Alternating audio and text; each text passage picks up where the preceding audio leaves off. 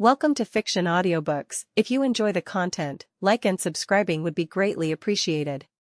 If you have any recommendations for novels, comment below. Please join my Patreon at https://www.patreon.com/fictionaudiobook. Chapter 1, Prologue. First POV. Death had claimed me. I had been put into the hospital after a particularly brutal attack from my own sister, a bitch who hated my guts more than anything. All because I refused to give her money I rightfully earned over the years, so that she can spend it on her brats who were already looking to become as bad as she was. She attacked me after I denied her, as she had been put into some rather deep debt from a whole lot of heavy spending on fancy clothes. I, on the other hand, cared little for fancy clothing, and simply saved my money and lived in comfort. I cared little for others and kept to myself at all times, ignoring the glares and hatred of others at the job I had worked, a high-paying position thanks to my PhD in economics and my master's in history. I had, besides working, loved reading comics and books, primarily DC and Marvel, especially Scarlet Witch. She was strong, intelligent, and I felt sort of a kindred spirit to her, which was weird. We both had a father who left us young, and a mother that wasn't there. Although she has a lot more restraint and kindness than I ever would. I especially loved her magic, as it was incredibly powerful and unique in its own way. But now I was dead, so none of that love for fiction, the knowledge gained through school, and the money for my hard work, mattered anymore. At least, that's what I thought. Third POV. As the woman sat within the infinite void, she sighed boredly. Only to stop when a soft glow began to form in front of her, as her eyes widened slightly, as a large golden wheel formed in front of her, words appearing in above them. You have been chosen to be reborn into the DC Multiverse, based off of the comics and a mixture of other DC media. Please spin the wheel, in which you shall get a total of 7 characters' powers, with one of them not counting as a character, as it will be your primary template, in which your appearance will be, and the one that will influence you the most, albeit without too much. Reading this all, the woman breathed in deeply in understanding, as she got to her feet and walked over to the wheel, and spun it as hard as she could, praying inwardly that she would get some good characters, ones that would give her the power to properly defend herself in a world like DC. Wanda Maximoff, 616, the Scarlet Witch primary. Tim Hunter, DC, the opener. Stephen Strange, Doctor Strange. Circe, Goddess of Magic. William Kaplan, Wiccan. Arion, Son of Order. Clea, daughter of Umar, niece of Dormammu. That is a bit much, don't you think? The woman asked in genuine surprise, before continuing, although, with it being DC Comics, I guess it isn't too surprising that I would be given all this power. That, and I have no interest in involving myself in the Justice League or all of that. If possible, I'd rather just do what Wanda did, and open up a store, perhaps a bookstore. I did love books and history in my past life, and maybe have a comics section. She'd have loved to open a bookstore in her past life, as she didn't really enjoy her job even if it paid very well. And with her love of reading, comics, and fiction, opening a bookstore did sound appealing to her. With the characters and template selected, the wheel slowly disappeared into nothingness as the words changed once more. Characters chosen, world chosen, timeline chosen, starter location chosen. Beginning reincarnation, enjoy your new life, Wanda Maximoff. Well, thanks for this, I guess, the woman muttered, as she began to get pulled away from the infinite void, disappearing as the words slowly disappeared, leaving the void infinitely dark once again. Third POV. Within a medium-sized modern bedroom, a gorgeous woman lay. Long auburn hair flowing behind her impressive hourglass figure. Standing at around 5 feet 7 inches with slightly toned arms and abs, as slowly, her eyes began to open, revealing powerful red glowing eyes that soon faded to an incredible emerald green color. For this woman was Wanda Maximoff, the Scarlet Witch. Bottom one is the one I'm using mostly. As she opened her eyes, Wanda glanced around her room with slight confusion, before realization settled in. So I truly did die, and I've got all of these memories as well. Incredible, Wanda muttered, as she felt all the power within her, including the Darkhold that was assimilated with her, the Wanda of 616, even holding the Elder God Thon within still, no longer merely imprisoned, now completely assimilated and consumed by her overwhelmingly powerful soul. So it was more like I got 8 characters instead of 7, for I even have the powers of that creature, Wanda thought, getting to her feet as a soft crimson glow formed around her, warping reality as she created a comfortable set of clothes on her figure. The clothes. Walking through her new bedroom, Wanda noticed a knot on her nightstand, as she lifted it and began to read it. Hello Wanda, welcome to your new life. We have taken the liberty of gifting you a bookstore based off of your wishes, and filled it with books you'd realistically sell, as well as a background, one that is not the best, so should it come under scrutiny by the right person, it will be seen through. You have also been given the basic necessities, a phone with all your favorite apps, including movies, shows, etc., except for Marvel and DC ones, and $50,000 in your bank account. Enjoy your new life. Huh, about what I was expecting, Wanda muttered as she obliterated the note from existence and left her new room. Her home was actually the apartment above the bookstore, with the bookstore being known as Emporium, just like Wanda of Earth 616, her past self. She wasn't sure what to call it. She was still a Nexus being and still possessed all the unique attributes of her various characters, but it was different now, stronger, and no longer bound to a singular multiverse. I do wonder what timeline I'm in. As I do know that I'm in a universe connected to the mainline Prime universe, likely a sister/cousin universe, but I wonder how powerful the beings here are. I suppose I'll have to wait and see, but I'll assume that young justice is a big part of the plot of this world, as it tends to be in worlds like this, Wanda said, as she walked into her kitchen, creating some tea for herself as she sipped on it with a pleased sigh. Chaos magic and reality warping truly is a gift, Wanda thought with a smile, as she sipped on her tea, using her new phone as she browsed the internet. So the year is 2009.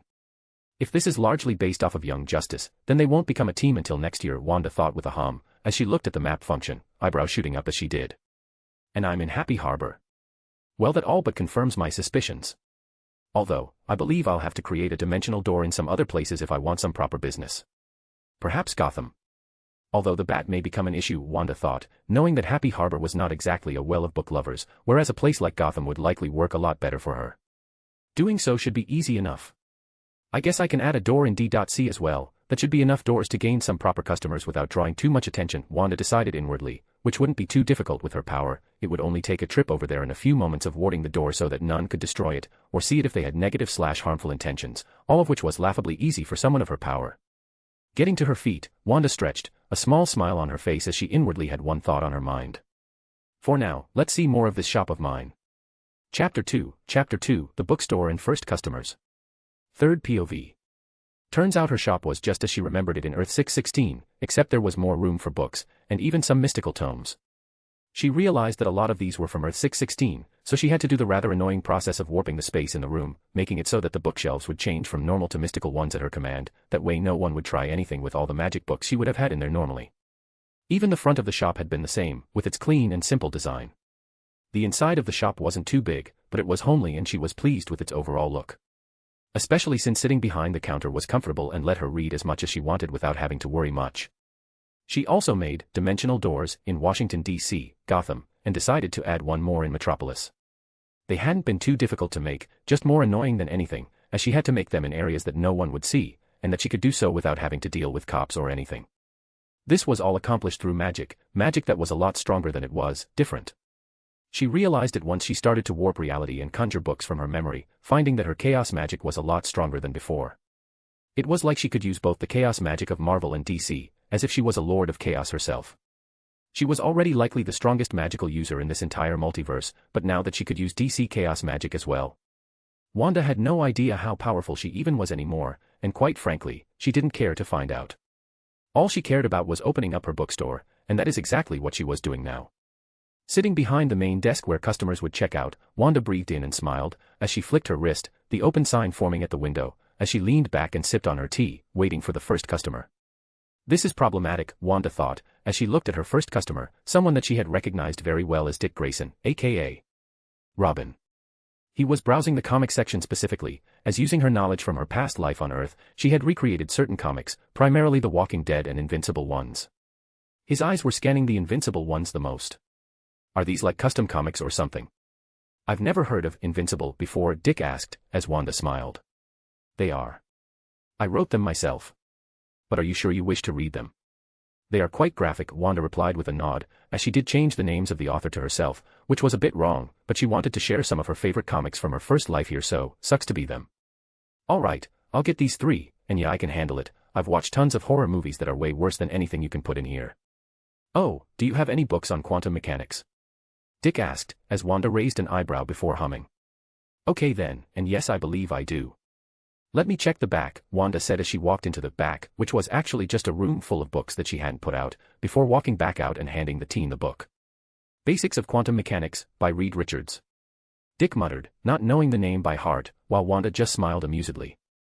She had remembered the book from her life in 616, and decided to make a copy of it, as Reed was the smartest man she had ever met, so it's likely the book would be a good introduction into the science. Alright, I'll take this too. How much will that be? Dick asked, as Wanda tallied the total. That'll be $40 please, Wanda said, causing Dick to blink at the price, before forking over two $20 bills. No receipt needed, Dick said, as Wanda smiled. Well then, have a nice day, Wanda said as the teen walked out of the store, the bell ringing as he did so. Putting the cash away, she smiled excitedly, happy to make her first sale in her new shop. At the side where the Invincible comics were taken, another took its place moments later, a red glow forming the comics as if Dick had never taken one. On the other hand, Dick was at home, reading the Invincible comics with interest, finding that it was good, really good. This world had a lack of proper comics, most of them centering around the Justice League, and cliché heroes and villains. Whereas this was new and different, and he was enjoying every moment of it. I gotta show the guys this. Dick exclaimed after finishing the second issue. Dick. A man's voice called out, as Dick looked up at the men that had taken him in, Bruce Wayne, aka Batman. Yeah, Bruce. What are you reading? Bruce asked as he entered, noticing the comics laying on his bed next to him. There's some new comics I bought at this new local bookstore, Dick said as Bruce raised an eyebrow, before noticing another book. Basics of Quantum Mechanics by Reed Richards. That's quite advanced, you sure you're ready to learn it? Bruce asked, flipping through the book upon noticing that he had never heard the name, wanting to make sure it was legit. Yeah, I'm sure. You should come with me next time, the store owner has tons of different types of books, even ones on different forms of martial arts, Dick said, as Bruce read through the book, eyebrows furrowing upon noticing the things it was teaching. Dick, where did you say you got this from? Some new bookstore called the Emporium, it opened up a block away from my school in this dingy little alley. The inside's nice though, why? Can I borrow this book for a little while? Bruce asked, as Dick tilted his head before shrugging. Sure, just get it back to me in a few days, Dick replied, as Bruce gave the teen a nod before walking out. The second he did, he glanced back at the book again. This, Basics of Quantum Mechanics, is more than just basics, it's on a completely different level compared to what other books teach. Whoever this Reed Richards man is, he should be more well known with a book like this one, and yet, he isn't, Bruce thought, deciding that it was time to sit down and read through the book, all the while, one thought on his mind. Emporium, huh? Seems I'll be visiting it soon. Back with Wanda, she was finishing up with her last customer for the night, a kind older woman who wanted to read a murder mystery novel, which Wanda had given her two different ones that she bought. As she flipped the sign to closed, the door opened with a small ding. Sorry, we're closed, Wanda said, glancing up only to stop as she looked over the four men that stood in her store. Go figure, Wanda thought with a sigh, as the men grinned, looking over her figure with lecherous grins. Look, I'll let you all go scot-free if you just leave. If not, you won't be leaving at all, Wanda said bluntly, as she really couldn't be bothered to deal with them right now. She wanted to make dinner and read some of the local comics. Looky here, bitch, we won't kill you if you just take it nice. All right, I've heard enough, Wanda cut the men off with an eye roll, as in the next instant, a crimson glow formed around each of them, just disappeared from existence, soul and all. Hopefully that doesn't make death mad, Wanda muttered, hoping that the destruction of their souls wouldn't make her mad. She wasn't sure if death could even do anything to her, but she'd rather not test the theory. Mostly because she'd rather read and sell books than fight some nigh omnipotent entity. That, and it'd probably destroy her shop, which would be a bitch to fix. Well, seeing as she hasn't shown up and tried to kill me, I think we're fine, Wanda thought with a shrug, as she flicked her wrist, the magical barrier surrounding the shop, not allowing anyone but her to enter anymore, as she made her way upstairs, ready to eat. All the while, she had one thought on her mind. I wonder who'll come tomorrow. Chapter 3, Ripples of Chaos.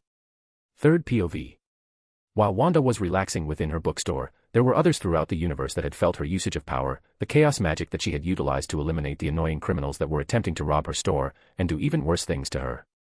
Magic beings around the universe felt the pure incredible magic that had been used at that moment, with many of them either being afraid, cautious, or more than anything, intrigued. Such a level of magical power wasn't commonplace within the universe, especially not one that felt so unique. And two groups of magical beings felt her usage of magic more than any other, those that belonged to chaos and order. The Lords of Chaos and the Lords of Order. In an unknown location, impossible to understand and infinitely chaotic in measure, glowing beings floated about, as they communicated with one another. Did you feel it? The power? It was so delightfully impossible. The voice of a woman echoed, an excited giggle escaping her lips. I'd be surprised if someone didn't feel it.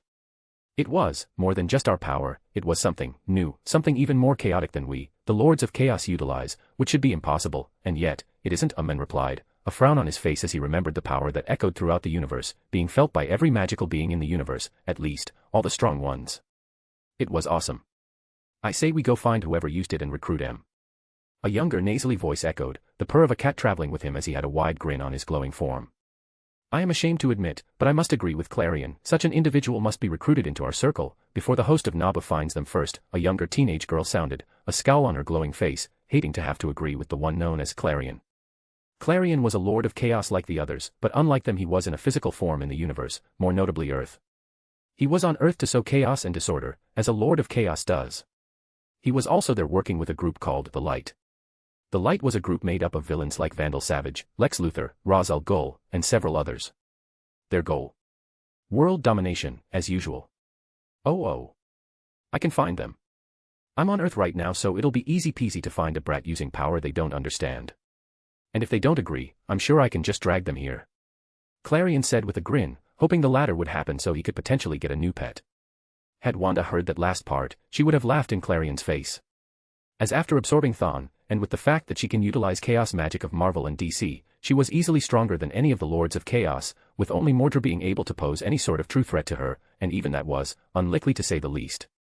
It didn't help that she wasn't even human anymore, being a fusion of demigod, Atlantean, demon, and Faltine, making her some sort of quadbrid of sorts. And with each of those species, came an increase in magic, and physique. She was physically far stronger than any normal humans, and most metahumans. That would be appropriate. But are you certain you will complete the task at hand, without causing any issues? A dignified-sounding man said, staring down Clarion, who nodded. Yeah, it should be a piece of cake. As long as those order bastards don't get in my way at least. Clarion said with a scowl, as he, like all Lords of Chaos, despised the Lords of Order, their natural opposites and some of the few that could fight back against them. At this response, the other Lords of Chaos went silent, glancing at one another in thought, inwardly trying to decide whether or not having Clarion of all people do such an important task was a good idea or not. Fine. But should you fail in this mission, there will be consequences, understood? The man, seemingly the leader of the Lords, said, as Clarion nodded rapidly in response, a grin on his face. Yeah, I'll find the Chaos user and bring M to our side, if not, well, I could always use a new pet. In another location, within a large tower exuding immense magical power, a being sat, golden helmet upon his head as he sat in silence. Chaos, so much chaos.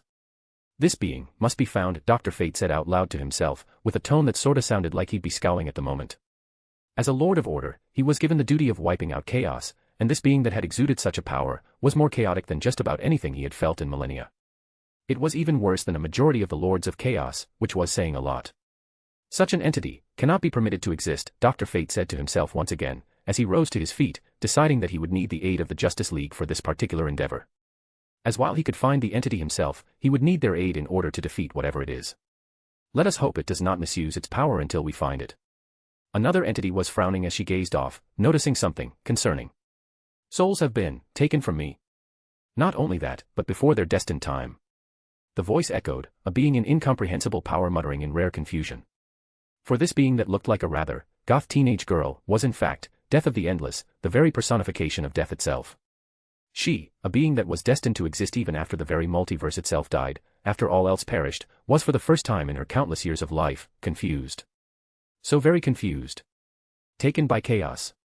And yet, it is different, foreign, stronger, much stronger. This being, whatever they are far stronger than a mere Lord of Chaos, they are something else entirely, Death muttered, sensing the power behind what had destroyed the souls that were owed to her. And she couldn't help but slowly find herself interested in whatever or whoever had caused this. Earth. Perhaps a visit is due, Death thought, sensing the general location of the entity, as she couldn't help but smile slightly, which was incredible thanks to her literally divine appearance. She was technically already on Earth, as she existed everywhere Death was, which was, well, everywhere. Unlike what humans thought, Death was not an evil entity or anything, and was actually incredibly kind and helped those that died to move on in a kind manner, well, unless you're an evil bastard at least. Back with Wanda, who was unknowing of the fact that half the universe felt her usage of power, and more than anything, her destroying the very souls of others, which was kind of a no-no. Wanda was sitting in her living room, sipping on tea as she read through a grimoire that she had used her power to summon to her, a rather impossible thing to do, but laughably easy for her to do. The book was on some particularly dark magic, but nothing she couldn't handle. It was also very easy to understand, likely because of her thousands of years of knowledge that was in her brain, making things like this laughably easy to learn and comprehend. Seems the magic of this universe is about the same as I remember from Cersei, Arion, and Tim. Learning it is easy, but these are all quite simple spells, so it'll take something far more complex to give me any sort of challenges anymore, Wanda thought, slightly disappointed, but not very surprised with the outcome. Guess I'll have to figure out how to conjure some of the more advanced books, or perhaps I'll just rob Zatara or Dr. Fate. Either should work fine, Wanda thought, knowing they'd have much more interesting and complex books, especially Dr. Fate. I suppose robbing the Lords of Chaos would work too, but I doubt they'll have anything like that, with their reliance on chaos magic, Wanda thought with a sigh, deciding that she would need to do that soon. As she leaned back and closed the book, her tea finished as she glanced at the time. Seeing the time, Wanda got to her feet, and made her way to her bedroom, deciding that it was time to go to sleep for the night. All the while, she had one thought on her mind. I hope the next customers are interesting. Chapter 4, A Special Customer. Third POV. When I wanted the next customers to be interesting, this is not what I meant. Wanda thought, as she stared at a man with golden-colored hair, a small charismatic smirk on his face as he stared at her. Every instinct within Wanda's powerful body warned her not to even attempt to anger the man, no, the being in front of her. For standing in front of Wanda was one of the most powerful entities in all of creation, and one of its first, handcrafted by the Presence himself, and the one who brought light to this multiverse. For standing within her small bookstore was Lucifer Morningstar. Bloody hell, no need to be so fearful of me, love. I'm not gonna kill you or anything. I was simply interested in what that pure chaos was, only to find it was a simple bookstore owner. How interesting, Lucifer said, looking around the shop, and also gazing at Wanda, who stared the man down. She doubted she could do anything to him should he attack her, but she wasn't against trying her best. She wasn't even sure how strong he was, or even how strong she was in comparison, but she doubted a fight between them would go well for the greater multiverse. Am I truly that untrustworthy? Hell's woman, I'm just here to get a good look at the being that is causing so much chaos. That's all. And perhaps buy one of these books that certainly does not belong here, Lucifer said, flipping through some of the books that were written from the Marvel Comics characters, such as Reed, Tony, and a couple of others. Although I must ask, how did you get such things? These books are certainly not supposed to be in this multiverse, much less this universe, Lucifer asked, as he knew of the multiverse and what lies beyond, courtesy of being the son of the Presence, and the second strongest being in the multiverse, with only his brother Michael being tied with him, and even that was questionable. Does it matter? I am a simple bookstore owner, after all, Wanda replied, staring at the man who looked at her with a raised eyebrow, before a bark of laughter escaped his lips. Ka-ha-ha-ha-ha. How amusing. Yes, I suppose it doesn't matter, doesn't it? After all, you have done no wrong, none that I'd give an arse about at least. Perhaps that dear brother of mine might kick up a fuss, but I doubt that, Lucifer replied, laughing at the response, as it was rare that someone would speak to him in such a way, when knowing what he was. Sighing at the annoying man's response, Wanda leaned back in her chair. So, are you going to buy a book, or are you going to stay here and annoy me? Wanda asked, not even bothering to hide her annoyance at the entity in front of her. He was strong, but he was also annoying as hell. All right, no need to get mad. I'll buy a book. How about this one? Lucifer said with a hum, reaching down and grabbing a book on cooking. A cookbook. I didn't take you for someone that would be interested in such a thing, Wanda said, raising an eyebrow at the man's choice. Hearing her response, he smirked. I am a man of many talents, perhaps you'd like to experience some of not interested, Wanda cut him off bluntly, as Lucifer pouted, but also inwardly understood what she meant by that, so he didn't take any sort of offense or anything. All right, no need to hurt my feelings, Lucifer huffed, as he placed the book on the counter, grabbing a $20 bill and sliding it to Wanda. Keep the change, Lucifer said with a smirk as he began to walk off, Wanda watching him in silence as he turned back to her moments before leaving the bookstore. Oh, and I'll be back in the future. After all, there are so many new books to read, Lucifer said with a grin, before stepping out of the bookstore, the door shutting behind him as he left, leaving Wanda alone once again. What did I do to deserve this? Wanda wondered. It had been a pretty normal day before Lucifer himself had appeared, as she had a few customers before him, including a cute mother and her daughter who had bought some new storybooks, as well as picture books for the little one to learn from. She had also gotten more teens in for comics, most of them being interested in Invincible, with a few of them picking up some of the manga she had, which included One Punch Man, the most popular pick out of them all, My Hero Academia coming a close second. I suppose that is my own fault for using my power without thinking of the reactions it may cause by those that can sense it, Wanda thought, understanding that beings of a higher power could likely sense her power. As she continued to contemplate her recent life decisions, the door opened as she looked up, only to smile as she recognized the young man walking in. Already back for more? It was in fact, Dick. This was the third day he had visited her shop, in a row. He had become a frequent buyer as of recent, mostly going for the comics, but also going for some manga too. Yep. Man, I did not expect Omniman to go full psycho. Killing the Guardians of the Globe like that. Brutal, not to mention villainous. Any hints on why he did it? Dick asked, as he walked over and grabbed the next 3 issues. Nope, you have to continue reading if you want to find out. And what about the manga I recommended? It was different, but fun different. Saitama kinda reminds me of Superman but like, bald and not able to fly, and probably weaker too. Oh, and can I get 3 more of issues 1 to 3 for Invincible? I want to show my friends it, I think they'll love it just like I did, Dick asked, as Wanda chuckled and reached down into her desk which held a small stack of extra comics, handing him 9 comics for his friends. You know Dick, I've gotta ask, why do you keep returning to my shop so often? I'm sure there are others around here that have more options that are more your style, Wanda asked, sipping on her tea as the teen snorted. Please, Gotham is a cesspool with little in terms of enjoyment. Your shop has the best of the best when it comes to comics, not only the newest stuff, but also new ones you made yourself. I can't think of any other bookstore that does that. Not to mention all the rare books you sell too. My caretaker is going crazy over that basics of quantum mechanics you gave me, says it's beyond anything of its area, whatever that means, Dick responded, causing Wanda to raise an eyebrow. I know that Reed is a genius, but to have Batman himself praise him. Guess he's a genius not only in 616 but also in this universe. Wonder how they'd react to some of Tony's inventions, Wanda thought, imagining the absolute carnage it would cause should she introduce the new element the men had found, which may or may not be possible in this universe. She wasn't entirely sure. I'd test it, but I know little in regards to science like that. I suppose I'll have to start reading up on it sooner or later. How come your caretaker hasn't come here himself yet? Is he shy? Wanda asked, deciding to cover the fact that she knew exactly who he was. She wasn't fearful of any of the Justice League members or anything, but she just couldn't be bothered to deal with them hounding her on how she knew. After all, she just wanted to be a bookstore owner. Bruce, shy. Buffed, please.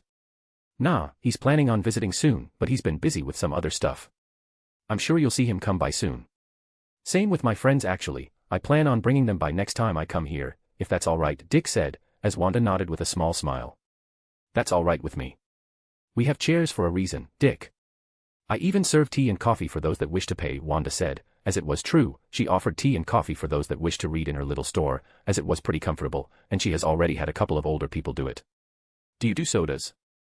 Yep, soda, tea, coffee, even smoothies. It'll just cost you more is all, Wanda replied with a shrug as she didn't mind creating them, it wouldn't be difficult or anything. At the response, Dick grinned, deciding he would definitely be taking advantage of that soon, as he had been looking for a good hangout spot in the city, one that wasn't under constant watch from Bruce, or wasn't a shithole, and this little store seemed perfect. Alright then, be ready to make some drinks for us next time I'm around, see you later Miss Maximoff. Dick said as he waved bye to her and stepped through the door, leaving Wanda alone, a fond smile on her face, completely over the interaction with Lucifer, as she leaned back in her chair once again, thoughts on her mind as she did so. I think I'm really going to like it here. Chapter 5, Another Special Customer. Third POV. The next couple of days since the visit from Lucifer had come and gone, and had been thoroughly enjoyable as she continued to greet customers, and simply relax in peace, no longer having to worry about being a hero or anything of the sort, as she had a 616 Wanda or any of the others she had been. She had gotten more and more customers over those couple of days, a lot of them being older individuals coming in for all sorts of cute romance novels that they gushed over, as well as some that were buying them for book clubs. As most of the romance books she sold did not exist in this universe, making them completely new and unique. She was sure that they would begin to get more and more attention in the coming months once more and more people began to notice their existence, especially the books that involved science. The books that Reed had written were well beyond this universe's Earth in several areas, with the men being an incredible genius, the smartest in his home universe besides those with powers that actively boosted their intelligence. She ended up reading through a couple of the books, and found that they were genuinely quite interesting, even to her, someone far more interested in magic and fiction rather than science. She supposed it was the Arion aspect of her that brought about that particular interest. Besides reading some new books on science, and having a lot of older customers, she had also begun to have an influx of younger customers too, all of them after either the comics or manga, with Invincible blowing up in popularity, seemingly because of Dick, or perhaps because of one of the others that had bought it. It was only a matter of time before the more annoying parties found out about her books and comics and would come to investigate, which would become incredibly annoying, but thankfully that wouldn't be for a while, so she'd have some time to get genuinely enjoyable customers to speak with. She hadn't had any more customers of note, none of them being special like Dick or Lucifer. Well, at least until now. Sitting in her chair behind the front desk, Wanda sipped on hot cocoa this time instead of tea, as it was early in the morning and she was craving it. A piping hot bagel sat in front of her as she ate and read her book at the same time, only to hear the door creak open as she looked up, her eyes constricting as she did. So you're the one that took the souls from me? The voice of a woman echoed, as Wanda gazed upon one of the strongest entities in the multiverse, one of the few that could contend against her in power, and one of the ones that was in the same realm of power as someone like Lucifer. The woman was Death. I can see now why you were able to do so. So much power contained within such a thing like you, chaos and magic filling every inch of your form, an existence far beyond any normal being's comprehension. No wonder you were able to remain hidden from the sights of so many others, Death said, as she looked Wanda over, slightly impressed. You're not here to try and kill me, are you? Wanda asked, really hoping she wasn't going to have to battle it out with Death herself. She was pretty sure she could defeat Death, as she couldn't die, not really, not even by Death herself. But she also knew that like a battle with Lucifer, it wouldn't exactly end well for the greater multiverse, and she'd rather not have to remake literally everything herself. Hearing the question, Death snorted, "Ha. No, I'm not going to kill you, not that I even can. No, I'm just here to see what had caused such a fuss, and to see whether or not you'll become an issue, and considering the Lightbringer has already visited you, I can only assume you'll be causing all sorts of chaos, but nothing that could bring anything truly terrible to the greater multiverse," Death replied, amused with the question as Wanda just groaned. "Why do I keep attracting godlike beings that find it amusing to mess with me?" Wanda asked out loud, as Death shrugged. "That's just luck, I suppose." "I'd say it's fate, but you aren't even bound by that," Death replied, conjuring a chair as she sat across from Wanda, drawing a look of surprise from the Scarlet Witch. "So, how'd a little thing like you appear in a place like this? And why choose a bookstore of all things?" Death asked, as Wanda blinked several times at the abrupt question. "No offense, but don't you have Death duties to handle?" Wanda asked. Of course, but creating clones and such is easy enough for me. And even entities like me get breaks. So, can you answer the question or are you going to avoid it?" "No idea about the first one, I simply became. As for the bookstore, I like the peace and quiet of the simple life. I may be able to unmake and remake the entire multiverse on a whim, but I've got no interest in such a thing. Instead, I simply wish to read, drink tea, learn magic, and sell books of all types. If those are cosmic entities capable of wiping out all life, or a granny that likes smut, it matters not to me. Hell, I'd even let villains shop here as long as they don't cause problems in my store," Wanda replied with a thoughtful expression, as Death raised an eyebrow. "So the neutral route, huh?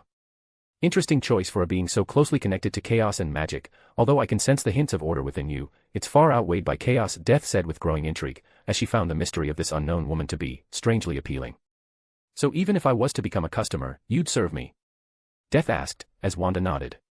"As long as you cause no harm to my store, myself, or my other customers, I see no reason as to why I can't. I've already served Lucifer before, you'd be a step up from him to be honest, at least you're cute," Wanda replied without even thinking of what she said, as Death blinked several times in surprise, while Wanda's eyes widened slightly as she realized what she said, glancing to the side awkwardly. "You think of me, the very personification of death, as cute?" Death asked with an eerie look on her face, intently staring into Wanda's eyes as the woman nodded slowly. "Certainly. You're easily the most attractive woman I have ever met, but more than that, you're one of the cuter ones. Although that might be my fondness of emo and goth women," Wanda replied, not even sugarcoating it.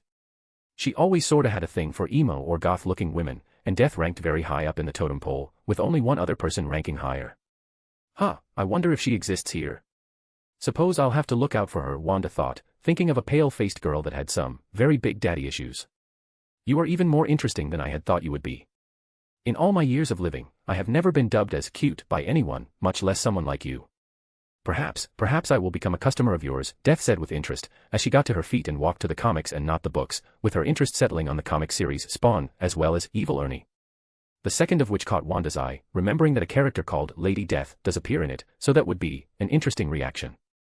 She ignored the stray thought, hoping that Death would try on Lady Death's appearance, totally not because she was smoking hot or anything, totally. Spawn. Sounds interesting. These comics do not belong here, do they? Death asked, as Wanda simply gazed at her, which was an answer itself as the personification laughed and nodded in understanding. "No need to answer, that silence was enough," Death said with a chuckle as she walked forward, money appearing from nowhere as she placed it on the table. Within her hands were the first 10 issues of Spawn, as well as 3 issues of Evil Ernie and 3 of Invincible.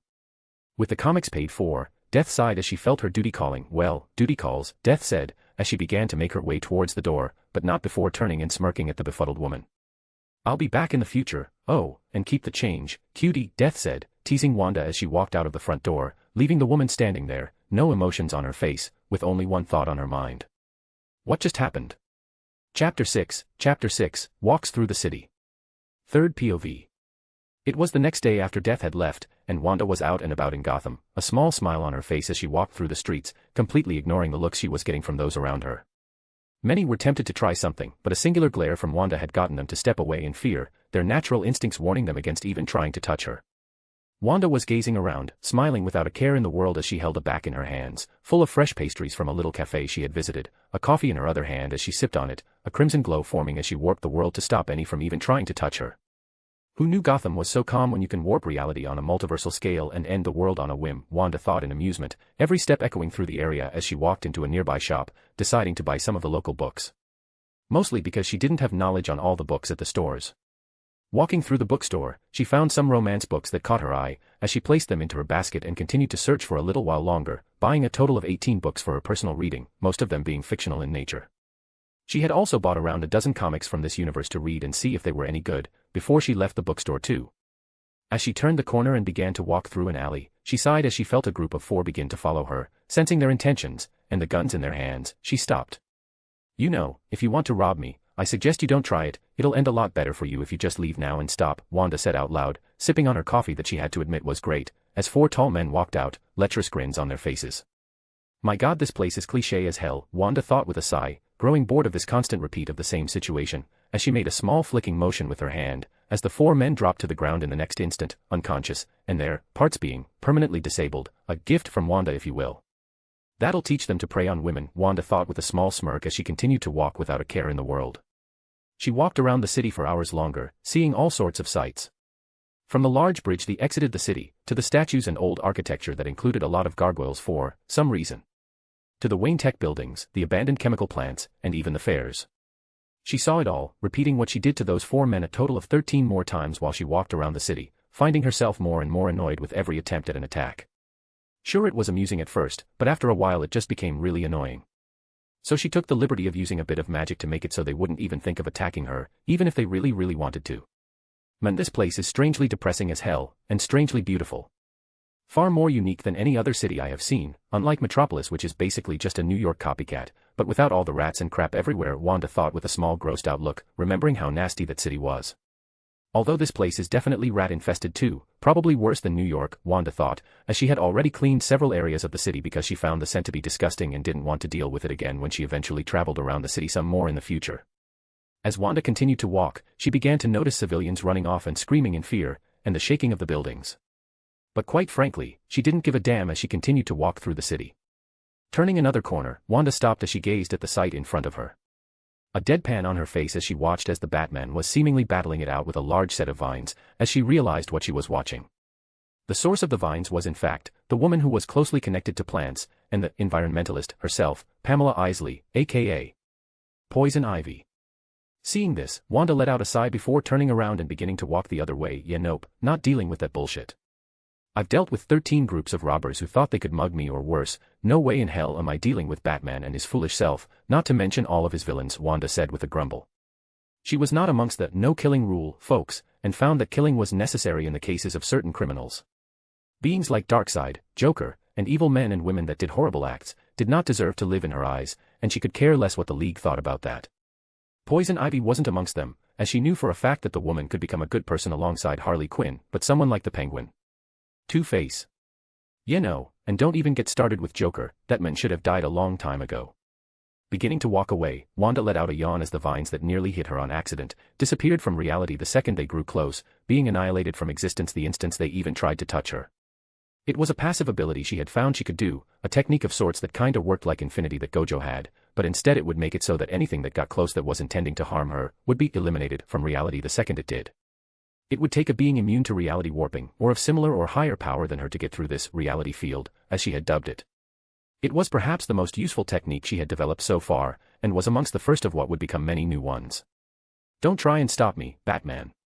Poison Ivy yelled, vines traveling across the city block and up the buildings, while Wanda yawned, reading as she walked.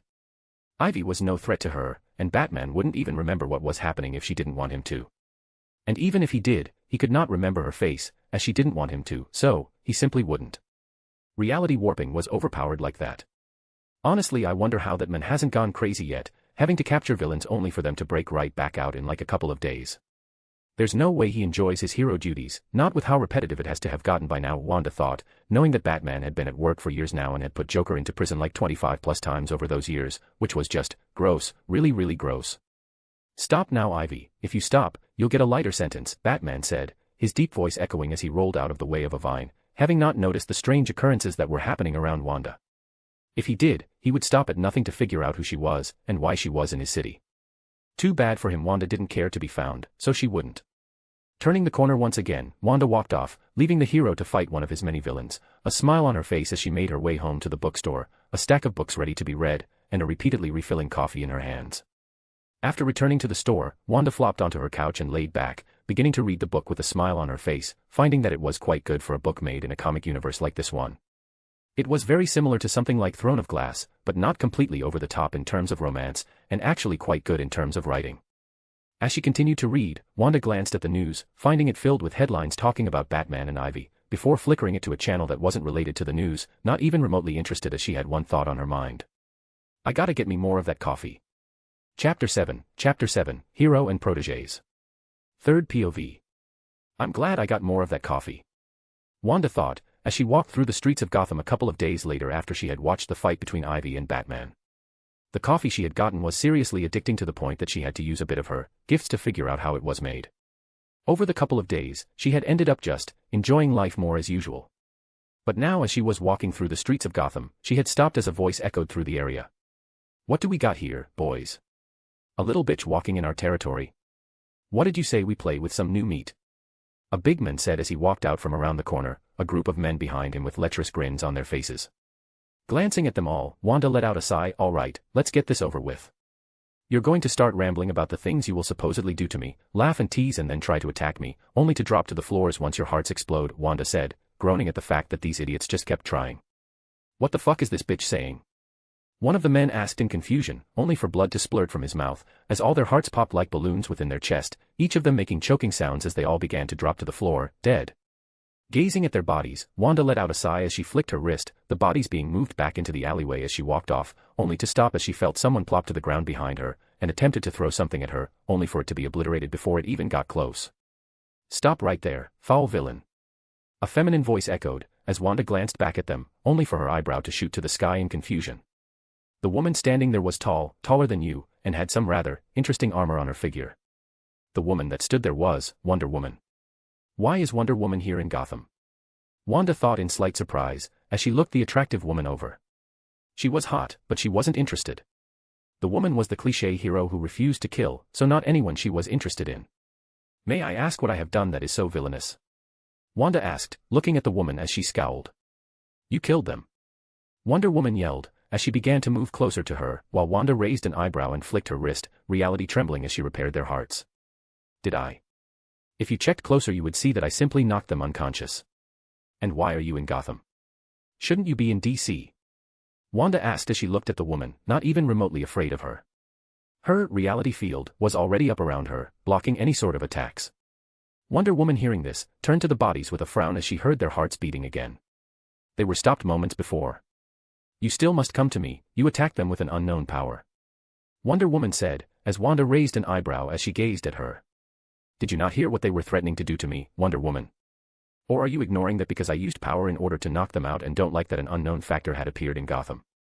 Wanda asked, having an idea on why the woman was so intent on capturing her. I do not care for your excuses, you will be coming with me, now. Wonder Woman said, as Wanda deadpanned as she stared at her, an unimpressed look on her face as the woman marched towards her, reaching her hand out and gripping her arm. Okay, well, I was trying to be nice. But even I have limits, and this is one of them.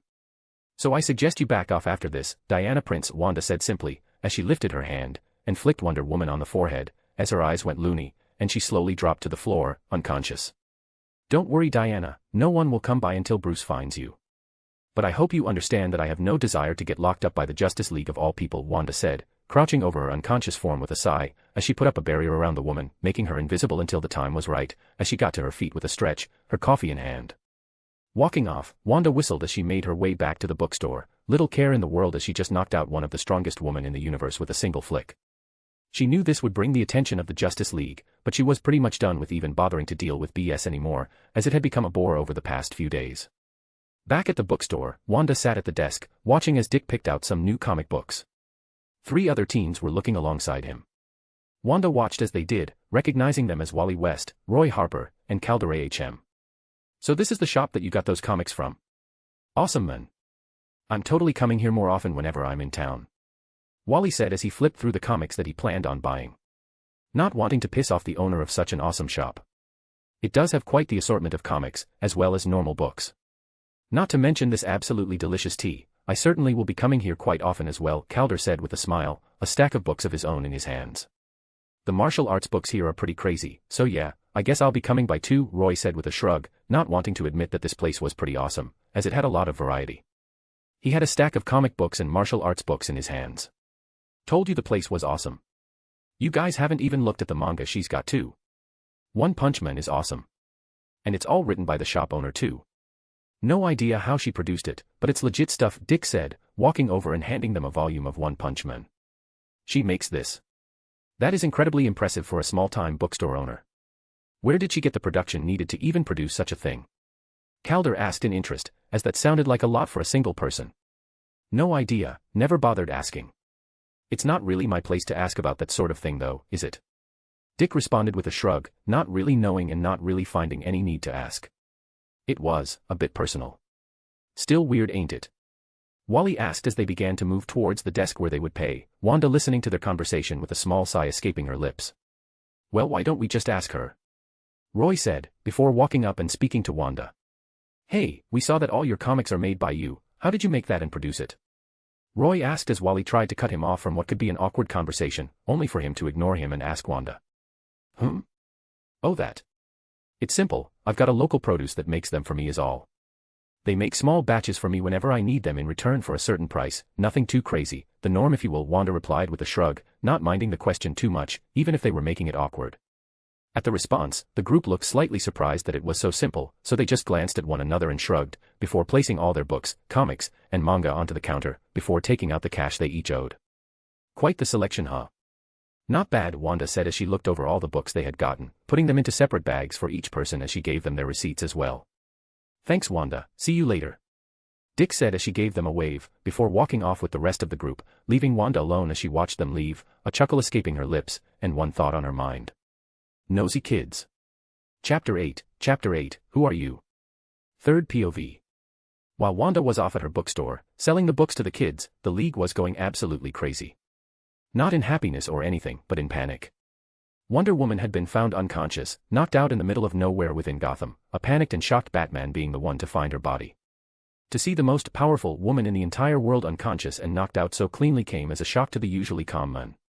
It was within the next few hours that a full League meeting was called, as she was taken to the base of operations of the League, the Watchtower.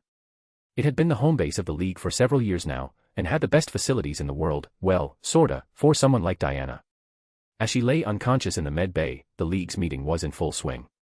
The video of Diana's encounter playing on a large screen, showing as an unknown figure, blurred by something, knocked out a group of men, before nearly being attacked by Diana, only to see the woman flick Diana on the forehead, and into unconsciousness.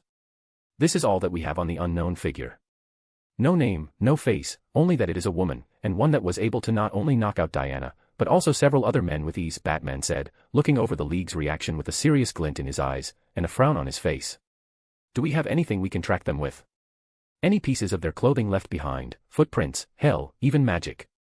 Hal Jordan, one of the two primary Green Lanterns in the League asked, as Batman sighed, Satara, another member of the League, answering the question. I apologize, but no amount of magic I have attempted has helped find the foul perpetrator of this attack, Satara said with a regretful shake of his head, knowing that he had tried his best. And we have nothing in terms of normal technology. This woman, whoever she was, is completely untrackable by any technology or magic we have on hand. She is something more, likely an alien with immunity to any of our tracking methods, Batman informed them, as Clark, aka Superman, was the next to speak. What about Diana? Is she okay? She is unconscious, a bruise has developed on her forehead, but that is all. Whoever that woman was, she had a hell of a lot of power, more than anything we have encountered so far, Batman responded, as Clark sighed. When is she going to wake up? Dinah, aka Black Canary asked, her husband, Oliver Queen aka Green Arrow, sitting at her side, both of them having frowns on their faces at this entire situation. Within the next couple of hours at most.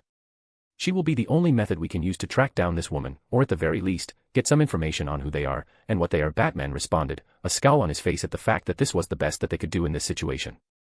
Having to rely on one singular person, one person that had gone unconscious and had been easily knocked out by the attacker, being used as the only witness for the moment and the only piece of evidence, was not good at all.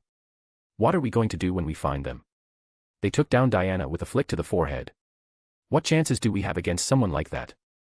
Barry Allen, aka The Flash, asked, frustration clear in his tone, knowing that whoever had knocked out Diana was stronger than most of them.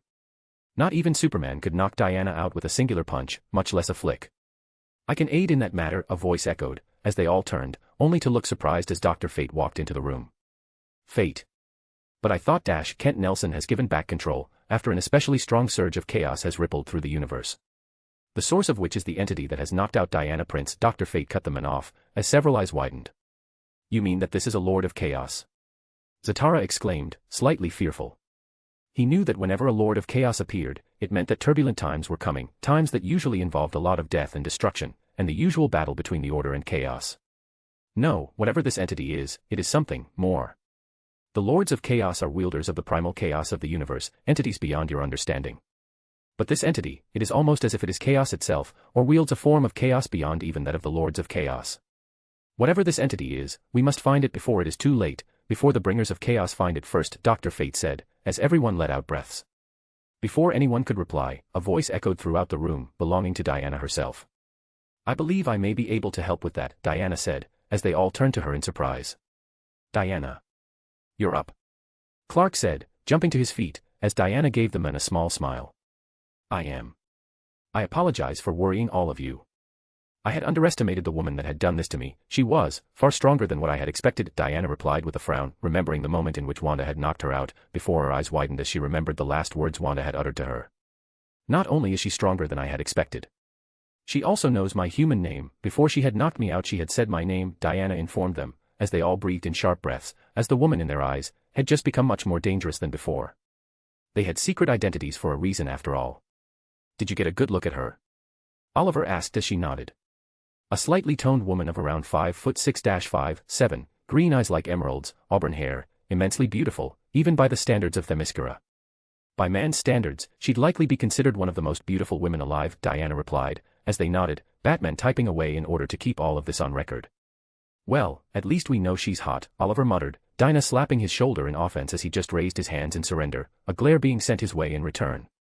Anything else you remember, anything at all? Clark asked, as Diana frowned and shook her head. Not that I can remember, no. But perhaps you can help, John. Diana asked, looking to Johns aka Martian Manhunter, a green Martian from Mars, one of the last of them in fact. I believe I can. I believe I can share the site with the rest of you, if you would like for me to, John offered as they all nodded, as he gave her a nod, his telepathy stretching out, expanding as he began to give them visions of Wanda. Her face was seemingly blurred, covered and defended by her own power. But they could still hear her words echo, even the ones that Diana had not heard the first time, the ones said before Wanda had left her alone, and the ones that got several more sharp breaths to echo. Don't worry, Diana, no one will come by until Bruce finds you. But I hope you understand that I have no desire to get locked up by the Justice League of all people. Those were the last words that were heard as they all exited her mind, all looking at Batman as he frowned deeply. If she knows who you and Diana are, that means she knows who we all are, doesn't it? Shazam, aka Billy Batson asked, a nervous expression on his face. He looked like a grown man, but was in fact, a young child who was taking the form of an adult man thanks to his power. We must find her at all costs. This has become the most important immediate concern that we have. If she knows who I am, then she knows who all of you are, and if she knows that, then she likely knows other things about us. Fate, is this due to her being a higher being? Batman asked. It is. Likely, yes.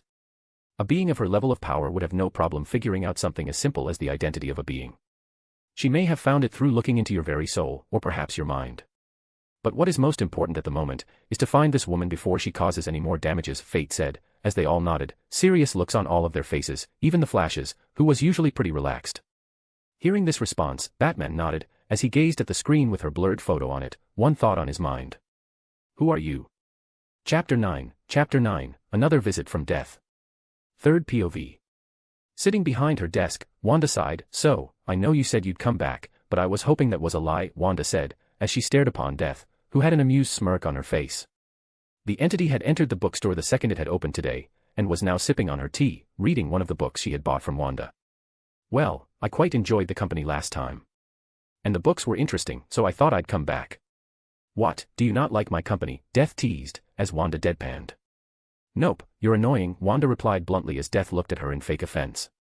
I am wounded that you would think of me in such a way, Wanda.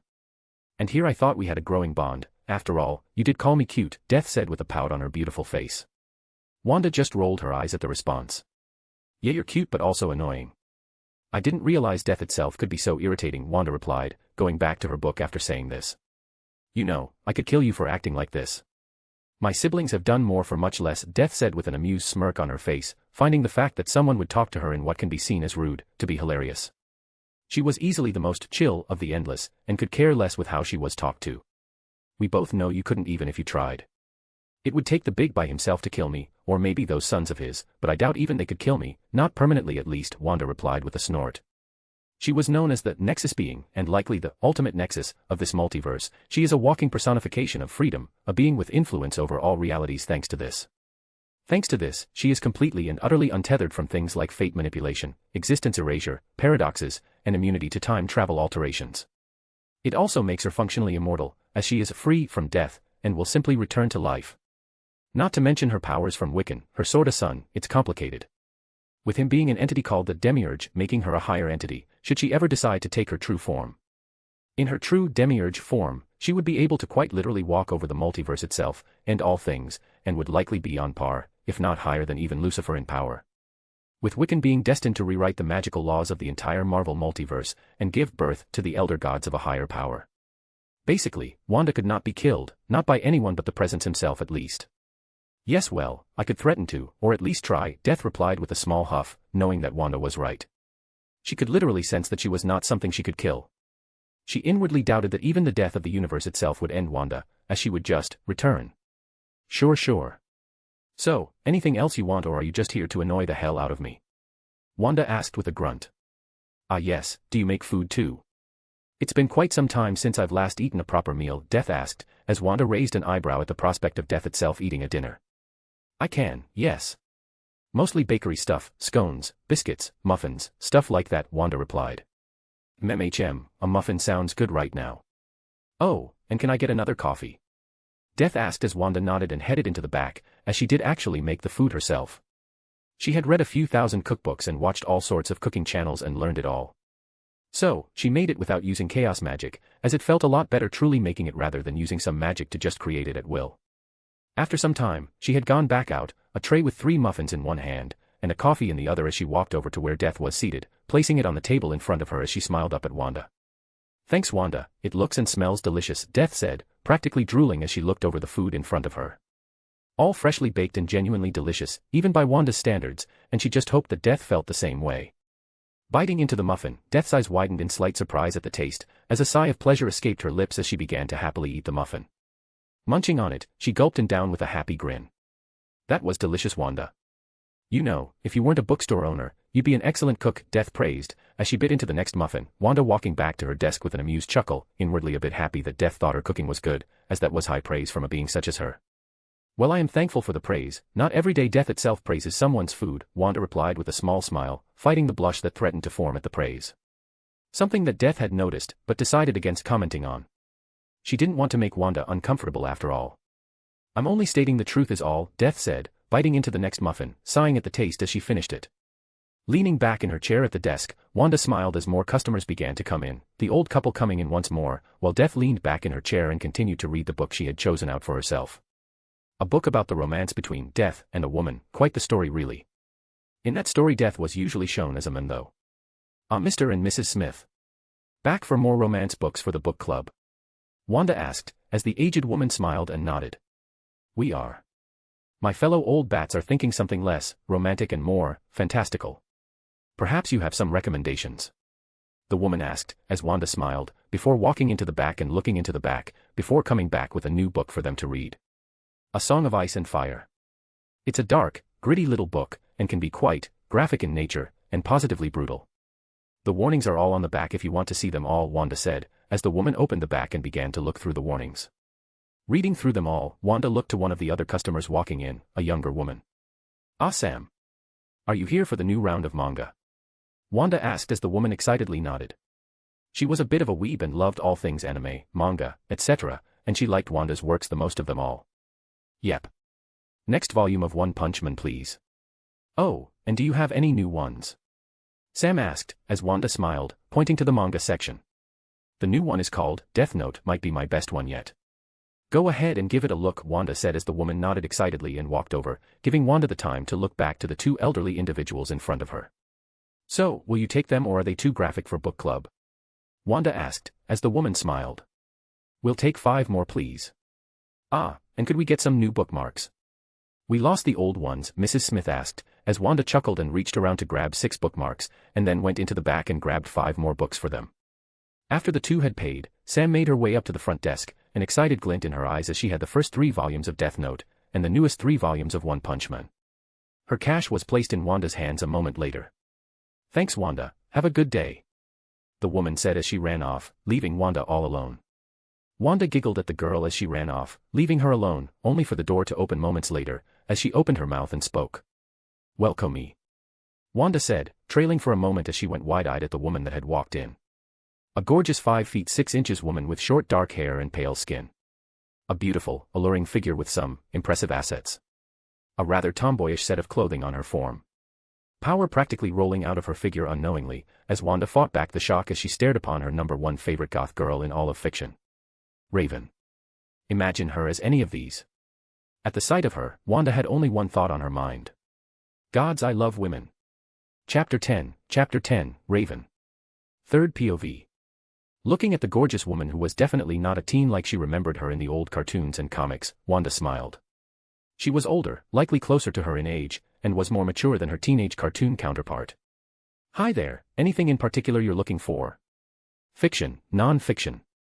Wanda asked, as Raven shook her head. She had been there for some more non-fiction books, ones that other bookstores she had visited so far hadn't had. No, just browsing, Raven replied, before walking over to the non-fiction section, in particular, the books on things like herbs, potions, and things involving the mystical world. Not the actual magic books though, as she had to flip onto the magic section for it to appear to anyone. Watching her browse, Wanda hummed as she drank her tea, as she spread senses slightly. She could feel the incredible power beneath Raven's skin, power that was just waiting to be called upon, but dangerous power, very very dangerous power. For Raven was not human, not at all.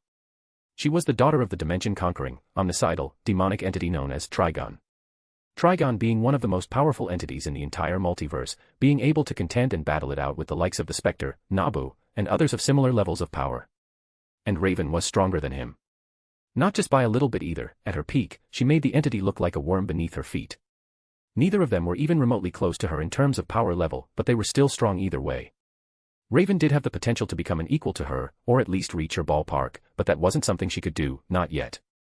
Thanks to being the daughter of Trigon, Raven had a lot of power, but she also was prone to corruptive impulses, courtesy of being the daughter of a demonic evil entity like him. An entity that had likely killed countless billions of lives. Not that Wanda hadn't technically done even worse, remembering the "no more mutants" incident that had wiped out 99% of mutants in the entire multiverse. She had likely killed far more than simple billions, so his kill count was nothing to her. Watching as the woman browsed, Wanda frowned slightly upon noticing her heading towards the exit, seemingly not finding anything of note, probably searching for some more magical materials. Materials that she didn't and couldn't just have lying around showing in a normal situation. Ah, before you leave, would you like to see my more mystical books? Wanda asked, as Raven paused at the door, before turning slowly in interest. Mystical? Raven asked, eyes narrowing slightly as a thought came to her mind. In response, Wanda simply smiled, before flicking her wrist, as a soft click sounded out, the books warping and changing, as they were swapped out with their mystical counterparts. A simple and easy spell had been put into place that could make the swap seamless and unnoticeable. Raven, seeing the glow, looked surprised as the bookcases were changed, magic coating each and every one of the books, as her eyes practically sparkled as she looked over them all. Before she realized that Wanda was definitely not a normal human being, her head turning to Wanda with narrowed eyes and a question threatening to escape her, only for Wanda to speak. Yes, I can use magic, ma'am.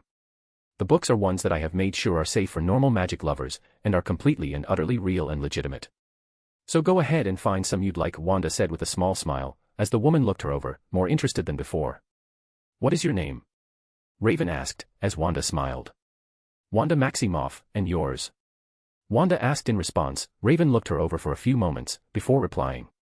Raven responded with a small smile forming on her face as she shook the hand of Wanda. Well, it's nice to meet you, Raven.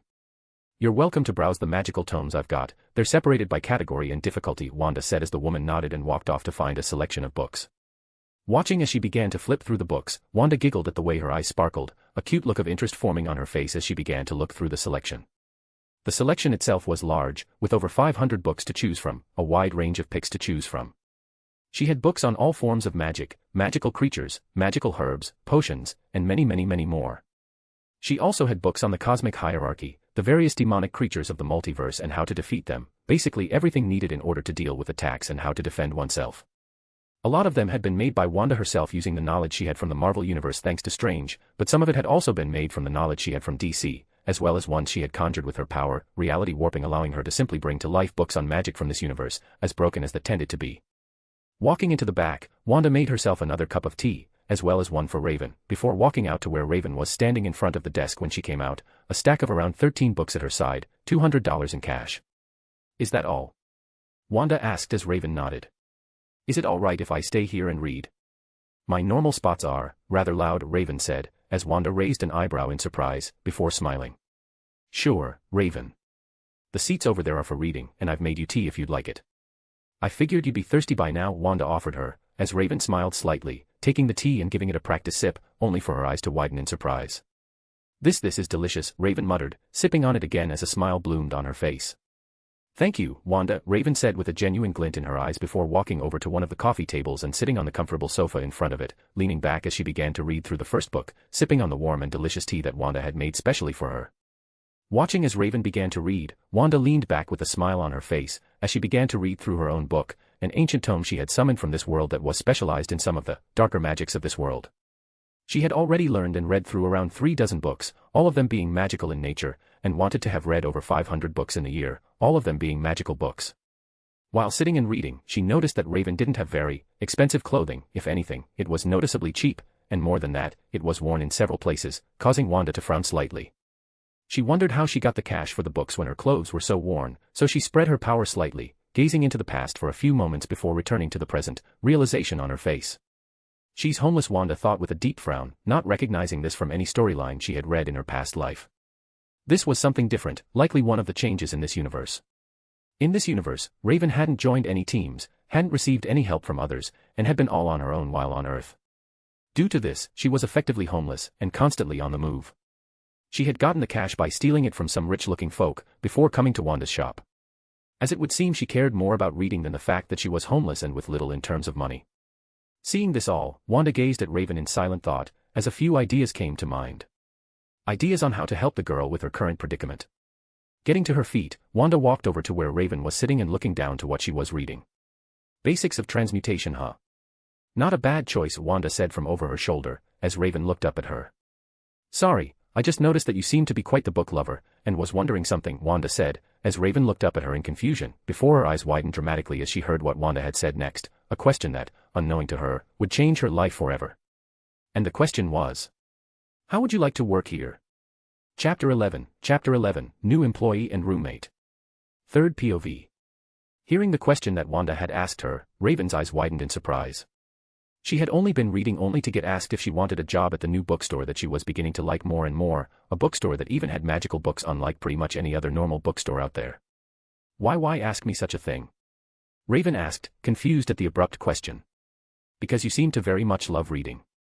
That, and I don't wish to sound rude or anything, but you look like you could use a job, Wanda said, cringing inwardly at what she had said, as there really wasn't much of a better way of saying it. At least she didn't just directly call her poor or anything, that would have been a lot worse. Raven thankfully didn't look insulted, and if anything, just looked embarrassed. Looking down at her clothing and noticing how worn they were, causing her to sigh. I apologize for my appearance, but I am not sure if a job is the best idea, not for someone like me, Raven replied awkwardly, understanding why Wanda was asking now. Is it because of who your father is? If so, I could care less, Wanda replied with a wave of her hand, waving off the concern regarding Trigon. Trigon was terrifying to a regular person, but Wanda was not a regular person, at all. How did you know? Raven asked in surprise, not expecting for her father to just get brought up like that. She had been hiding the fact that she was the daughter of Trigon the best she could, as it was not something she liked to bring up to others. Being the daughter of Trigon was not exactly a very fun or safe experience, especially when you've got psychos, demons, and all sorts of entities wanting nothing more than to use you for their own gain. I'm a lot stronger than I look, Raven. Sensing something like the demonic power within you from your father Trigon is very easy for someone like me. As is stopping any sort of influence the men may attempt to use on you in the future, Wanda responded, as she hadn't really been showing off her power besides the warping of the bookshelves. Don't say his name. Raven exclaimed, as even uttering his name could give him influence in this reality. That's how strong he was, powerful enough to literally gain influence just from a name. No need to worry, Raven, this store of mine is cut off from the rest of reality, even he can't gain influence here, Wanda replied, waving off her concerns. This was in fact true, as her shop was completely and utterly unbound from the rest of reality, making it next to impossible to invade or touch, as she ended up getting rid of a true physical form for it, as instead she made the entrances just portals that were completely seamless and pretty much undetectable. Cut off from reality. Raven muttered in confusion. It's not bound to the rest of the universe, Raven. Meaning I am the only one who has any sort of influence from it. It would take someone stronger than me to influence this place, and there are very few with such a level of power. Your father is not one of them, Wanda replied, as she could only think of like 4 to 5 people that could realistically do such a thing, and Trigon sure as hell was not one of them. Raven decided to not question that one anymore, as it sounded rather complicated. Instead she asked a more important question. Why me of all people? There are others out there that are more suited, more than the daughter of Trigon, Raven asked, looking her in the eyes with her usual seriousness. The embarrassment and awkwardness disappearing from earlier. Because you look like you could use it, as I said before. And more than that, I think you'd be a good fit. Also, you look like a huge book nerd like me, making you a better fit than most. As I wouldn't hire someone that doesn't genuinely enjoy reading books, Wanda replied, a soft smile on her face as she noticed the reaction her response had brought out from Raven. Raven fought back a blush at the words, her pale skin getting tinted with a soft pink for a few moments before she shook it off the best she could. So, Raven, will you work for me? You'll get a good pay. And I'll let you stay in the apartment above the shop with me, Wanda said as Raven blinked at the offer. Live with you? But isn't that too much? No, I am a good judge of character when it comes to this sort of thing, Raven, and I know for a fact that you'll be perfect for my bookstore. And I can't see why you can't live with me, you seem nice enough to be a roommate, Wanda said, cutting her off before she went on a rant about how irresponsible that was. Which to be fair, she wasn't wrong, but still, she trusted Raven enough to offer this. Hearing the response, Raven breathed in before looking her in the eyes, before replying, Could I have some time to think about it? Raven asked, as Wanda smiled softly. Of course, take all the time you need, Raven, Wanda replied, as Raven smiled and Wanda decided to leave her be for now, as this was something she had to think about on her own. Turns out the offer was too good for Raven to pass up, as around an hour later, and a lot of thinking on Raven's end, she had decided to accept the job offer. The job itself was basically just to help Wanda restock, make the food for the customers, and to man the desk when Wanda was away. The base pay was quite a lot for the area and time period, at $25 an hour, which while that was a lot, it was quite literally nothing to someone like Wanda who had infinite wealth. Raven wanted to say no to the pay, as she was already getting an apartment and home thanks to Wanda, but Wanda was nothing if not stubborn. So now, the two were walking upstairs to the apartment, walking through the long stairs up to the top, as Wanda showed off the various rooms she had added up to the apartment. That's the garden which houses thousands of types of magical crops. That's the potions lab for creation of all sorts of potions and elixirs. That's the aquarium, there's the personal library where my more personal books are held, that's the meditation room, that's the... And on and on and on. Her home had basically infinite rooms, almost like a TARDIS from Doctor Who. It was a miniature dimension in and of itself, practically infinite in size and always changing to suit Wanda's needs. All thanks to her own reality warping and a healthy dose of chaos magic combining to mimic the TARDIS. How large is your home exactly? Raven asked as they continued to walk. The only reason she wasn't exhausted was due to her special physiology and the fact that Wanda was making sure she didn't get tired from the walk. Not really sure to be honest. It's always evolving and growing in order to suit my needs, so I suppose it's practically infinite in size. Because more than half these rooms were not here a month ago, Wanda replied, really not knowing. She could use her reality warping to figure it out, but that would be boring and ruin the constant surprises she had whenever she found a new room.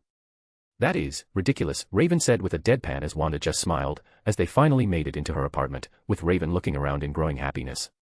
The apartment had a perfect amount of space for 2 people to live in, with another bedroom already being ready for Raven to move in. A room that Wanda had changed while walking up to her apartment. The room was a dark purple color, Raven's favorite color as she looked around with tears beginning to well up in her eyes, for she was finally receiving a home after so very long. Years in fact. Turning to Raven, Wanda gave her a soft, warm smile, as she spoke to the teary-eyed woman. Welcome home, Raven. Chapter 12, Fools and Lucifer, again. Third POV. Sitting in her living room, Wanda ate her breakfast, Raven sitting next to her as they watched the news. The news in question was talking about the most recent Justice League incident involving yet another alien invasion for what had to have been the 100th time in the last year. You'd think they would find a better way to defeat the invaders, Raven noted, watching the news in boredom, finding the Justice League to be, well, incompetent. Yeah, they're not the brightest when it comes to stuff like this, Raven, Wanda replied with a wry smile, as she glanced at her roommate. The girl had now been living with her for a total of 2 days, and had started to work yesterday. She had proven herself to be an excellent worker as she mostly focused on helping man the desk, with Wanda currently being in the process of teaching her how to cook certain foods that they sell, as well as make certain coffees and teas. I've come to realize that, Raven replied with a small snort as she watched the video of the Flash getting launched through a building upon being hit, somehow. The guy wasn't really the best at properly utilizing his powers, that's for sure. Well, at least they're stopping them, even if it is quite obvious that they've got no clue what the hell they're even doing, Wanda said with a deadpan as she watched the League get their asses hooped, only to come back and beat the alien. Looking at Wanda, Raven couldn't help but ask, why haven't you joined them? What do you mean? Wanda asked with a quirk of her brow. I mean you have all of this power, the power to warp reality and use magic, and yet you're simply a bookstore owner. Why only that? Why not do more with the power you have? Raven asked, interested in the answer. Why does anyone do anything? Because they enjoy it. I enjoy being a bookstore owner, not being a hero or whatever. I'm not a good person, Raven, never have been, never will be. I'm practically made to be apathetic to this sort of thing, being an entity of pure and absolute chaos, Wanda replied, not minding the question. I suppose I am the same then, Raven responded after a few moments, as Wanda glanced at her with a raised eyebrow. I could do a lot of good with the power I've got. But, I don't really wish to utilize the power that was born from my father. I enjoy reading more than playing the hero, and while I won't watch as an innocent is harmed, I don't feel much of anything for them. I suppose that would be because of my father's influence, Raven continued, as Wanda's gaze softened. Raven, you're not like this because of your father. It's not up to you to be a hero and you don't owe it to anyone. The League are the special cases when it comes to this sort of thing. They sacrifice any chance at true actual happiness in favor of saving and helping others. And while that is well and good, it's not healthy for a family or a person. It's okay to not want to do what they do, as there are plenty of people out there that can do what they do, and yet they don't for similar reasons as you, Wanda replied, placing a hand on Raven's knee in comfort, something that Raven had noticed, shivering slightly at the warm hand. Now, let's finish up our breakfast and get downstairs for work, okay? Wanda said, as Raven gave her a small smile and nodded. Later, as Wanda sat downstairs, she watched as Raven helped customers choose books, while she was contemplating something else. An idea she had been contemplating the last few days, one that would make things a lot more interesting, and that idea was connecting the bookstore to more than just this universe. The idea itself was 100% doable for her, as it would simply take her ripping through the fabric of the multiverse and connecting her bookstore to another multiverse. It was possible thanks to her nature as a Nexus being, And it was also possible thanks to the sheer amount of power that she had, the power that was able to destroy entire multiverses, meaning she should be able to also reach others. It was mostly born out of her remembering some of the stories she remembered in her past life. Like the fanfics where they would have characters from anime like Naruto appear within their shops or restaurants. The idea itself sounded appealing to her as it could be really interesting to interact with characters from worlds like that. And it would give her access to even more forms of magics that could genuinely be helpful to her, and even things that weren't magical in nature, like learning to utilize other energies like cursed energy from JJK or something similar. If she did go through with this, she wanted to connect the bookstore to Black Clover, 7 Deadly Sins, DxD, TVD, Skyrim, and several others. Mostly magical in nature for now, as they were the ones she was most interested in. Although RWBY would be pretty interesting as well, especially if she could unlock her aura through it. Doing this would be draining, but should be possible as long as she doesn't do this in the main universe, but her little sub-reality/dimension that she had created. Otherwise she'd risk the anger of the presence or any of the beings that preside over things like this, and even she couldn't fight the presence. It was more so the safety of doing this that was the problem. As she wasn't sure what sort of changes this would bring to her dimension, so, she decided she would need to wait until she was certain it wouldn't accidentally destroy her store or something a hell of a lot worse than that. Focusing back on the store, she watched as Raven worked with some of the customers, as the door to the shop opened, and she groaned. I'm back. Lucifer's voice echoed as Wanda grumbled. What, not happy to see me, my chaotic pal? Lucifer teased, as Wanda rolled her eyes. Lucifer's eyes strayed as he raised an eyebrow upon seeing Raven checking out a couple of the customers, giving them their receipt. Trigun's kid. Interesting choice for an employee. Not afraid dear old dad will come around and try to get his daughter back? Lucifer asked Wanda as she snorted. We both know he wouldn't be able to do jack shit to me, Lucifer. So, what are you here for? And don't tell me it's for a visit, Wanda replied, as the men fake gasped in indignation. I am wounded. I'd love to visit you, Lucifer replied as Wanda just gave him a deadpan, causing the men to pout. Fine, fine, I need a book on detective work, Lucifer said with a huff, as Wanda raised an eyebrow. Oh. So you and that detective on Little Old Earth 666 are going well? Wanda asked, remembering that the men had moved to Earth 666 rather recently, similar to his TV show counterpart. He had been interacting with a woman named Chloe Decker quite a lot, a woman that he was undoubtedly becoming more and more enraptured by. Why, of course. My charm has been working splendidly with the detective. Now, where is the book? Lucifer asked as Wanda rolled her eyes, knowing that the men could simply summon them, but she suspected he did actually just want to see her. Over in the non-fiction section, in the corner, Wanda replied as the men grinned and walked off to get his book, as Raven walked up beside her. Who is he? Raven asked, noticing the men. Lucifer Morningstar, the devil, Wanda replied bluntly as Raven looked at her for a few moments before sighing. I wish I was surprised, but I'm beginning to realize that I shouldn't be when it involves you, Raven replied, as Wanda couldn't contain a small giggle that escaped her. What book is he looking for? Raven asked, noticing the section he was in. A detective book. He's trying to seduce a detective on Earth 666, Wanda replied, the two of them watching him in growing amusement as he was flipping through books, seemingly frustrated with the choices. He's going to fail miserably, isn't he? Raven asked with a small twitch of her lips as Wanda glanced at her, before smirking and speaking. Oh, undoubtedly. Chapter 13, Connecting the Bookstore. Third POV. After a couple of days of contemplation, Wanda came to the conclusion that she did want to connect the bookstore to other multiverses/universes. And within those couple of days, she found out how she could do so. Simply put, she would rip through the reality barriers between multiverses, connecting them through her shop, and only through there.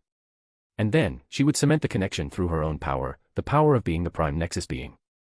And if she was right, this would then connect the multiverses through her. She also had to put in blockers and various wards in place so that they wouldn't be able to leave her shop into the DC multiverse. As much as she would love to show them around the multiverse, she knew that the higher deities would, well, not be very pleased with that. And while she could decimate 99.99% of them, she'd rather not piss off the presence. With that decision made, she had prepared the bookstore for the new changes. The biggest being her reinforcing the entire thing, turning each and every object within into a completely indestructible object to quite literally anything that is weaker than her. Only someone like Lucifer or stronger would be able to destroy even the table in her store. She also put various other wards into place that would make fighting inside impossible unless she allowed it, if she ever needed to for whatever reason, and basically everything she needed in order to not have her bookstore destroyed every time she had new guests. And so, at the moment she was sitting within her bookstore, breathing in as she was preparing to connect the shop to several other realities, Raven sitting next to her as she had already been told what Wanda was preparing to do. Are you sure this is a good idea, Wanda? I don't really understand the entirety of it, but what you're doing sounds incredibly dangerous, not to mention stupid, Raven said, as Wanda huffed. I'm sure, Raven. I've made every precaution possible for this to not completely blow up in my face. And even if it does blow up, I've put defenses in place so it won't harm you. I might die for a bit but I'll just come back. But I doubt it'll come to that, hopefully, Wanda replied, as she breathed in and got to her feet, walking to the front entrance of her shop. Okay, but just, be careful, okay? I'd rather not lose my boss and roommate after only just meeting her, Raven said as Wanda just rolled her eyes with a small smile on her face, as she lifted her hands, a crimson glow beginning to emanate from her in waves. Holding her hand out, she breathed in deeply as her nigh-omnipotent power rippled out of her, shaking the dimension that she had created for the shop, as the door began to glow a brilliant crimson light. Sounds of cracking and shattering echoed through the room as the door glowed brighter and brighter, while Wanda concentrated, as she began to connect the door to other realities. As Wanda was doing this, strange occurrences had happened in several other multiverses. In a world of science and technology, a man walked down the streets of an advanced world, his blonde-haired companion walking alongside him. Isn't it just amazing, Rose? The world with no wars is what this place is called. A utopia with no conflict of any sorts, amazing, ain't it? The man said, as he looked over to his companion, only for her to be staring at something. Doctor, was that there before? Rose asked, pointing, as a glowing red door appeared in their vision, the words emporium above the door as the men blinked. No. No, that definitely was not. Shall we see what it is? The men said. In another multiverse, a blue-haired androgynous-looking man stared at a glowing red door that appeared, a large green-skinned man standing next to him. So you're saying that this just appeared here? Out of nowhere? The man asked, as the green-skinned man nodded. Yes, Rimuru-sama, it just appeared in a bright glow and no matter how hard we try, we can't open the door. The man said, as the blue-haired man frowned. Alright, let's just wait until we can open it. Any ideas on what the hell this thing is, great sage? The men thought inwardly, as if speaking to someone else. Negative. The door does not exist, a mechanical feminine voice echoed in his head, answering the question, or tried to answer it at least. Doesn't exist. But then, how can I see it? Bloody hell, Hermione, I know we need this year's school books, but chill out a little, will you? A red-haired teen asked with a grunt, as he was being dragged by a bushy-haired teen, alongside another teen that wore glasses and had a rather noticeable scar upon his forehead. I'm telling you, Ronald, this is not just going for books. This store just appeared, out of nowhere. Have you ever seen this? We've been past this area of the alley dozens of times. The girl, Hermione exclaimed, pointing at a glowing red door with the words Emporium above it. Right, well, maybe it's a new shop. The teen replied feebly, not really sure what to say to this, as it hadn't been there a few days ago, and gave off some strange vibes. No, Ronald, it isn't. I've asked around in this shop. It shouldn't be here. There's not even a space for a shop to exist here. It just does, it's impossible, even by magical world standards. Hermione exclaimed, as the other teen looked at the door. Why don't we just go in? I mean, it's just a bookstore, right? Can't do us any harm to get a look, the other teen said, as Ron and Hermione looked at him, before back at the door. Right. Okay, run this by me again, love. You're telling me this bookstore, or at least, its door, just appeared in front of you? A man asked, looking at a brown-haired beautiful woman who nodded. Yes, Klaus, that is exactly what happened. It just showed up in a bright glow. Scared the shit out of me when it did it too. The woman exclaimed, pointing at the red door, as the man known as Klaus looked at it. Haley, are you certain? Another man asked, as he asked the brown-haired woman, Haley. Yes, Elijah, I'm sure. Now, are we going to see what the hell this thing is, or are we just going to stand here and look stupid? Similar occurrences were happening throughout reality, as a total of 10 universes were connected to the shop. Universes of great, incredible power, universes of magic, of science, of war, and more. All of them connected to the bookstore through a singular door with the words Emporium engraved upon it. The doors were shut for now, but would open whenever the bookstore itself was open. The doors would still be open to the normal individuals from DC, but they wouldn't enter at the same times as those from other multiverses, mostly to not cause too much confusion. As trying to explain the entrance of an alien would be, well, not very fun to explain. As the ripping through space-time had finished, Wanda stepped back with a sigh, feeling slightly drained from the immensely difficult task she had just accomplished, only to sigh as she felt her power rapidly and quickly return to her as if she had never begun to run out. You okay, Wanda? Raven asked over her shoulder, reaching out and helping Wanda steady herself from the draining experience. Even though her power had almost instantly regenerated, she could still feel the exhaustion of it all, before the two began to disappear a few moments later, all thanks to her own power. Yeah, I'm fine. Just a little draining to break through the barriers between multiverses, is all, Wanda replied with a sigh, centering herself as she focused on getting rid of the exhaustion that was filling her being. Walking back to the desk, she plopped onto her chair and leaned back with a groan, one thought on her mind as she did so. Now we just wait. Chapter 14, Guests from Beyond. Third POV. With the bookstore now connected to universes around the multiverse, Wanda had made sure to add some new forms of payment. All in the form of paying through books from other universes. The more rare and interesting the book is to Wanda, the more it will cover. It can even be used to pay ahead of time for future books, should they want to, or pay for several books at a time. She did this mostly because some of the universes that people would begin to come from were full of knowledge that she would love to learn, like other forms of magic, unique forms of science, and all sorts of other books. Raven had some questions in regards to what universes the store was connected to, which Wanda had answered, but now Wanda was just sitting, waiting for the first guest from beyond their multiverse, as she had opened the store in one random universe, the next being opened soon, but only once she spoke with the first guest. Who do you think the first guest will be? Raven asked, as Wanda hummed. It could be anyone really, but I am hoping it is someone interesting.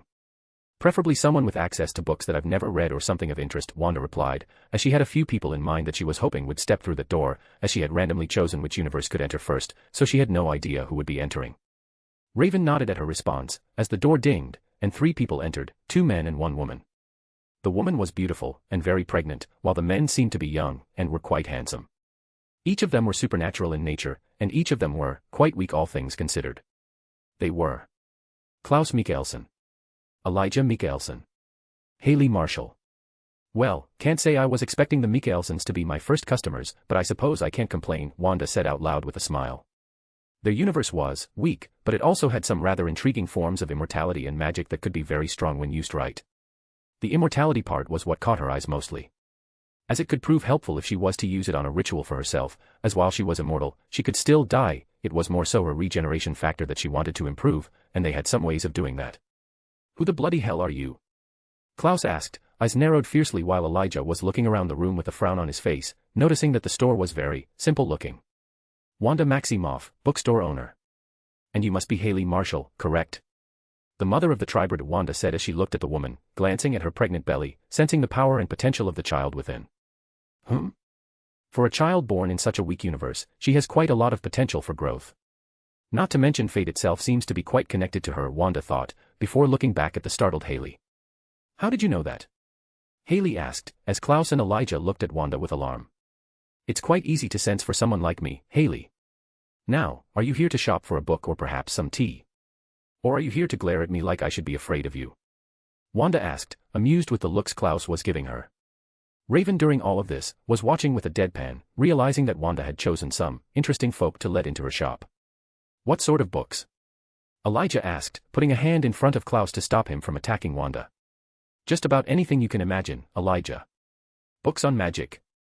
Books on science beyond your wildest dreams. Books on how to kill the unkillable.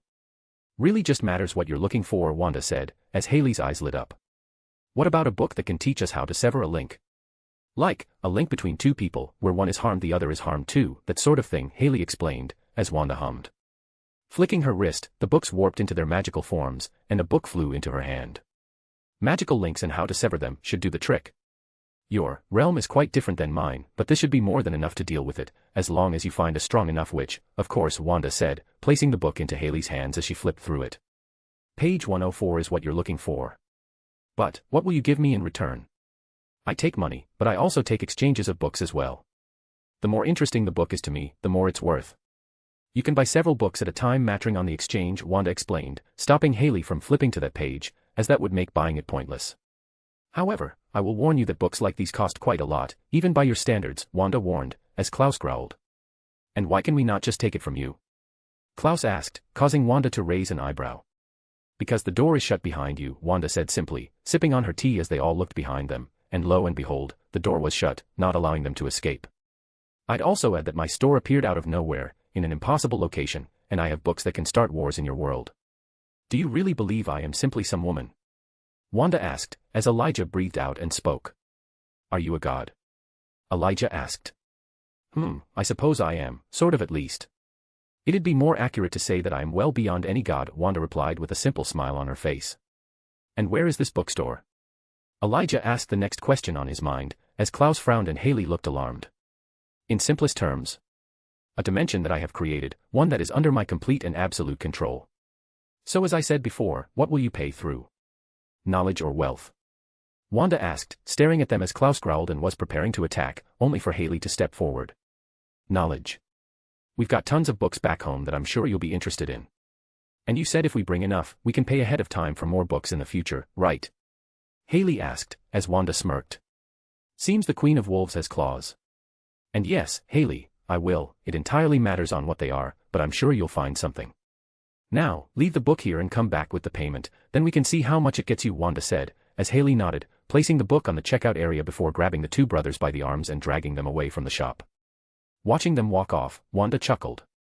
They were interesting. They weren't human, were they?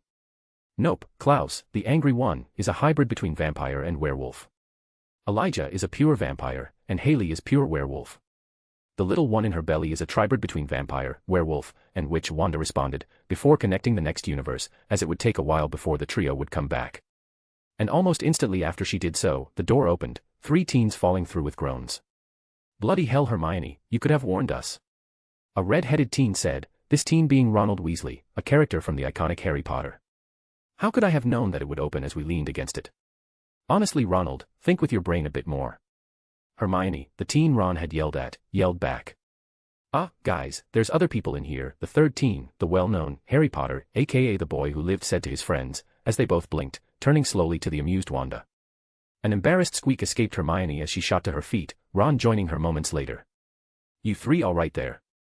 I apologize for opening the door like that, I didn't realize you were all so excited to come inside my humble store, Wanda said with a smirk, as the three just coughed in embarrassment. Sorry, ma'am. Where did this bookstore come from? Harry asked, as Wanda smiled.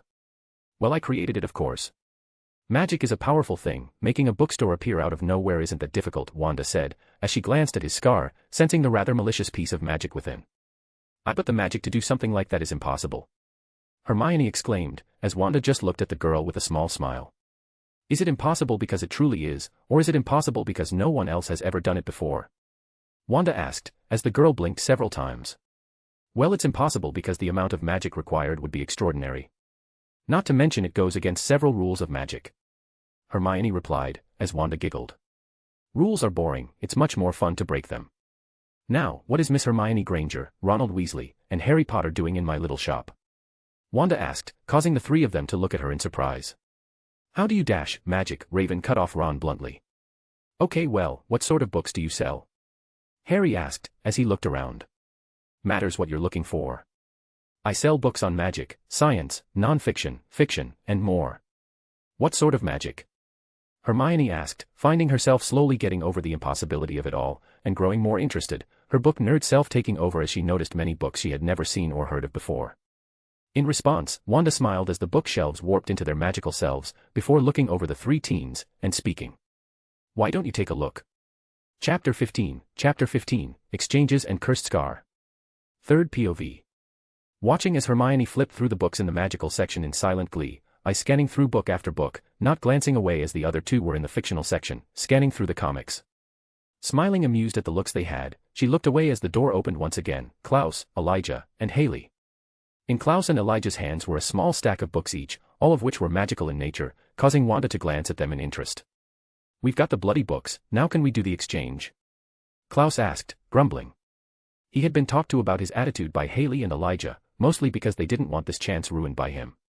Wanda didn't mind too much, as he wouldn't have normally been let in thanks to his attitude, but she had the ability to toggle wards at will, so it didn't matter. Let me get a look at them first. Want to make sure it's a fair exchange after all, Wanda replied with a smile, as they put their books on the counter, the teens all glancing at the adults before shrugging and looking back at their respective books. Looking over the books, she found that a majority of them were fairly simple spells, none of them dark in nature or anything. Just a whole lot of simple crap, but none of it was particularly bad. She could see the use in some of them, and how some of them might be useful to people from Harry's universe. Add in the fact that there were around 36 books here, and it added up a decent bit. Looking them over for a few more moments, Wanda looked up with a smile. This'll be enough for the book, as well as another that isn't too expensive, Wanda said, as not all her books were the same in price, especially when it came to magic ones, as some of them were especially important, and some of them were only able to be bought through exchanges of books, and nothing else. Would you like to look around for another, or will you save that for later? Wanda asked, as the three of them looked at one another, before back to Wanda. We'll just take this book to go. Thank you though, Miss Maximoff, Elijah said with a small nod, grateful, before turning and walking off. Klaus just gave her a look before a single nod, walking off after his brother. Thanks for this, it really means a lot, and sorry about them, they're difficult, Haley said with a smile as she walked off after the brothers, leaving the teens, Wanda, and Raven alone in the store. Who were they, Miss Maximoff? Hermione asked, as she walked over with a small selection of books in hand. They were mostly the minor books that were cheap enough to be bought with currency, or through a small exchange of knowledge. Other visitors, kid. Nothing to worry your heads about. Now, are those the books you've chosen?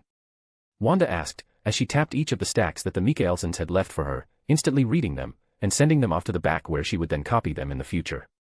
Yep. They're all so very interesting, so I couldn't choose just one of them. Hermione said with a beam, as Wanda chuckled, before glancing at the comics that the boys had chosen. And you two are sure you can read them? They're quite graphic in later issues, Wanda asked as the two nodded. All right then, how would you like to pay? It can be through an exchange of books, money, or a third option, Wanda said. Third option? Harry asked, as they all glanced at one another. A simple exchange of sorts. In return for the books, I take a rather nasty piece of magic that has clung itself to that scar of yours, a curse of sorts. Completely safe, no pain whatsoever, probably relieving if anything. It'll be done in moments from starting, Wanda replied. This curse was in fact, Voldemort's Horcrux. She wanted to use her power to absorb it and its knowledge for herself, as while the soul fragment wouldn't do much of anything for her, same with the magic increase, it was his knowledge that she was interested in. After all, Harry Potter magic was borderline minor reality warping at times. That and she was interested in the effects of the killing curse, and its ability to directly harm the soul itself. Why would you want that sort of thing from Harry? Hermione asked, shaking out of her stupor, as Wanda smiled. Because I am interested in its use and how to counter it. That, and it has no effect or harm on anyone once it is extracted from Harry. And should you agree, it will give you enough for not only those books, but another 3 from the cheap section, Wanda said, waving her hand as a cheap bookshelf formed, one that was soon full of the books that the Michaelsons had just sold her, copies of them at least, as well as a few others. Listening, the 3 glanced at one another, before Harry stepped forward. And it won't hurt. It'll get rid of the pain I sometimes feel. Harry asked. He has had to live 14 years with the pain, and he was over it. It was especially agonizing at times, especially when near other dark creatures, objects, and Voldemort himself that one time. Of course, it'll heal you up, allow you to use more magic than before, and get rid of all that pain, Wanda replied with a smile, as they all looked at one another once again, with Harry breathing in deeply as he nodded. I'll do it, Harry said, as Wanda smiled. Great.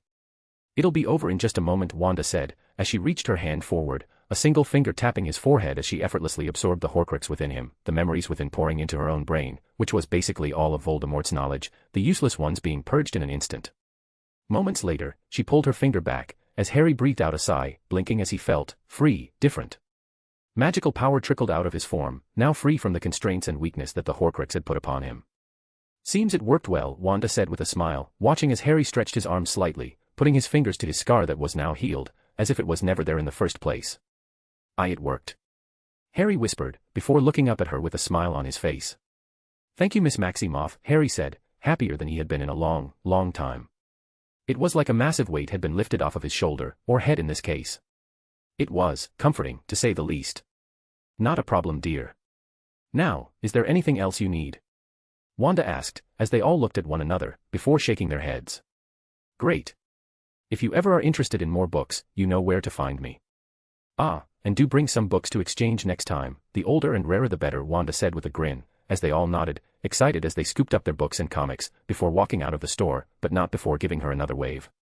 You absorbed something from him, didn't you? Raven asked, having been silently reading this entire time. Mum, he had a rather nasty soul fragment in his scar. I absorbed it alongside the knowledge it held. Pretty interesting stuff, really. Weak, but interesting either way, Wanda replied with a small nod. And what about the other 3? The baby that the woman, Haley, is having is quite strong. Well, at least for a world as weak as you described to me, Raven asked, as she had been told about them a little bit, while the Golden Trio were browsing. They're not too powerful or anything, but they have connections, and a host of books that could be useful to me.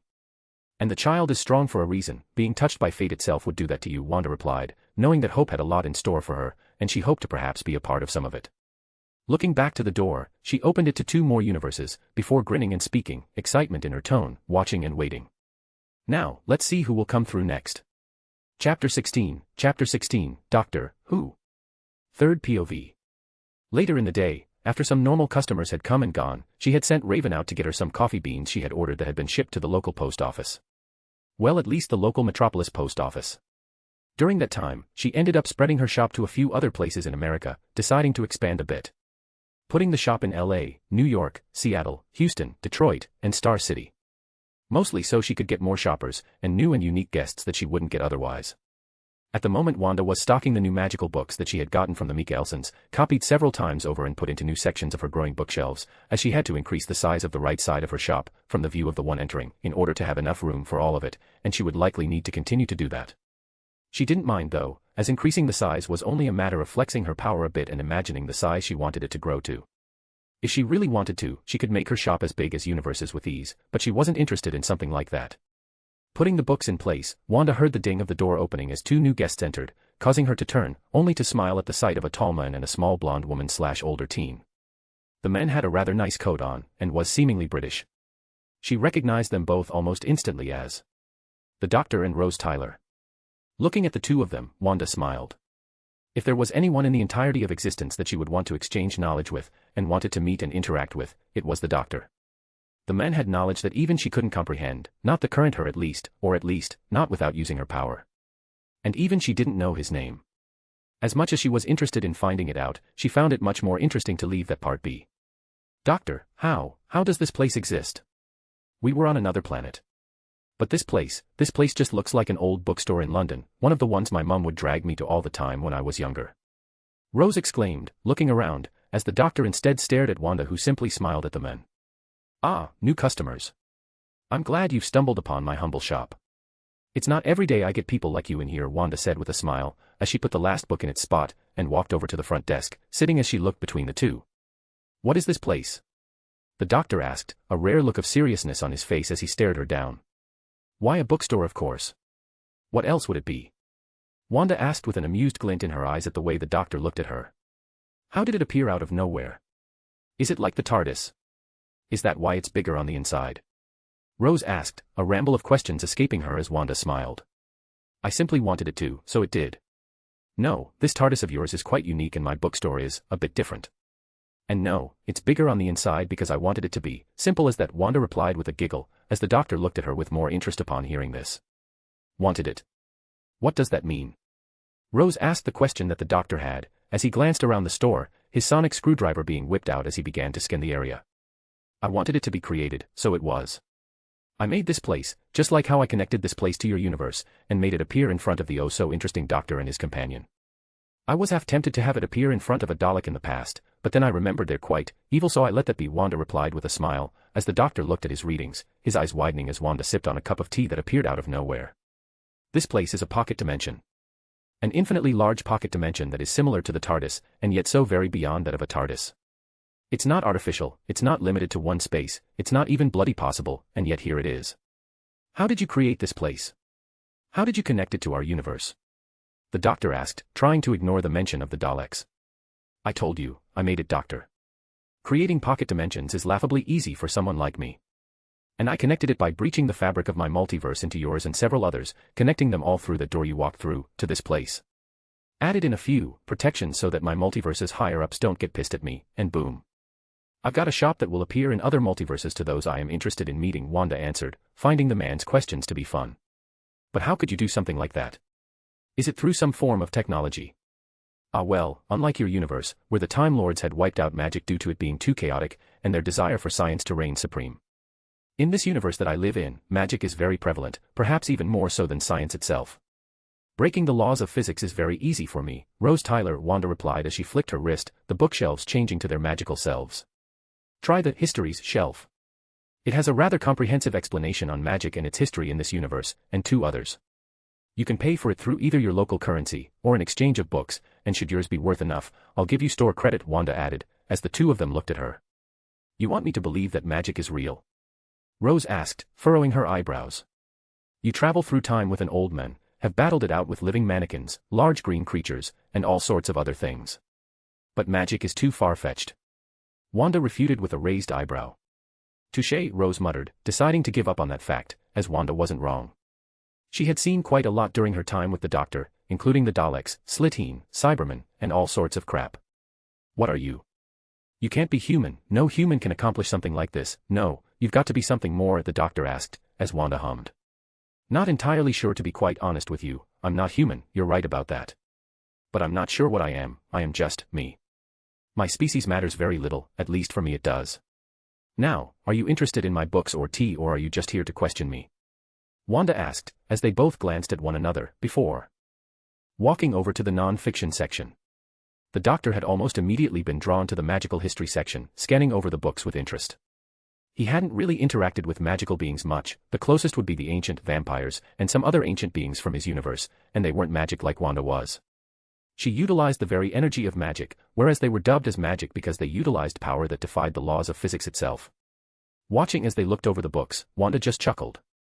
Let's hope the doctor decides to exchange books, because that man has all sorts of books I'd be interested in. The Gallifreyan language alone would cover several of those books, mattering on which ones they are. A book on the construction of the sonic screwdriver would be nice as well, Wanda thought, already salivating over the books that she could potentially get from the man. She needed to learn more about science after all, and Doctor Who was one of the strongest science-based universes in all of existence, with bombs and weapons that could wipe out entire multiverses, beings that could warp reality on a universal scale with science alone, and a host of other overpowered and incredible pieces of scientific technology. Looking at the 2 who were quietly browsing, Wanda smiled, leaning back as she decided to let them do their thing, one thought on her mind as she did so. Let's wait and see what the doctor has to offer. Chapter 17, The Doctor's Exchange. 3rd POV. Turns out the doctor was a thorough reader, and very picky about what books he bought and read. Wanda had come to this realization when she had sat at her desk for an entire hour waiting for the man to pick his books. She was beginning to grow a little annoyed with the wait, but decided it was best to let the man do his thing. But finally, after an hour and a half, the man was done, as he walked over to Wanda with a stack of books in his hands. Most of them were books on the history of magic, explanations on magical creatures and dimensions, and stuff like that. There were also books on science that didn't exist in Doctor Who, ones involving things like vibranium, elements that weren't a thing there, and more. Looking over all the books, Wanda smiled. So, how are you going to pay for all of this? Wanda asked, looking at the man, eyes practically sparkling at the thought of reading some of the books in his collection. Alright, how much exactly would this all cost? Well, considering you picked some of the rarest and most expensive books in the store. A lot. But, you can also pay for them through an exchange of books if you'd like, Wanda said, giving the man a grin as he narrowed his eyes. And what sort of book would you want? A book teaching the language of Gallifrey for a start.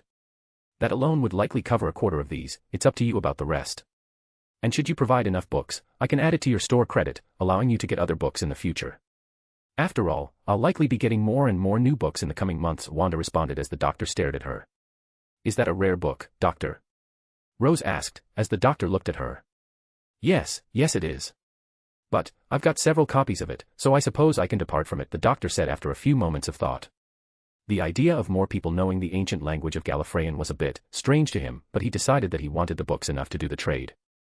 Alright, I'll be back in a jiffy, and you go ahead and wait here, Rose. The doctor said as he put the books onto the counter, before running off, leaving Wanda and Rose alone in the store. He's quite the oddity, Wanda said, as Rose looked at her, before a laugh escaped her lips. She had been a bit blindsided by the doctor running off, and she was glad that she was not the only one. That is an understatement.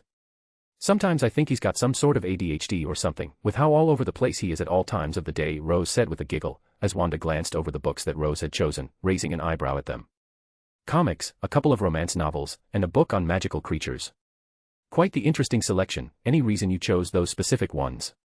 Wanda asked, as Rose blushed slightly in embarrassment. Well, the comics looked interesting enough, much better than the junk in my local shop, and a friend of mine used to talk about them all the time. The book on magical creatures looked fun, with all the cute animals and the interesting facts about them.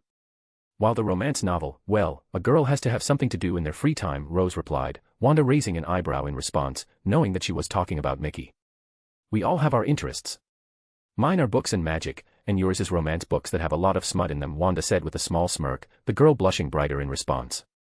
Only a realization hit Rose upon hearing this. Wait, how do you know there is smut in the book, unless you've I'm back?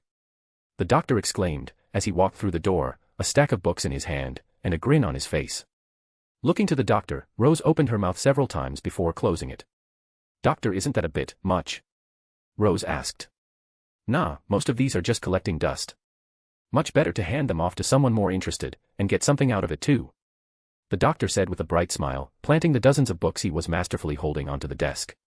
Wanda was practically drooling as she noticed that every single one of the books were completely unknown to her. Not only that, but they were all alien in nature, and seemed to be on all sorts of things. Ranging from languages, history, advanced forms of science, to even books on alien species. So, how much will this get me in store credit? The doctor asked, as Wanda's eyes sparkled, as she began to grab each book one by one, using her power to glance over them all, seeing what sort of information was inside. Looks like the science books aren't on the true top-of-the-line stuff, but they're definitely more advanced than anything on most Earths. That book alone would cover Rose's selection. Add in the rest. Wanda mused, before looking up to the doctor and smiling, especially once she noticed a book on the Gallifreyan language, a book on its history, or a rough overview, and a book on sonic screwdrivers. These will cover everything you have, as well as an additional 10 to 20 books mattering on the selection, with the magical ones being the most expensive as you'd assume. It can be even more should you choose fictional books or some of the minor books that will be added in the coming weeks, Wanda replied, eyes gleaming in excitement at the new books to be read. Alright then. And finding this shop of yours again, will it always appear in the same place or will it move? The doctor asked as Wanda shrugged. I can make it stay in the same place. Or I can give you a bookmark. A bookmark? What does that have to do with anything? Rose asked, as Wanda smiled. The bookmark is a specialized magical item I created. It'll summon the shop to the closest reasonable location and direct you to it. This applies to any and all planets, universes, or dimensions you may show up in, Wanda explained, as the doctor's eyes widened. He could already see the use for this sort of thing, especially if he was to use it within the TARDIS when he wanted to shop in the future. Do I need to pay for the bookmark? The doctor asked. Nope, it's completely free for any buying customer, especially ones that have a high likelihood of being repeat customers such as yourself, Wanda said, before reaching down and grabbing one of the bookmarks she had created. What if we lose it? Rose asked, as Wanda laughed. It'll be bound to whoever touches it first. Allowing for the doctor to summon it at will, never being able to lose it, nor can it be destroyed by anything but myself, Wanda replied, as the man touched it, causing it to glow a soft red color, before he placed it in his pocket with a grin. I have a feeling this will be the beginning of a beautiful friendship, the doctor said, as Wanda gave him a grin of her own, Rose shivering at the response, realizing that this might be a bad thing. And boy did she have no idea. Later, after the doctor had left, Wanda was waiting for her next customer. The doctor ended up staying for around an hour longer, opting to test some of her delicious teas and bakery items, while also reading some of the new books he had exchanged for. Wanda was broken out of her thoughts as she heard the door open, as she looked up and her eyes widened upon who she saw standing in the entrance. 3 children, likely only in their teens, if that, standing there. One with blonde hair. One with pitch black. And the last with hooves. Percy. I told you not to enter the glowing red door. Now look what you've done, we're in some bookstore or something. Annabeth yelled, as the other teen sweat slightly as he tried defending himself. Guys. There's someone else in here, the other teen said, as they both blinked. Grover, now's not the time to mess with you, crap, Percy muttered, as they all looked to Wanda, who had an amused look on her face, before she looked over them, and spoke. Welcome demigods, and Satyr, to the Emporium. Chapter 18, The Demigods. Third POV. What is an emporium, and how did it appear in front of us?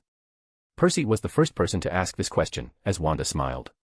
It's a bookstore, of course. What else could it have been?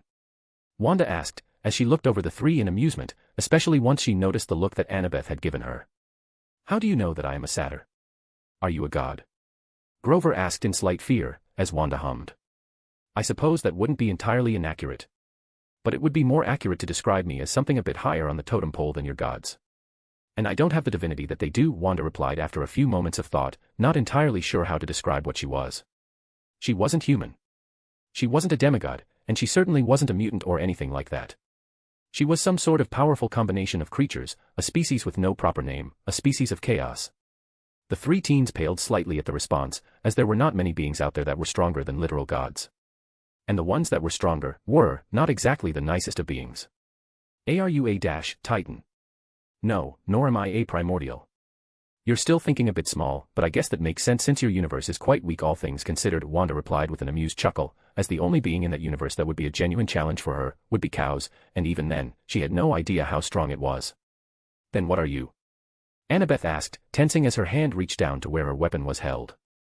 Glancing at it, Wanda smiled, snapping her fingers as it reappeared on the counter in front of her, alongside Percy's weapon, Riptide.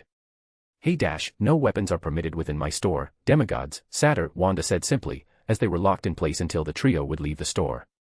Nobody was allowed weapons inside, be they a god, human, or whatever else. But no buts, now, since you are here, why not look through some of the books I have?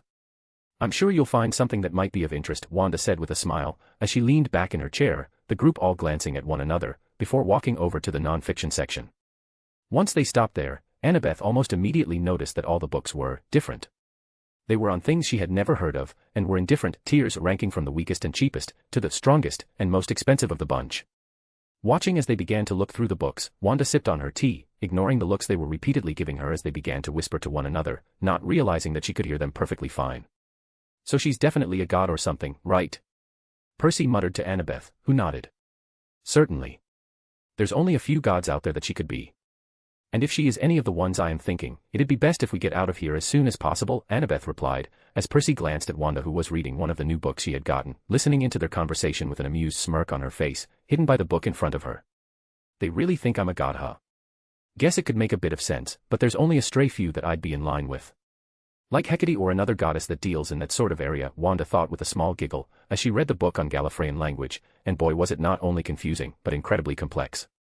But she would get it soon, that much she knew. How do we even get out of here? If she's a goddess, we're screwed. Grover whispered to Annabeth, who cringed slightly, trying to think of a way. Why don't we just buy a book? Percy said, as they both looked at him. What? It's a bookstore, right? Then let's just buy a book or 2. That should be enough for this goddess or whatever the crap she is, right? Or are you too scared? Percy asked, as he smirked slightly at the glare that Annabeth sent his way. There's no way it's that easy though, right? Every god is way too proud to let it be so simple. There's gotta be some sort of hidden meaning or something, Grover said, as Annabeth nodded in agreement. Agreed. No god would make it that simple, Annabeth said, as Percy just rolled his eyes. Well, you two have fun with your, whatever this is. I am going to go and find a book to buy so I can get out of this place, Percy said, as he walked over to the fiction section by himself, eyes almost instantly drawn to the various comics in the area. But there was one group of comics that Wanda had created that caught his eyes. The comic books she had made were based off of the cartoon Avatar, The Last Airbender. Looking at the comics, he reached down and grabbed the first volume, which was only a part of the first book. Flipping through the book, his interest was piqued when he had noticed the waterbenders and the way they utilized water, as he began to intently look it over, before grabbing it, and deciding this would be the comic he would buy. An excellent selection to Wanda, and one that could actually aid him in the future. Walking over to the desk, he placed the book on the counter and looked up at her. What sort of currency do you accept here? Percy asked, as Wanda smiled. I accept just about any physical currency, as well as exchanges of other books. The better the book, the more it pays for, and if it is valuable enough, it will give you store credit for future purchases, Wanda said, as the teen looked at her, before reaching into his pocket and pulling out the golden drachma, a form of currency in his world, and one used by the demigods of Camp Half-Blood. Would this be enough? He asked, pulling out 5 drachma. More than enough. You can grab another with this many, Wanda said, as he smiled slightly and walked over, grabbing the second volume of the book, before Wanda smiled. All right then, have a good day, Percy Jackson, Wanda said, as he paused for a few moments, looking at her before giving her a smile and walking off, and out of the front door. Wah, Percy. Annabeth called out, as he just gave her a smug smirk. Told you, just buy a book and we can leave, Percy said as he walked out of the door, waiting for his friends on the other side, as Annabeth grumbled and walked over around the non-fiction section, only to pause when she noticed that there were some books on architecture, ones from other worlds. Reaching forward, she grabbed a book on magical architecture which was the world of DC. Looking it over, her eyes sparked slightly, as she opened it up and decided on the book before walking over to the desk. That'll be 5 drachmas, Wanda said as the girl put them on the desk and marched out, leaving Grover alone, slightly nervous. Do you have any suggestions on books? I don't really know what to choose, Grover stuttered as he walked to her desk, nervous with her being there in front of him. How about a book on the wildlife of another world? It'll be on the 4th bookshelf over and is going to cost you 5 drachmas, Wanda said, as it was a book from the DC world as well, and was quite comprehensive. It also had methods of subduing as well as taming them as pets, their habitats, and all sorts of things on them. It was comprehensive to say the least. Looking over the books, Grover's eyes widened as he read more and more of it, as he couldn't help but feel a bit excited at the creatures inside, before walking back over to the desk and putting 5 drachmas onto the desk. Thank you, he said, as he walked off after his friends, leaving Wanda alone, and thoroughly amused with that entire intersection. Hopefully they'll bring a god next. I'd love to meet Hestia or Hecate. Mostly because Hestia is actually a nice goddess, and Hecate would be interesting to learn magic from, Wanda thought, as she decided to shut down the shop for the day, having enough interesting guests for one day. Turning the sign to closed, she stretched with a yawn, as Raven had already long since returned and was upstairs, likely reading one of the books that she had given her, with Wanda turning into a pseudo-mentor to her, even if they were close in age. Glancing at the time as she began to make her way upstairs, Wanda had only one thought on her mind. I hope the next customers are even more interesting. Chapter 19, The Bat. 3rd POV. With the 3 demigods running off to their world, Wanda had returned to her apartment where Raven was practicing the spells she had gifted her. Spells from the Vampire Diaries universe she had gotten from the Mikaelsons. They were simplistic and easy spells, making them perfect for the current Raven, who was trying to focus more on controlling her power than actually using its full extent. And it was for this reason that she asked Wanda to train her, to mentor her. The mentoring was primarily for controlling her power, but she also wanted to learn under Wanda in terms of magic, as the woman had shown that she had a lot of knowledge in the area. You're doing pretty good, Raven, Wanda mused, as she looked at Raven, as she warped and changed the fire around her. Fire formed from a spell that belonged to the TVD world, stronger than normal thanks to the influence of her own power. Doesn't feel like it, Raven muttered, disappointed with her progress so far. She had thought she would be able to progress further in her book so far, but had found that the new magic was odd, and controlling it was surprisingly difficult, as it was fundamentally different from the magic of this universe. You are. Most others take weeks to months to get to where you have already gotten in only a couple of days. So don't be such a Debbie Downer, Raven, you're doing great, Wanda replied with a soft smile on her face, as her new student just looked at her silently, before nodding slowly, deciding to just listen to her new mentor this time. Great, now that is done with, let's have some dinner, shall we? The next day, the shop was up and running, and normal customers were filtering in, buying her new product she had gotten thanks to the doctor, as the men had surprisingly had a few books that humans should be able to comprehend. She was sitting behind the desk, sipping on her tea as she read the book on Gallifreyan language, and its use in mathematics and science. It was a complex, incredible language, but Wanda was confident in having it understood and comprehended by the end of the day. She also wished to have at least a half of the other books understood as well, but she wasn't sure if she could, as some of it was completely and utterly foreign to her in this multiverse as a whole, making it a whole lot more complicated to understand. "We've got a lot more customers than usual at this time," Raven noted, as Wanda smiled. "I put out a post about the shop having some new books, and was pretty descriptive with what some of the books were about," Wanda replied with a smile, knowing that she had also put a bit of magic around her shop, making it attract more people than usual, as she wanted to get some more normal customers today, rather than a ton of customers from around the multiverse. "And put magic around the door to attract more people, didn't you?" Raven asked with a deadpan, noticing the look on Wanda's face regarding the influx of customers. "Perhaps, but I won't confirm or deny it. Now, go and restock the shelves and check in on the customers, see if they want any drinks or anything," Wanda said, as the woman just rolled her eyes slightly before walking off to do as her boss had told her. Wanda noticed that all of the new customers were younger teens that were mainly focusing on the comics, manga, and in the case of some of the girls, the love novels that were appropriate for their ages. As Wanda had strict rules regarding the age you had to be in order to check out certain more graphic books. This only really applied to normal kids though, with someone like Dick being a special case. Should get some new multiversal customers later today, here's hoping there'll be more people with interesting magic. I've opened a few more universes up to the door, so all it'll take is me allowing them through. TVD and Harry Potter are welcome magic systems, but they are weak. I'd much rather get something like Black Clover or something along those lines, Wanda thought, knowing that she had quite a few more magic universes that her door was connected to, and once she had the customers done with, she'd open it up. Glancing around the room, she noticed most of the customers grabbing more than one book, as Raven walked to the back in order to make the drinks that they all ordered, as well as the food that they wanted. The drinks were freshly made, whereas the food was created by a bit of magic courtesy of Wanda, but still tasted delicious and fresh. Watching Raven deliver the food, she heard the door open, as she turned to them, only to blink in surprise at the man that was standing there alongside Dick. The man was Bruce Wayne, aka the Batman.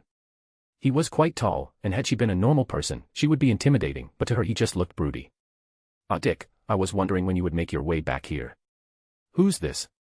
Wanda asked, looking at the man, as he looked her over for a moment, as she simply smiled. The man wouldn't be able to tell who she was, nor was it even possible for him to. Magic was powerful like that. "This is my guardian, you should know him, right? Practically owns the city." "Bruce Wayne?"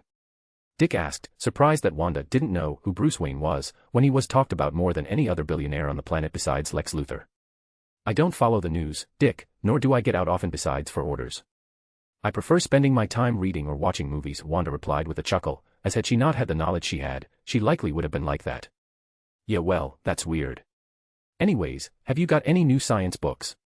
"He's been asking about them all week," Dick asked, as Wanda simply smiled and pointed to the science bookcase, now housing several books with technology far more advanced than anything else on Earth. "Thanks, come on Bruce, I'm sure you'll find all sorts of holy grails in this section," Dick said as he led the quiet man over to the shelves, with Bruce looking them over, and almost immediately his eyebrows furrowed. "These books, these are far more advanced than any bookstore should have. The theory of quantum mechanics. The quinterium equations. These books, I don't even know half of them, and that should not be possible," Bruce asked with wide eyes, as he reached out and grabbed the book on equations, before opening it. And the second he did, he began to look over the equations, only to find that he didn't understand most of it. It was all beyond even him, one of the most intelligent humans on Earth, amongst the top 3. Soon Bruce Wayne, the billionaire, the Batman, began to rapidly grab more and more books, interest in his eyes, a borderline hunger for the knowledge within, as he was also questioning who Wanda was, and where she got these books from. "Looks like I'll need to look into her background," Bruce thought, eyes narrowed as he realized that these books should not be in the hands of a simple bookstore owner. Hell, not even the Justice League had something like this in their hands.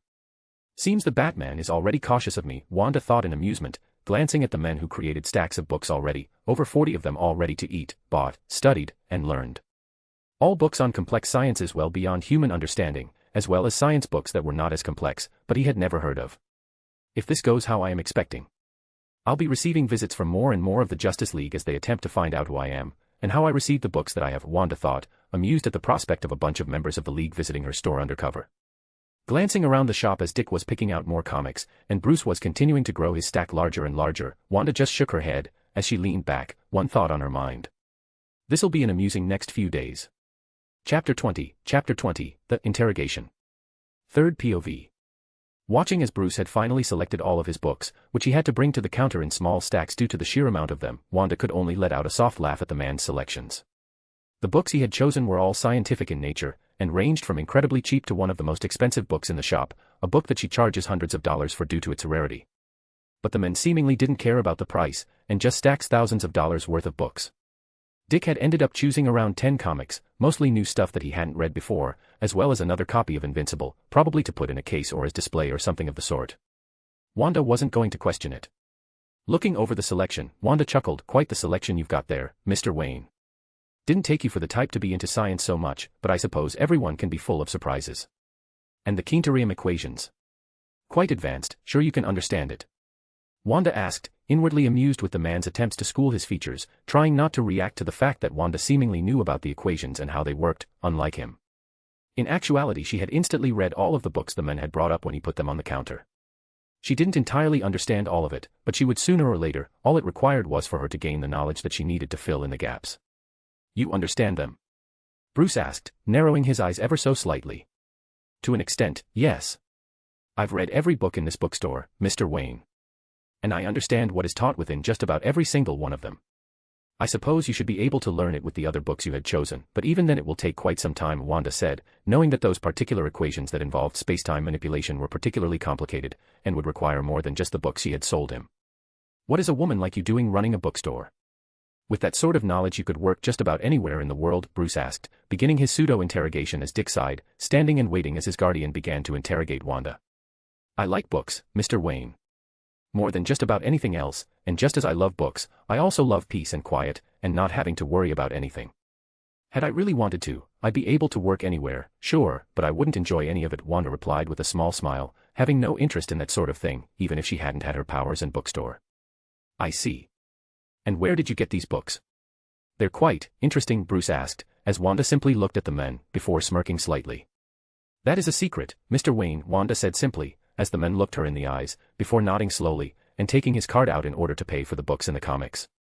The total came out to over $3,000. The man was a billionaire though, so it was comparable to pennies to him. With the books paid for and the comics as well, Bruce gave her a nod, as he began to one by one bring the stacks out to his car outside, putting them all away on multiple trips due to the amount of books he had bought. With the last stack in hands, Bruce gave her a nod. "Thank you for the books, Miss Wanda." "Have a good day," Bruce said, before walking out of the shop, Dick giving her a wave as he too walked off with Bruce, leaving her in the shop with the other customers, watching as Raven continued to get their orders, as more and more people entered the shop. With Bruce, as he was driving, Dick couldn't help but glance at him a few times, before asking the question he had the entire time he was listening to their talk. "So what was all that back there?" "The interrogating, I mean," Dick asked, as Bruce didn't even glance at him as he replied. "The books I bought do not belong here.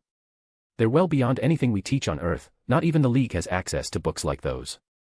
"Meaning she is likely getting them from an outside source, or something similar," Bruce replied as Dick raised an eyebrow. "An outside source? You mean aliens?" "Wanda doesn't exactly seem like the type to do something like that, or be involved in anything nefarious," Dick said as he shook his head. "Never said it was anything nefarious. From what I can tell, she is just a simple bookstore owner, one that sells books that don't belong to Earth. I doubt she's some sort of villain, just a bookstore owner that likely buys from someone who buys from someone." "That sort of thing," Bruce replied, shaking his head. Wanda didn't seem like the evil type from what he had seen of her. "Good, she's got the best selection of comics I've ever seen. Her own stuff she made is awesome too," Dick replied with a nod, happy that Bruce wasn't going to try and ruin her or anything, as that would suck. Bruce just shook his head at his adopted son's reply, before continuing to drive off in comfortable silence. Later in the day, hours after the questioning by Bruce and the normal customers all leaving, Wanda was leaning back in her chair, watching as the Golden Trio looked through some of the magic books she had.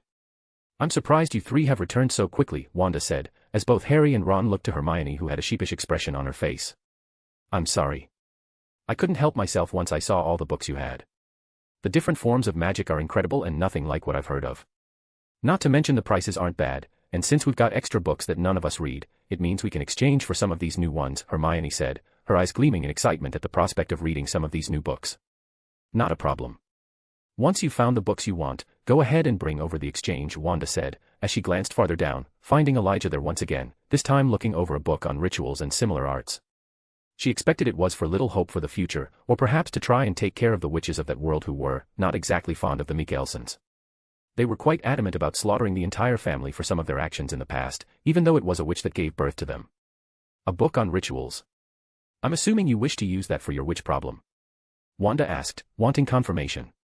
She could look through his mind for it, but that would be boring. I am not going to even bother asking how you know of this. But yes, it is. I wish to use a ritual in this book to sever the connection between Haley and the witches, Elijah said, as she hummed.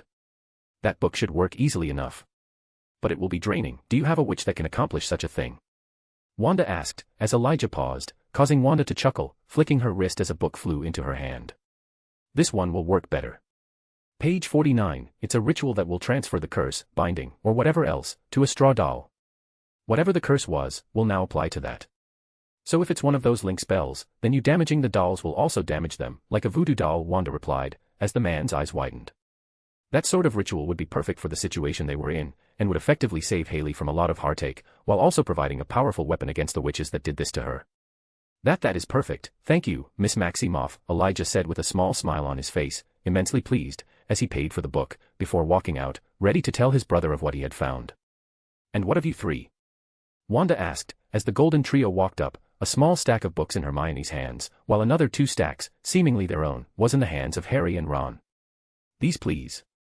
And those are all the books we would like to exchange, none of them are repeats, of course, Hermione said, as Wanda reached her hand out and began to look through all the books the 3 of them had brought, before smiling, pleased. These will be enough for your selection of books, as well as 3 more minor books. Go ahead and pick some out unless you wish to save it for later, Wanda said, whisking the books away as she instantly learned all of them. We'll save it for later, I've got enough books for now, Hermione said, but only after Harry and Ron had given her a pleading look. Great, have a good day. Wanda said with a smile, as the teens walked off, ready to get back to Hogwarts. They were in their 4th year after all. Watching them leave, Wanda leaned back in her chair behind the desk, only to stop as the door opened a few moments later, her eyes widening slightly at who had walked in. A short, blue-haired figure, one that looked more feminine than masculine. A being that was certainly not human, and looked to be quite powerful, at least, they would be. The figure was the man known as Rimuru Tempest. Chapter 21, Rimuru Tempest. 3rd POV. Gazing at Rimuru Tempest, the main character of That Time I Got Reincarnated as a Slime. She could tell that he was likely around the time period before the ogres appear within his village, and before Geld Sr. made his appearance as the orc disaster. Not all that strong, but has tons of potential. I wonder what sort of skills I would receive should I go to that world. Would that world even be capable of giving me skills? I am quite powerful, after all, Wanda mused, contemplating the idea of going to his world. On the other hand, Rimuru was looking at Wanda in confusion, wondering who the hell she was, as she seemed very familiar for some reason. Great Sage, can you sense anything from her? He inwardly thought, not being able to sense anything from her with his senses. Negative. The individual does not exist. What do you mean she doesn't exist? She's right in front of me. Rimuru exclaimed inwardly, as he noticed the amused look on Wanda's face, causing him to school his features the best he could. The individual in front of you does not exist. But how? She's right there. The individual in front of you does not exist. It does not have magicules, it does not have a life signature. Chances of death in a confrontation is 100%. But what do you mean the chance of death is 100%? Rimuru inwardly asked in alarm, as he glanced at Wanda, who was raising an eyebrow, hearing every single word that was happening between the two of them. The likelihood of being in front of you being a higher entity is 100%. The chance of death should you confront it is 100%. Advise to not anger it. So she's what, a god? Negative. The entity in front of you is stronger than a god. Okay, let's just calm down. You've got this, Rimuru, you've fought some pretty scary stuff so far, so a bookstore owner should be nothing. Rimuru thought inwardly with a fake smile as he walked forwards, and spoke. Hi. I'm Rimuru, how did this place appear in my town? Rimuru asked, cringing as he got right to the point, Wanda giggling at the question. Because I wanted it to, Rimuru. Why else would it? Wanda asked, as the androgynous man just stared at her, realizing that Great Sage was right in its estimation of her being something more than human. And what is this place? Rimuru asked, looking around. He already had an idea, but he wanted confirmation. Why a bookstore, of course. But you already know that, don't you? Just like you already know that I am not human. After all, you've been interacting with that sage of yours, Wanda replied with a small smile, as the men flinched slightly, understanding that she could hear everything that he was saying to Great Sage, which was concerning. Don't worry though, I could care less that you're a slime or a reincarnator, I just run a simple bookstore. In exchange for currency from your world or other knowledge and books, you may buy my own. I've got books from around existence, magics that don't belong to your world, and my wares will only continue to increase over time. Wanda said with a bright grin, the shelves glimmering as the magic books formed. What's your name? Rimuru asked, hating that he recognized her, but he simply couldn't place her name. Looking at him, her grin formed into a wide smile, as she replied, Wanda Maximoff, it's a pleasure to meet you, Rimuru Tempest. At the name, Wanda Maximoff, his eyes shot wide. He had read comics in his past life, even if he preferred manga and anime. And in those comics, especially the American ones, he remembered Wanda Maximoff, the Scarlet Witch. The woman who had wiped out mutants across an entire multiverse, one of the most powerful beings in Marvel Comics. A being of chaos and magic and impossibility. And she was standing in front of him. No need to be afraid, I'm both her and not her. It's quite complicated really. I won't go all, no more, on you or anything, of that you should have no worries, Wanda continued, knowing that the man was growing increasingly afraid of her, knowing just how powerful she was. She was capable of single-handedly wiping out the entire Tensura universe with ease, not a single one of them being able to fight her. Not Guy Crimson, not Malim, not Rimuru at his very peak, and not even Veldanava himself. None of them. And it seemed that Rimuru understood that. Oh okay, Rimuru said, controlling his features so as to not show how terrified he was right now. Sure, he was scared of Veldora when he first met him, but this is absolutely nothing in comparison to the woman in front of him. He didn't even want to know what she would do to him if he pissed her off. Now, why not browse some of my wares? I also serve teas, coffee, and bakery goods if you'd like any of those, Wanda said, as the man nodded slowly. I'm good, but I'll look at your books, Rimuru replied in slight fear, walking over to the magic book section, as he inwardly sweated. Wanda Maximoff. What the hell is she doing here? She's from Marvel. Does this mean that Marvel Comics exists? And does that mean I can run into more characters from Marvel? Oh god, I'm so screwed. Rimuru thought in terror, only to stop as Wanda spoke. I'm the only one you'll run into, Rimuru. And even if you did somehow run into them, I'll deal with them for you. I'm quite fond of your story, after all, Wanda said with a smile, as he shuddered, but nodded. What does that mean? My story? Does that mean she can see the future or something? Rimuru thought, having many questions, and he was beginning to only have more and more coming to his mind. Wanda just listened to all of this in amusement, finding this entire situation to be hilarious as he seemed so very terrified of her, even if she wasn't going to do anything to him, nor did she have any reasons to. He had a lot of potential for the future, and for her store, and there was no way she was going to do anything to ruin that. Shaking off the fear, he began to look over the books, reading many of them only to blink in surprise. Isn't this a book from Harry Potter? Rimuru thought with furrowed eyebrows, realizing that she wasn't lying about the books around existence part. Great Sage, how useful would Harry Potter magic be to me? 94.5% of spells are useless. Spells known as the Unforgivables have use. There is a 60% chance of the killing curse involving an attack on the very soul, making it a 100% certain boost to the user's capabilities. Alright then, so basically yes, it'll be useful to me, Rimuru thought, deciding that he would acquire Harry Potter books for now.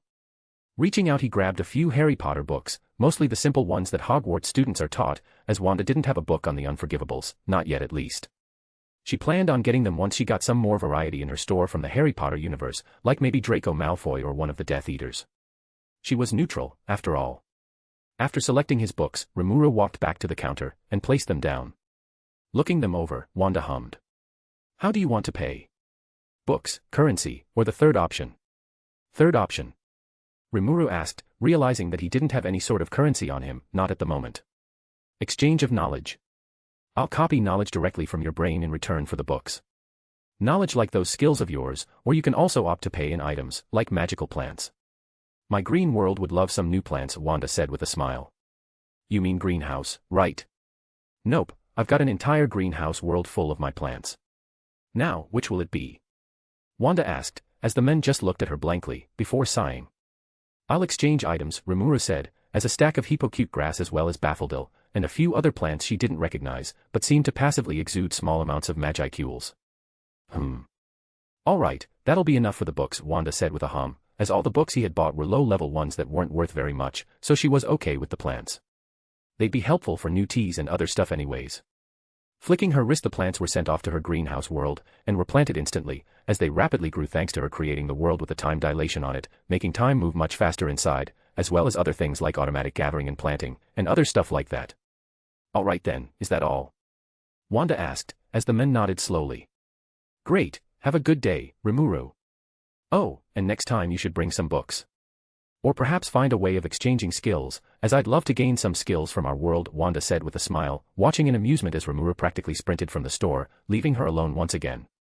Watching as he fled, she giggled, as she had one thought on her mind, as she prepared to wait for her next customers. That was amusing. Chapter 22, Another League Meeting, the Savior and Evil Queen. Third POV. While Wanda was continuing to run her bookstore, selling books to all sorts of people, ranging from those from this universe, to all sorts of other ones. The Justice League was in a meeting once again, as they had been called together by Bruce once again, which was concerning, until they found out what they had been called together for. You called us together over a book? Wonder Woman asked, both annoyed and confused. She had been looking into the woman that had knocked her out once again, but had yet to find anything on her, even after quite some time of searching. No matter what she did, no matter who she asked for help, she could find nothing on her. As if she simply didn't exist, or as if she had disappeared from the world as a whole. It was aggravating, to say the least. It's not just a book, Diana. It's something not of this world, Bruce said, as he tapped on the holographic keyboard that appeared in front of him, the book's contents forming in a holographic form. So is it alien? Oliver asked, growing a bit more interested now that he heard this. It wasn't every day they had knowledge from other worlds that appeared on Earth, especially not in book form. The last time something like that had been found and taken care of, was over a year ago, and it was not a fun time for the League. From what I can tell. Not exactly. It is primarily human in nature, from Earth, written by a human. But, I believe it is not from this world, Bruce said, as Barry Allen, who was reading through the page, felt his eyes widen the more he read. These formulas are well beyond anything we have on Earth. Stuff like this would revolutionize the energy industry. But from what I can tell, that one is alien, the others though, are you thinking this is a multiverse situation? Barry asked, as they did know of the multiverse, primarily thanks to Dr. Fate, and his own knowledge on it, Speed Force for the win. But their knowledge was, limited to say the least. I believe so, yes. It's well beyond our Earth, but, it is likely within the capabilities of another Earth. I don't know how or where they come from exactly, but I do know that the owner of the bookstore that I had gotten these from is not a normal woman, far from it, Bruce said, as a picture of Wanda flashed into view, none of them recognizing her thanks to her magic shielding her from Diana remembering who exactly she was. Wanda Maximoff, 25, unmarried, no children. She is the owner of the popular bookstore known as Emporium, as well as the writer of several comics and books, ones that are becoming increasingly popular online as more and more people buy them. She's a sort of growing celebrity in the book and comic industry, for her unique and often brutal stories, Bruce said, as the picture shifted to her sipping on some coffee at her favorite coffee shop. She is currently living in her bookstore, or at least the apartment above it, in Gotham. And from what I can tell, that is all there is on her. No college degree, dropped out of high school, no family, nothing. She's, almost like a blank slate, little to nothing on her, Bruce continued, as they all looked at him in silence. And what about her business? How did she afford a bookstore? As it should have cost quite a bit to buy, right? Black Canary asked, as Bruce sighed. An inheritance from her grandparents. They passed and she was beholden to quite a lot of money, enough to buy the bookstore and then some. The sort of money that allows one to live in comfort for a long, long time, Bruce replied, knowing that her background was basically a dead end. There was little information on her that stood out, besides her dropping out of high school. But that could be explained by her love for books and opening her bookstore. So what do we do? Do we approach in our civilian covers, try to glean a bit more information from her? Or do we just go out and be blunt with it? Clark asked, as he really didn't know how to approach something like this. An unknown woman with knowledge not from their world, or even their universe, how do you go about talking to someone like that? We go in our civilian cover and try to get as much information as we possibly can. If that does not work, then we go out and be upfront with her.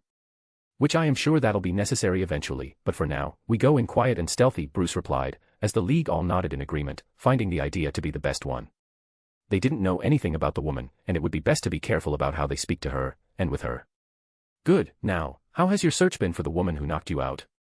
Back with Wanda, the woman sat behind her counter, watching in interest as her newest guests had begun to shop around the store, watching her out of the corner of their eyes as they wondered who the hell she was. The new customers were an interesting group of people, ones that Wanda hadn't exactly expected, from a show that she quite liked in her past life. A blonde woman who exuded light and warmth. This woman was known as the Savior in her world, Emma Swan, daughter of Snow White. A short brown-haired boy, who was looking at her with wide eyes of confusion, as he held a large book in his hands. This boy was Henry Mills, son of Emma, adopted son of the last individual in the shop. A beautiful black-haired older woman, who was staring at her with narrowed eyes, gave off darker magic, and darker feelings. The evil queen, known as Regina Mills. Glancing at the three in amusement, she could tell that they were currently at some point during Season 2 in terms of timeline, likely after Emma came back from the Enchanted Forest, from the way it looks. They were all very very weak, but she had to admit that their magic was quite interesting. Especially the magic known as love, a magic that could break any curse, break the very laws of magic itself. It was interesting to her, and the light and darkness within the two women were interesting as well. Especially considering there was a rather interesting spark between them. Interesting. Suppose the Swan Queen shippers from my past life were onto something after all, Wanda thought in amusement, before she opened her mouth and spoke. You don't have to be afraid of me, you know.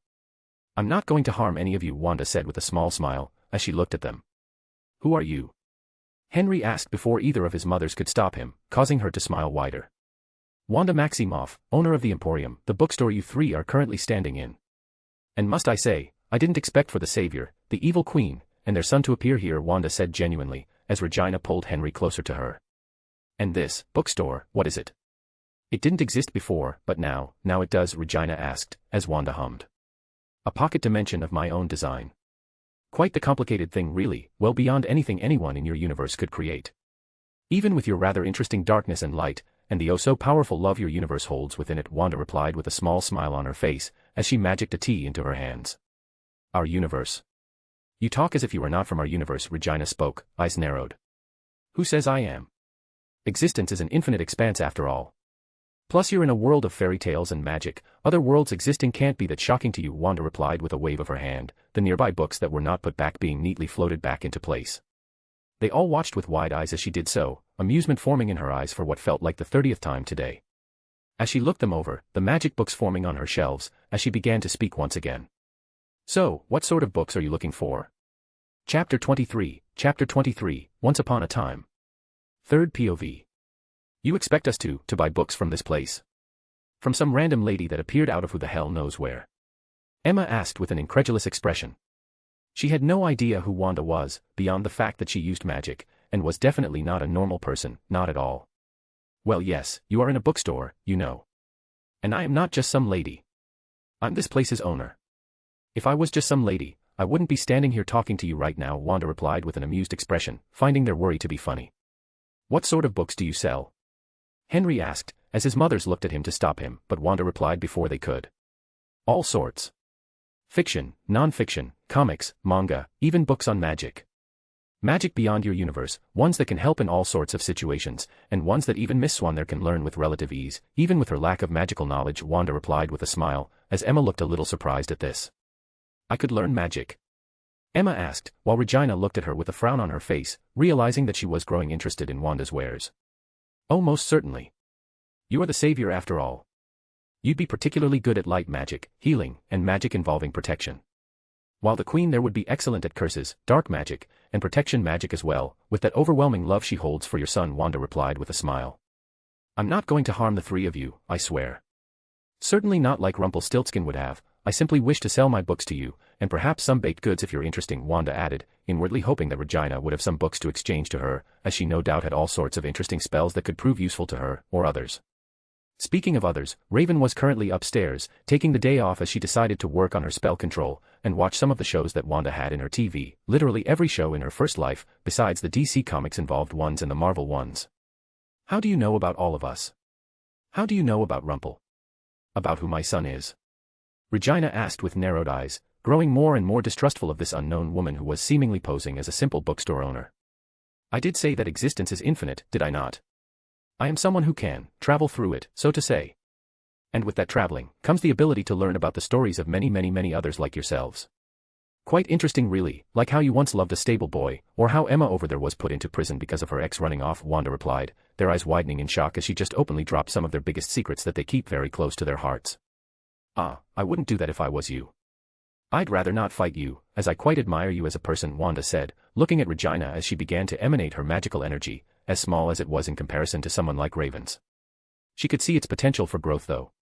You speak of such secrets in front of me, and expect me not to react. Regina snarled, as Emma looked just as angry, but it was more silent, as she narrowed her eyes at Wanda, who sighed. All right, I can see that I went about that the wrong way. So I'm sorry. Now, will you stop, or will I have to make you stop? I'd much rather not have such incredible customers run off, and your son is barely hiding his interest in some of the books in my store, Wanda replied, as she began to grow a little annoyed with this interaction. She did feel a little bad though, as she could tell that her words were a bit much. Mom, please stop. Henry begged, as he looked up at his irate mother, who slowly turned down to him, staring him in the eyes before letting out a low grunt, with her magic receding a few moments later, deciding to stop for now. Good. Now, as I asked before, what sort of books are you all looking for? Wanda asked, as Henry spoke up first. Do you have books like this? Henry asked, holding his storybook up, as Wanda looked down at it with interest, the title of the book being Once Upon a Time. I've got a few. Stories and Myth of Other Worlds, but this one is quite unique. How about you let me copy it, all of the stories and notes within, and you can pick out 3 books in return. Wanda offered, as the child looked up at her with surprise. You can copy it? Easy to do. A bit of magic will be more than enough, Wanda said, as he nodded rapidly, causing her to giggle, her crimson magic flaring slightly to give the kid a bit of a show, as forming from it, out of completely and utterly nothing, was a copy of Once Upon a Time. Thank you for the new book, kid, Wanda said with a small smile, the book being put into the back where it would be copied a few dozen times automatically, and then sold in her store in one of the special multiverse sections that would only be shown to characters from other universes. Regina watched in silence at the magic that had been shown, furrowing her eyebrows as she couldn't sense it at all. It was like Wanda's magic couldn't exist, and yet it did. Whatever form of magic she had just seen was unknown to Regina, and she didn't like that, not at all. Well. Go ahead and choose your books, kid, Wanda said with a small chuckle as his eyes sparkled as he ran off, the area that he was interested in glowing softly as he ran over to it. What are you?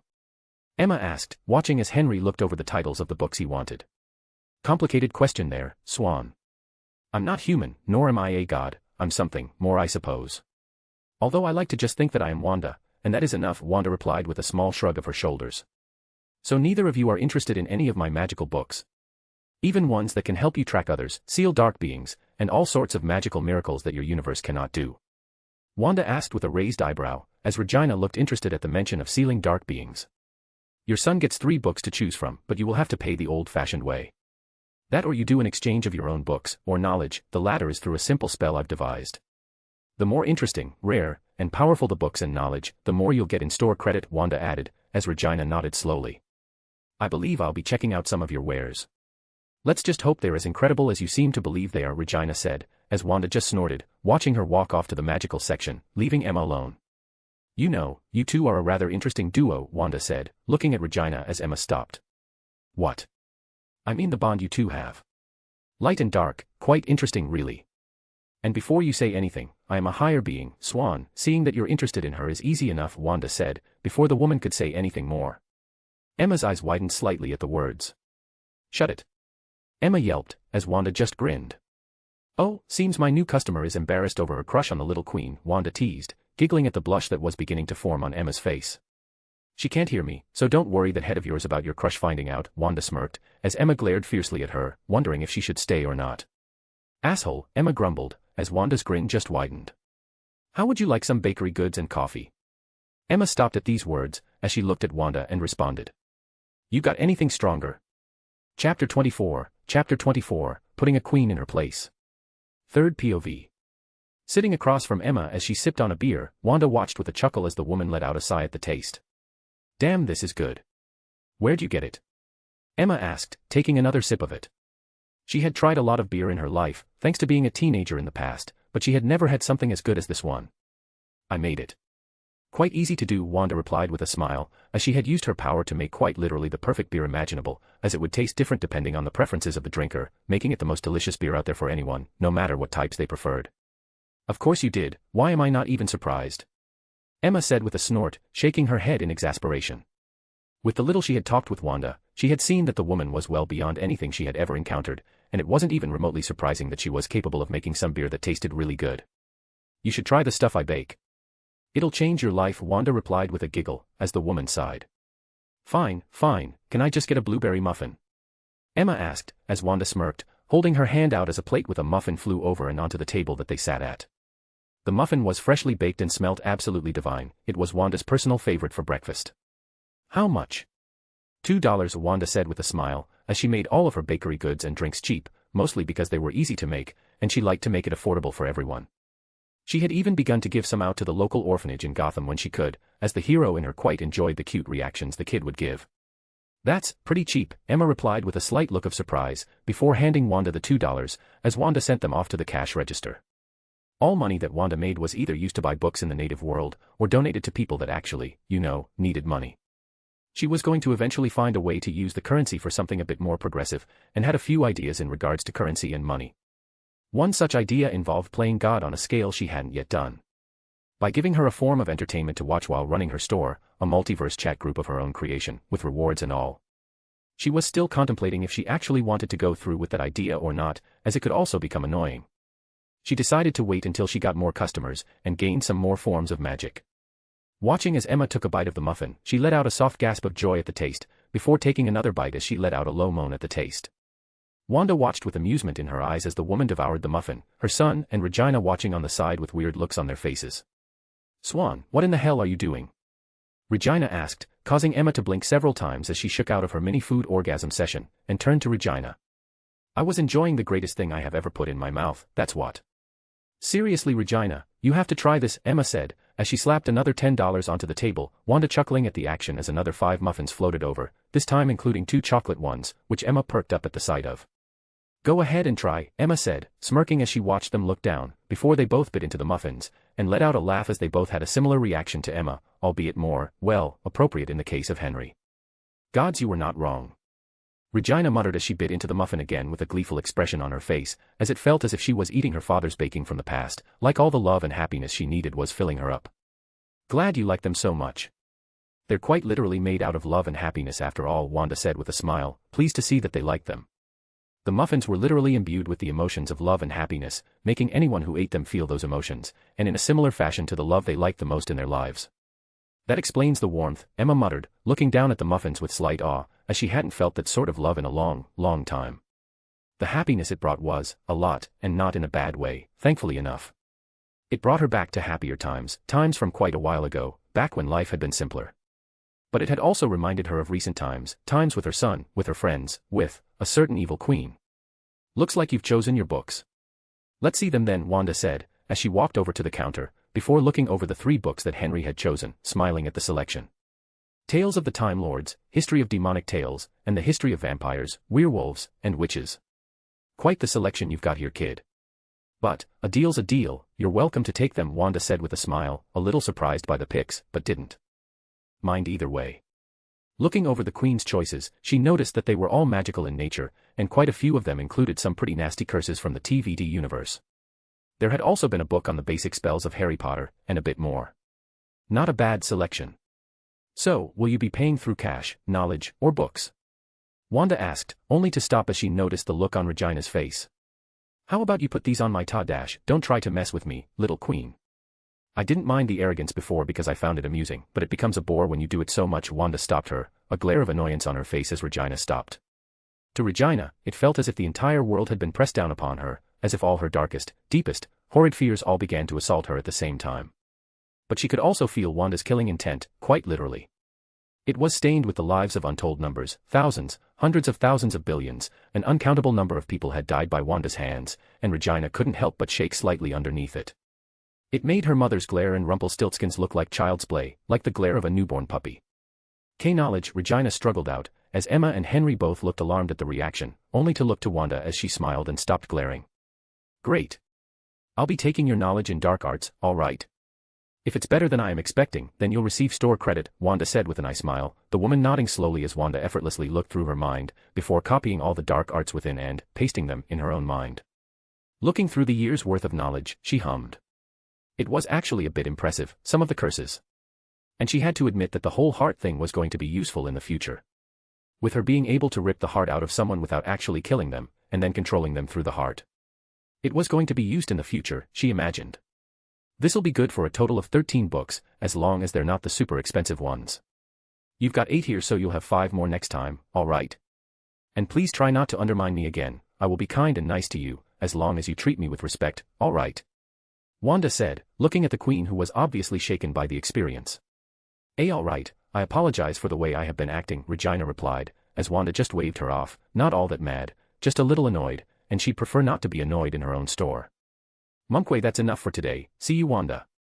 Emma said with a fake smile as she dragged the woman she 100% didn't have a crush on, and her son, out of the shop. Suppose that was a natural reaction, Wanda hummed, before shrugging, deciding she didn't care that much at the moment, only to blink as the shop doors opened once again, this time new figures stepping in. These ones caught her eye as she raised an eyebrow, a small smirk forming on her face as she gazed at them all. There were 4 of them, 2 women, 2 men. Your Grace, should we really be in here? We have no idea what sort of witchcraft is at work here. The man exclaimed, as he gazed at the regal-looking woman. A door has appeared in the middle of my throne room, Ser Baristan, and I'd like to know how and why it has, the woman said with a no-nonsense tone, as Wanda grinned, before speaking, as the 4 people all noticed her standing there. Can't say I was expecting someone like you in here.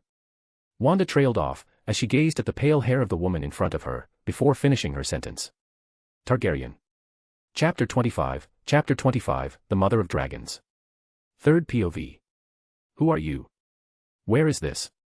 How has this appeared in my throne room? Daenerys asked almost immediately, as Wanda raised an eyebrow, amused as Baristan pulled his blade from his hip. Your Grace, get behind me. We know not of what this woman is, she could be a witch or perhaps a demon. Baristan yelled, pulling Daenerys behind him as the other 2 in the room moved closer, this being Grey Worm and Missandei. My name is Wanda Maximoff. This is my bookstore, the Emporium. And through magic of course. What else could do such a thing? Wanda replied with amusement, as the blade that was in Baristan's hand flew to her, and she placed it under the desk. No weapons are permitted inside. Once you leave you'll get it back, Ser Baristan, Wanda added, before looking into the eyes of the white-haired, violet-eyed queen. Huh, she's gorgeous, Wanda thought, genuinely surprised. She had only seen 2 other women of similar beauty in her life so far, this being Death and Raven. The woman was born from the Valyrian ethnicity, giving her the unique violet eyes and hair. Their eyes widened in fear at the blatant display of magic, while Daenerys kept her face steeled, trying to remain as calm as possible in front of this unknown woman. She had access to 3 dragons, so she could not, and would not show fear in front of her. Why have you brought this shop to my lands? Daenerys asked, as Wanda gazed into her eyes, before smiling. Because I want customers, of course. I also would love to learn more of your world, the history of your lands is quite interesting, as well as those little dragons of yours. Too bad they're not growing as they should be, Wanda replied with a small smile, which caused Daenerys to narrow her eyes. Your world. And what do you know about my children? Daenerys asked, speaking of the 3 dragons she had birthed, Drogon, Rhaenys, and Viserys. None of them were all that large yet, as Daenerys had recently locked them up below the lands that she ruled, Meereen was what it was called. There are many worlds out there, Daenerys Targaryen. Yours is but one of them. As for your children, you are not allowing them to grow properly by locking them up in that basement of yours. They will grow far faster by remaining free. It is simply up to you to keep control over them so they will not kill anyone else, Wanda replied, explaining the reason as to why the dragons were better off running about. Drogon had ended up burning a 3-year-old child alive, and that was why Daenerys had locked him up. And as horrible as that was, he was better off running about, at least, if Daenerys truly wished to use them to conquer Westeros. As her ancestor had a far larger dragon when he went on to conquer it. How do you know this? How do you know of my children? Of who we are? Daenerys asked her next question, growing more and more wary of the woman in front of her, and equally as interested in who she was. Magic is a powerful thing, Daenerys. Using it to learn some information on a few things is laughably easy for someone such as myself. Now, do you wish to buy any books from my selection? I've taken the liberty of putting out books on magic and dragons. Ah, and should you not have the money to buy them, I also take exchanges of books in return, Wanda said, as she looked to the side, the bookshelves warping as they showed only that which the 4 in front of her would be able to comprehend. Nothing futuristic, nothing too crazy. Mostly because a world like Planetos would do well without any sorts of gunpowder or anything else like that. It would likely lead to more negatives than positives. And if we chose to leave? Or if I return with more men? Daenerys asked, as Wanda looked at her before giggling. Then I wouldn't stop you. But I do warn you that should you attempt to attack me, you'll likely be losing said men, Wanda said simply, as she would simply think of them dying, and they would. There wasn't a single being in the A Song of Ice and Fire that could even touch her. At her words, they all tensed slightly, as it was clear that that was a threat, or more of a warning. And as much as Daenerys wasn't pleased with the way the woman was speaking to her, even she could tell that this woman was far from normal, and if she could simply summon the blade of Baristan, it was likely that she could do far more. And what sort of books do you sell? Daenerys asked, as she gazed around the shop, only now noticing the amount of books. It was an impressive amount, as books in her world were incredibly expensive, due to the production of them all being by hand and not printing presses or anything else. All sorts really, books on war, magic, dragons, history, herbs, farming methods, anything you can think of I sell.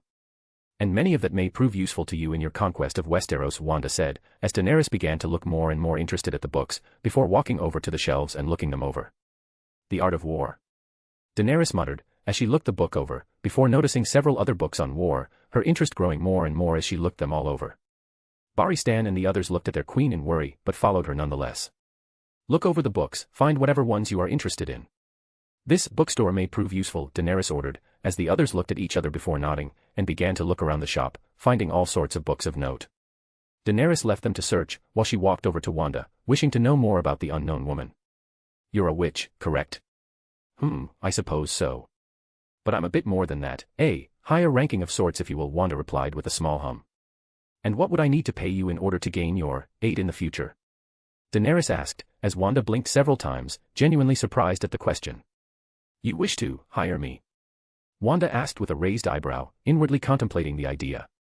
The Game of Thrones universe was laughably weak to her, but it did have several interesting places she'd love to visit, such as Valyria and its ancient magics, Ashai, and various other places. There was also a lot of knowledge in that place that could be interesting to read up on, and sell in her shop. Such as blood magics, alchemy, and various other arts unique to that world. Valyrian steel was another thing she was interested in gaining, as she wondered how it would compare to something like vibranium or adamantium. Yes. I have dragons, I have armies, and I have gold. But, I lack someone like you, someone with such a unique ability. And with your knowledge on dragons, perhaps I'd be able to raise them better than I am now, Daenerys responded, as Wanda contemplated the idea of aiding Daenerys. The ending to the show was awful. And I hated how things ended with Daenerys going mad because of Missandei's death and all the other events that rapidly occurred. Even if there were signs, it was still rushed to hell. Perhaps it would also give me a massive new source of customers, new knowledge, and even a vacation world, Wanda thought, as she was interested in traveling to other worlds, with pretty much every customer from another universe so far, being from a universe she was interested in going to. Looking at Daenerys, Wanda slowly replied, I shall think about it. Buy some of my books and we'll see, and I'd far prefer knowledge and books to something like gold and coin. Daenerys showed a small smirk at the response, as if it was confirmation that Wanda would work with her, not that it was. But Wanda could see why Daenerys would think that, as all Daenerys would need to do now is to pay her with a shit ton of unique books, and Wanda would likely be more inclined to follow her. Whether or not she was, Wanda would decide over the coming days, as it would be a big deal to make. Although it was admittedly appealing. I hope you make the correct decision, Lady Maximoff, Daenerys said, before walking back to the shelves to find the books she wished to buy, leaving Wanda alone at the desk once again. Sitting there, Wanda watched them with a hum, one thought on her mind. Daenerys Targaryen, how interesting. Chapter 26, Books and Teaching. Third POV. Watching Daenerys and her advisors look through the books, she watched with amusement as the Mother of Dragons' eyes practically sparkled as she flipped through her various books on magic and magic that she should be able to utilize, from what she could sense from the young woman. Magic was quite literally in her blood, so she had some decent potential in it, especially blood magic and fire magic, both of them being more in tune with her thanks to her having dragon blood running through her. She noticed the wary glances of the advisors, Missandei, Grey Worm, and Barristan Selmy, but she opted to ignore them as they were of little importance to her, at least, for now they were. Eventually the group of four had finished their browsing, as they walked over with a small stack of 8 books, each of them being on dragons, fire magic, and blood magic. Smart choices for a Targaryen, that's for sure. She noticed Barristan and Grey Worm slip out of the shop, causing her to hum, realizing she might be getting some books out of this after all, much to her own glee. So, how will you be paying, Queen Daenerys? Wanda asked, as Daenerys gained small smug smirk, as soon a few moments later, Barristan and Grey Worm walked in with what looked to be over 40 books, stacked in their hands and being balanced with some difficulty. The sight was impressive, to be honest. That is quite the selection you've got there, Wanda said honestly, looking them all over. Each of the books were different, and were on various topics, most of them in another language, likely Valyrian, or something of the sort. There was books on history, geography, herbs and plants, and all sorts of other ones. Will this be enough for the books I have chosen? Daenerys asked with a small smirk, upon noticing the way Wanda was looking over the stack. It should be enough for all of them, as well as credit for 4 more books. Had any of these been magic books, it would have been worth a lot more. And before you say anything, books are considered cheap here in comparison to your world, so you'll have to get rarer books to really get my attention, Wanda replied, fighting off a grin at the way Daenerys faltered at those words. She knew that Wanda had a lot of books, but to hear they were considered cheap to her was a shock, considering how expensive books were back in Westeros and Essos. These are the rarest books we have on hand, and you deem them as cheap. I didn't say your books were cheap. I simply said that the books in this shop are considered cheap in comparison to your world, meaning that your books aren't worth as much to me as they are in your world, Wanda said, rolling her eyes at the words of Barstan Selmy, but not getting angry with him, as he knew little of her world and the difference between the two of them. That is all right, Lady Maximoff. The credit is more than enough for me. We must be off now, a lot to do, as I am sure you understand. But please do think about the offer I had made, Daenerys said in somewhat of a rush, after realizing she had been in the shop for a while, and she could already see that Baristan and the others were beginning to grow irate with Wanda, and that wouldn't end well for any of them. Well, thank you for shopping with me, Daenerys. Do come back again, Wanda said, as she watched in amusement as they practically raced out of the shop with her books, trying their best to look regal, even though it was quite obvious that Daenerys was rushing them out. As they left, Wanda chuckled. I'll look forward to our next intersection, little Targaryen.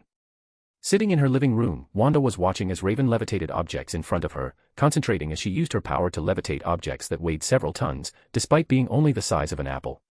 She had been focusing on this aspect of her powers for the past few days, and had been progressing well, even by Wanda's standards. You're doing well, Raven. But you need to not strain yourself so much. Being calm and relaxed is a big part of magic, especially telekinetic magic, and it will be important that you begin to meditate regularly in order to keep your power under control, Wanda explained, as the woman nodded slowly. Do you meditate? Raven asked, as Wanda chuckled and shook her head. No, Raven. My magic is not nearly as dependent on things like control, it's pure chaos given form, and the rules do not apply to it. I did at one point in the long past, but I've gained enough knowledge and control over it to never have to do it again. That is something that you too can do should you continue how you are, Wanda replied, as her chaos magic was definitely not normal. And thanks to her having the powers of Tim Hunter and Wiccan on top of that, she wasn't bound by the same rules and regulations as, well, anyone else. That, and she had thousands of years of experience and knowledge within her skull that was constantly expanding with every new book she gathered and every new customer she had gotten. Chaos. Isn't that dark? Evil? Raven questioned, as she hadn't really wondered about what magic Wanda actually utilized until now. It can be. But magic is all about intent and how you use it. The Lords of Chaos use chaos magic for evil and bad, and thus, it's evil. I use it however I wish, doing whatever I want, whenever I want, more chaotic than them, but without the unnecessary evil acts that they're committing. I could be evil like them, I could do things that make your father look like a tiny worm beneath my boot, but I'd never do that, Wanda responded. Raven furrowed her eyebrows at the response. Why? Because all I want is to run my bookstore, read, and enjoy my life. There's a reason why I haven't done anything to the League even after they are searching for me. It's because they can't do anything to me should they even find me. Something that I haven't realized until recently. Turns out I'm quite a lot stronger than I had initially believed, Wanda responded. So you'll let them try and attack you? No. I am still proud of the power I've got, Raven. No, if they try anything, I'm not opposed to putting them in their place and making them understand the difference between me and them. Think of it like this. They're small ants, and I'm a god. Why would a god ever care for the actions of an ant when they could crush it whenever they wish, no matter how hard they try, no matter what they do? Wanda asked, causing Raven to go silent for a few moments, before nodding slowly in understanding. So you're saying that they're so weak that you genuinely don't care what they're doing, as long as it does not harm your shop, and they don't push it, Raven answered. Wanda nodded with a small smile, as that was exactly it. She really didn't care about the League, not anymore. Not after she casually made pocket universes for her garden, or a pocket reality just so she could see what a supernova looks like in person. She could make an entire multiverse in her hand with a flex of her power, and the old her really thought she needed to be wary of the League. The only person in the current League that is at all a threat to me is that Lord of Order, Dr. Fate or Nabu. But he won't act against me, that much I am certain. Not after he realizes that I utilize order magic just as much as I do chaos magic. I'm basically order beyond order, a perfect union of order and chaos given form. Perhaps one of those speedsters could be annoying, but I could likely just gain access to the speed force whenever I wish, should that be a problem, Wanda said. She remembered the formula for the speed force, meaning all she'd have to do is say the words and she'd have it. And she'd likely be far faster than the Flash is, far faster. Perhaps if he got to his levels in the comics he'd be a problem, but the current, younger him, is not at the level of outrunning the speed force itself, outrunning time, death, space, and everything else. That was a level of speed that even she'd have to be wary of, but that wouldn't come for a long time, that's for sure. Glancing at the time, Wanda got to her feet. Now. Time to go and watch a movie, as even we magic users need our breaks, all right. Wanda said, as Raven nodded slowly, also getting to their feet as they watched the movies in the theater that Wanda had made. It was an enjoyable experience whenever they did that, and Raven very much enjoyed it. As they began to make their way to the theater room, Wanda smiled, one thought on her mind as she walked. Who knew teaching was so fun? Chapter 27, The Lord of Chaos. Third POV. After the rather important teaching session with Raven, and spending the rest of the day watching movies, a lot of them being fantasy movies that Raven was interested in, Wanda decided to spend the next day in the real world, leaving Raven to run the shop for the day, well, the normal shop at least. She wasn't going to have individuals from other universes showing up during this time. Wanda was doing this because she wanted to explore a bit, and maybe even meet a couple of other individuals of note from this universe, ones that might have knowledge and books that even she couldn't get access to normally. At the moment Wanda was walking through the streets of Washington, D.C., mostly because she was interested in seeing if she could find the local Cadmus facilities. Cadmus being an organization that dealt with aliens and such, and if this universe truly was based off of Young Justice to a certain degree, then it would also be the place that would house Superboy, and the real Roy Harper, with the one she had met seemingly being a clone of him. She wasn't going to do anything with the facility, but she was still interested in seeing if it existed. She also thought it could be a good source of entertainment to watch the plot of Young Justice in person, as if it was a show, which to her, it basically was one. It didn't take her long before she had found the thing, and lo and behold, it did indeed house Superboy within it. And from what she could tell, he was currently unconscious, held in stasis until the time was right for him to be awoken. Seems this universe is more based on Young Justice than I thought. He is much closer to his comic counterpart in power though, Wanda thought with a hum, able to easily tell how strong he was. He was far from Superman, but he was definitely on par with his mainline comic counterpart. If he's that close to his counterpart, then he and his little team will likely be going through a lot more difficulty than in the show. Otherwise there is no way they'd struggle against a majority of the Light, Wanda thought. The Light was a secretive organization made up of various powerful villains that have a lot of power politically speaking, and almost all of them were in charge of individual organizations, or were simply so powerful individually that it was similar in range to that of an organization, such as Clarion, who was part of the group. Speaking of the Lords of Chaos, I'm surprised none of them have tracked me down yet.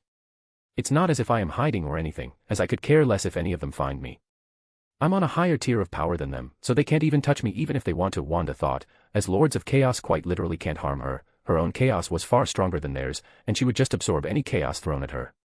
That and reality warping doesn't work on her, not anymore at least. Her own power would resist such a thing and stop it from affecting her in any negative ways, unless she went out of her way to let it work on her. I do wonder, if this Young Justice team is formed, who all will be a part of it. I'm sure it has to be more than what was in canon, maybe another member of the Bat family. Or perhaps some other protege that isn't as well known. Would be interesting to see, that's for sure, Wanda thought with an interested hum. She could look into the future at will to figure out who was going to be a part of that team, and some other important events. But that would be boring as hell, so she wasn't going to. She also didn't know how Destiny of the Endless would feel about that sort of thing, as while he couldn't harm her, he would still be an annoyance if he went out of his way to. I suppose I'll just have to see, Wanda thought in slight interest, wondering who else could be part of the Young Justice team, as she walked off, ignoring Cadmus, for it was the younger kids that needed to do that, not her. It was important to them and their development, and she wouldn't take that from them. After touring around DC for a while longer, she soon came upon a rather interesting sight. This being Wonder Woman battling it out with one of her major rivals, Cheetah. Cheetah was a fast villain that looked like, well, a cheetah. She was amongst the fastest characters in DC, and moved faster than the speed of light, and was faster than Diana, from what Wanda could tell.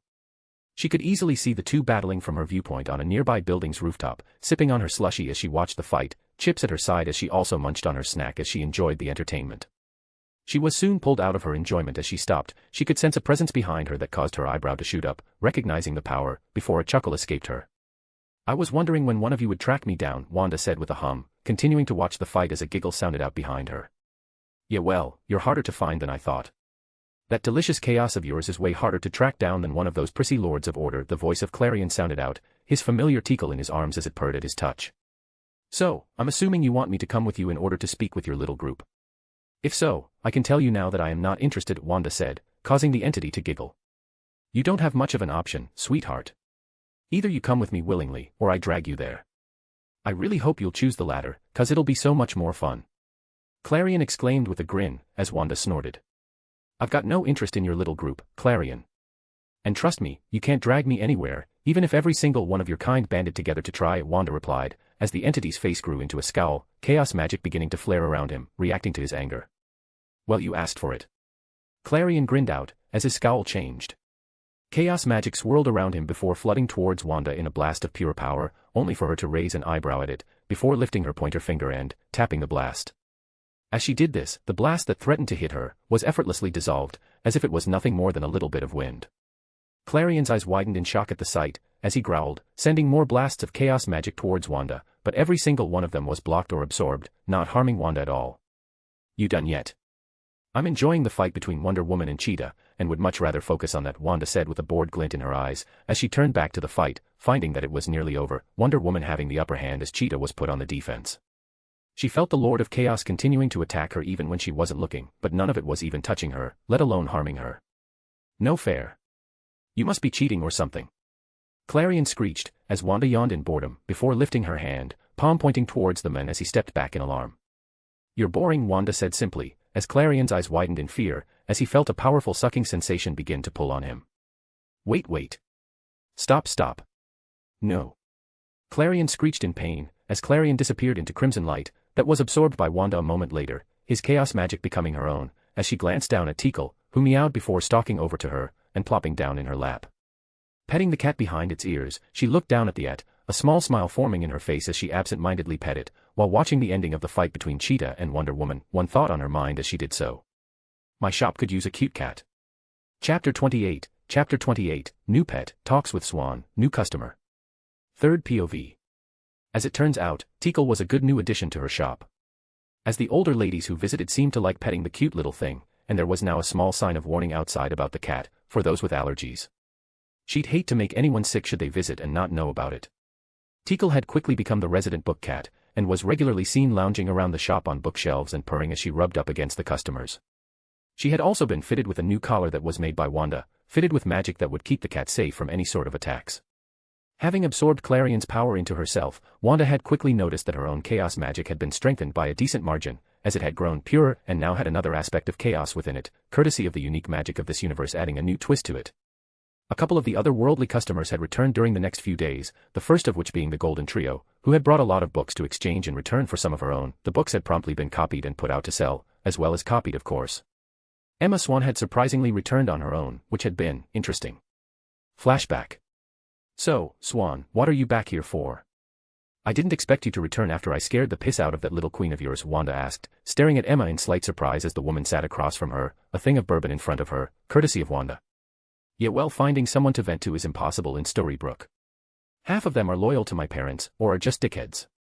You on the other hand, are an outside opinion that might actually help me out with all of, well, my life," Emma replied, as Wanda raised an eyebrow, before chuckling. "I'm assuming trouble in paradise?" Wanda asked, as Emma snorted. Yeah. Me and Regina are on the outs again, her mom's shown up with some pirate guy. And now she's using the magic that you gave her to stop us from, well, stopping her. But that's not why I'm here. I'm actually here about something else," Emma said, as she sipped on the bourbon. Wanda raised an eyebrow in response. "Really? And here I thought you wanted to talk about your crush on the evil queen. But alright, who do you wish to vent about?" "I don't mind listening, not much else to do at the moment. It's been a slow day today," Wanda replied with a shrug, not minding this at all. The day had indeed been slow, with not a lot of people showing up just yet. "Well, you know all about who I am and who my parents are, right?" Emma asked, as Wanda nodded. "Snow White and Prince Charming. True loves," Wanda replied. "Yeah, well, they're not the best parents. You know. Leaving me in a wardrobe to suffer alone for decades in orphanages and foster families. And recently they've come back, been trying to get into my good graces or some shit," Emma grumbled, as Wanda nodded in understanding. "They're acting like they never did anything to you, aren't they? Acting like you're their lovely daughter and that they didn't sacrifice you so you can play savior. While they were shoved into Storybrooke, sacrificing their own daughter for the sake of a kingdom that you don't give a damn about," Wanda responded, now realizing what this was about. Emma's parents were not the best. David Nolan, aka Prince Charming, was a good man, not the best father, but a good man. While Snow White, from what Wanda remembered, was, honestly, not a great mother. Expecting Emma to never do wrong, to be the perfect savior, treating her like she was a young child, when in reality she was a full-grown woman. "Yeah, you got that right. Guess I shouldn't be surprised. But I was just wondering, do I have the right to be mad at them? To hate them for forcing me through all of it? To sacrifice me for something I don't give a damn about? The only good thing that came out of my life was Henry, and even that came from a prick," Emma asked, looking slightly vulnerable as Wanda shook her head. "You have the right to be mad at them, Emma. I'd be more concerned for you if you weren't. They sacrificed you to an unknown fate and believed you to be the savior figure. And while it's true that you have an immense amount of light magic within you, that doesn't mean that they needed to do, well, all of what they did. You would have broken the curse either way, it was destined that way, Wanda responded, agreeing that Emma had the right to hate them, and quite frankly, Wanda would have if she was her. And what about Regina? Why is it that I hate my own parents for sacrificing me, but not the woman that casted the curse? Emma asked, looking down at the drink as Wanda smiled softly. Because you, my new friend, are in love with her. It's quite obvious, and while she may deny it, she feels the same. Love works in mysterious and incredible ways, and your love is one of them. As for the hating her thing, it's simple. Because you don't actually care, as while she casted the curse, she was manipulated by the likes of Rumpelstiltskin. You also know that your parents are the reason you were put into that position as a child, not her, even if she had been the one to cast it, Wanda replied with a smile, as Emma looked into her eyes silently. Shit, how the hell am I going to explain that I am in love with the evil queen of all people? You be upfront with her. She feels the same as you do, Emma, but you'll have to try hard to make her realize that fact. She's been hurt, a lot, I know the details but I won't tell you them. Just know that love has hurt her more than anything, and that Snow White's father was a horrible man, especially to Regina, Wanda replied. Emma stopped as she frowned at those words, wondering what she meant by that, before her eyes widened slowly but surely in understanding. You mean that it isn't my place to say, Emma, Wanda said, cutting her off, that alone was practically confirmation, as Emma scowled, now understanding why Regina likely despised her mother, why she hated her so much. Why she hated Snow White to go so far as to curse thousands of people. I have to go, Wanda. But, thanks for the talk, seriously, Emma said, giving her a thankful nod as she got up and ran off, leaving Wanda to watch her with a soft smile on her face. Flashback end. After Emma had left, Wanda suspects she had a talk with Regina, at least she hoped so. She didn't know as the woman hadn't returned just yet. Besides the Golden Trio and Emma, Daenerys had returned twice, to buy more books on dragons, and to exchange more books in order to curry her favor. Which was beginning to work, as Wanda was interested in seeing Planitos in person, even if it was laughably weak. Mostly because she was interested in old Valyria and its neat little secrets, whatever they were. That and she wanted to see if the world truly housed gods or not. In terms of normal customers, there hadn't been anyone too interesting that had showed up, besides another visit from Dick and his friends, who had bought a few more comics and some more books that interested each of them. She was suspecting that Bruce was going to be visiting soon, or perhaps one of his fellow League members, as she knew they had talked about her. Not something she was surprised about, but she was waiting to see what was to happen. At the moment Wanda was sitting behind the desk, Teakle on her lap, purring as she ran her hands through her new pet's soft fur, as the cat nuzzled against her warmth. Wanda had come to love the cat over the past few days, and was quite happy with her decision to take her as her pet. Wanda looked up from her pet as the door dinged, and opened. Upon looking at who entered, her eyebrow shot to the sky, a small smirk formed upon her lips, as she gazed at the form of the one and only John Constantine. Chapter 29, John Constantine. Third POV. Gazing at John Constantine, Wanda inwardly hummed in thought on why the man would be there. He wasn't strong or anything, not compared to her or Lucifer, but he was incredibly crafty, and quite the trickster. He also wasn't stupid, meaning that should he know about who she was, he was likely not here for a fight. So, what can I do for you, Constantine? Wanda asked, deciding to not even hide the fact that she knew the man. Right, of course you'd know who I am. Bloody Lords of Chaos, Constantine grumbled, looking like he wanted to be anywhere but there. Not a surprise to Wanda, as she doubted the man wanted to potentially battle it out with someone like her. Oh.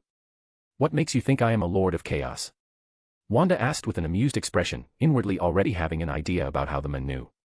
As she wasn't exactly hiding her power within the shop, and she didn't really care to. The man couldn't do anything to her, so he wasn't much of a threat. You're not exactly hiding it, are you? Can sense you from across the damn world as long as I know what to look for, Constantine replied with an eye roll, causing Wanda to raise an eyebrow at the response.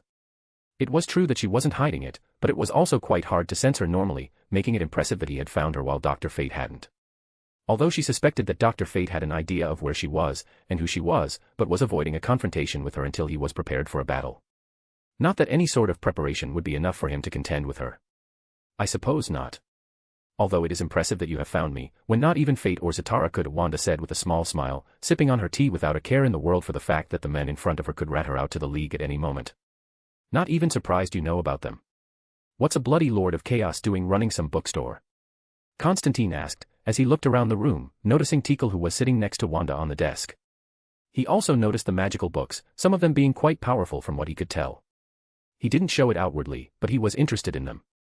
It's what I enjoy, Constantine. And just because I utilize chaos, does not mean I am a lord of chaos. I am quite a bit higher on the totem pole than them. Oh. And how high up are you then?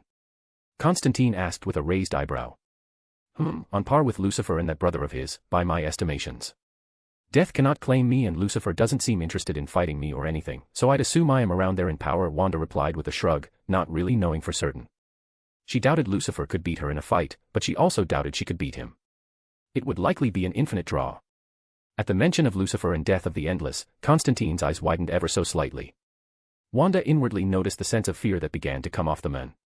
As while the man was a badass when dealing with someone like Trigon, or other demons, even he knew that he stood absolutely zero chance before a member of the Endless or Lucifer Morningstar himself. You have met Lucifer Bloody Morningstar. Not only the damned devil himself, but also Death of the Endless herself too. Who exactly are you? No mere Lord of Chaos would get the attention of either of those two. Constantine asked, as while he could tell that Wanda was powerful, he couldn't exactly get a read on it. He just thought she was a Lord of Chaos, which while powerful, wasn't something that would bring the attention of anyone like Lucifer. This meant that she was much higher on the totem pole than any Lord of Order or Chaos. Does it matter who I am? I'm simply a bit more than a mere Lord of Chaos, that's all. Now, would you like to buy any books or perhaps some bakery goods? I even have drinks of all sorts, Wanda said, as the men looked to the side in interest. For the books I take cash, exchange of books, and exchange of knowledge. The more interesting and rare the book is, the more it's worth for an exchange, and the more it costs to purchase, Wanda explained, as the men nodded slowly, before looking at the magic books shelves. Makes sense. Alright, I'll look through these books of yours. You got any whiskey I can get? Constantine asked as Wanda smirked, reaching underneath the counter and pulled it out, the man handing her a $50 bill for it, much to her surprise, before he took the bottle and walked over to the bookshelves with it. Taking a sip of it, the man let out a sigh of pleasure. Damn, this is some bloody good whiskey. Guess being whatever the hell she is gives her some neat perks, Constantine thought as he sipped on it, while looking over the shelves. Finding various books that looked rather interesting, like a book on dark magics from another world, a book on ancient Valyrian history and their magics, basic spells from Harry Potter, and many more. Reading over the titles of each of the books, Constantine realized that he didn't recognize a single one of the books. They were all completely and utterly new to him, which was a surprise as he should have at least heard of a few of them, but nope, not a single one of them was recognizable. Lifting one of the books, he flipped through it, scanning the pages in surprise the more and more he found. Placing the first book to the side, he continued to look through book after book, finding himself more and more absorbed into the various books that he was selecting. A stack was soon formed from him as he found quite a few books that he wanted, mostly simple spells that he found could be useful, and even a couple books on the history of other worlds, like a history of magic book from Harry Potter. After getting his stack of 9 books, he walked back over to Wanda. These books aren't from around here, are they? These spells are completely different from what we use here, Constantine asked.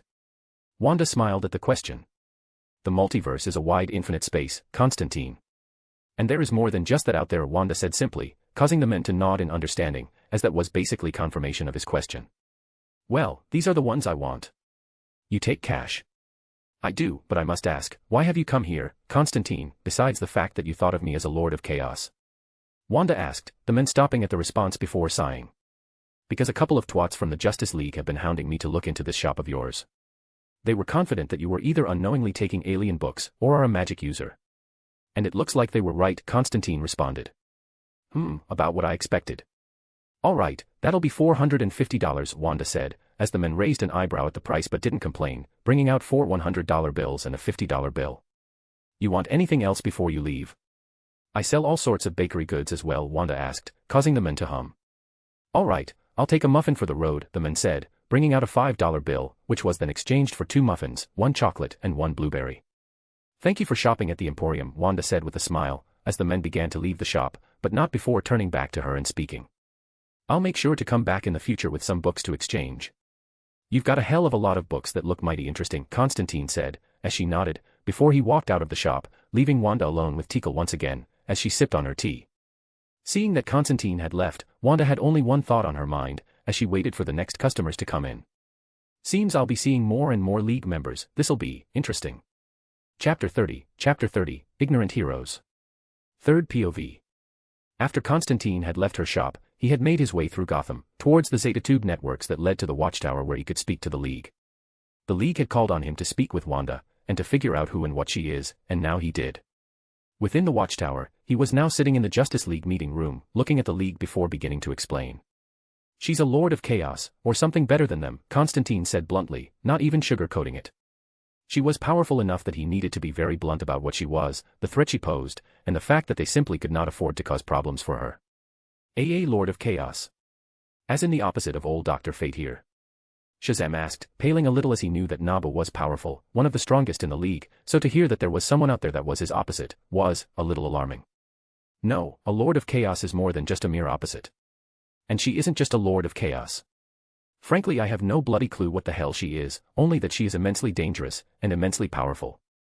To the point that none of you idiots can do anything to her, so I'd suggest you stay on her good side and leave her be, Constantine warned, being very serious about this for once, as usually he was more, well, apathetic about things, but in this case. In this case he had to be serious. Wanda was simply that dangerous. We can't just let someone like that sit there, Constantine. We have to find a way of locking her up, or at least making sure she can't harm anyone, Barry Allen said with a shake of his head, something that got Clark to nod in agreement. Are you purposely stupid? I just said that she is more than a mere Lord of Chaos, you ignorant twat. She is a being beyond mortal comprehension, beyond Lords of Chaos and Order. She is a being on par with the devil himself, and that is not a claim I make lightly. You'd be fucking fools to even try anything. Why? Because she likely already knows we are having this conversation, and there is nothing you can do to stop her, Constantine said, beginning to grow angry by the ignorant claims they were making. Lucifer. The devil is real. One of the members said with a raised eyebrow, as Clark ignored it and spoke. Constantine, we cannot just let a being like that wander about, especially not if she is connected to the Lords of Chaos. I am sure we can find something to trap her, or maybe seal her for a short while until we do. Either way, we are not just going to let her exist on Earth, Clark said, as Constantine looked at him like he was an idiot, which was beginning to look like that was the case. You really are fucking stupid. I thought you were just feigning ignorance, but you really are just a bunch of fools, aren't you? Lucifer Morningstar could wipe out the entire multiverse with but a snap of his finger. None of you would be able to do squat against him, not the Men of Steel, not the Lord of Order, not the fastest men alive. None of you. And this woman that you are claiming you will lock away, is on par with him, and has met him. Are you truly this arrogant in your own capabilities that you believe you can fight something like that? Some fucking aliens from bloody fucking nowhere is one thing, but this woman is a higher being, one that likely sees humans as nothing more than ants, or perhaps entertainment, Constantine ranted, growing angry with the fools in front of him. He is correct. If these claims are true, then there is nothing I, or the rest of you can do to her. She may be a being of chaos, but it would seem that she is one that is necessary to the order of the universe. And if she truly is on par with the Morningstar, then it would be horribly foolish to attempt anything.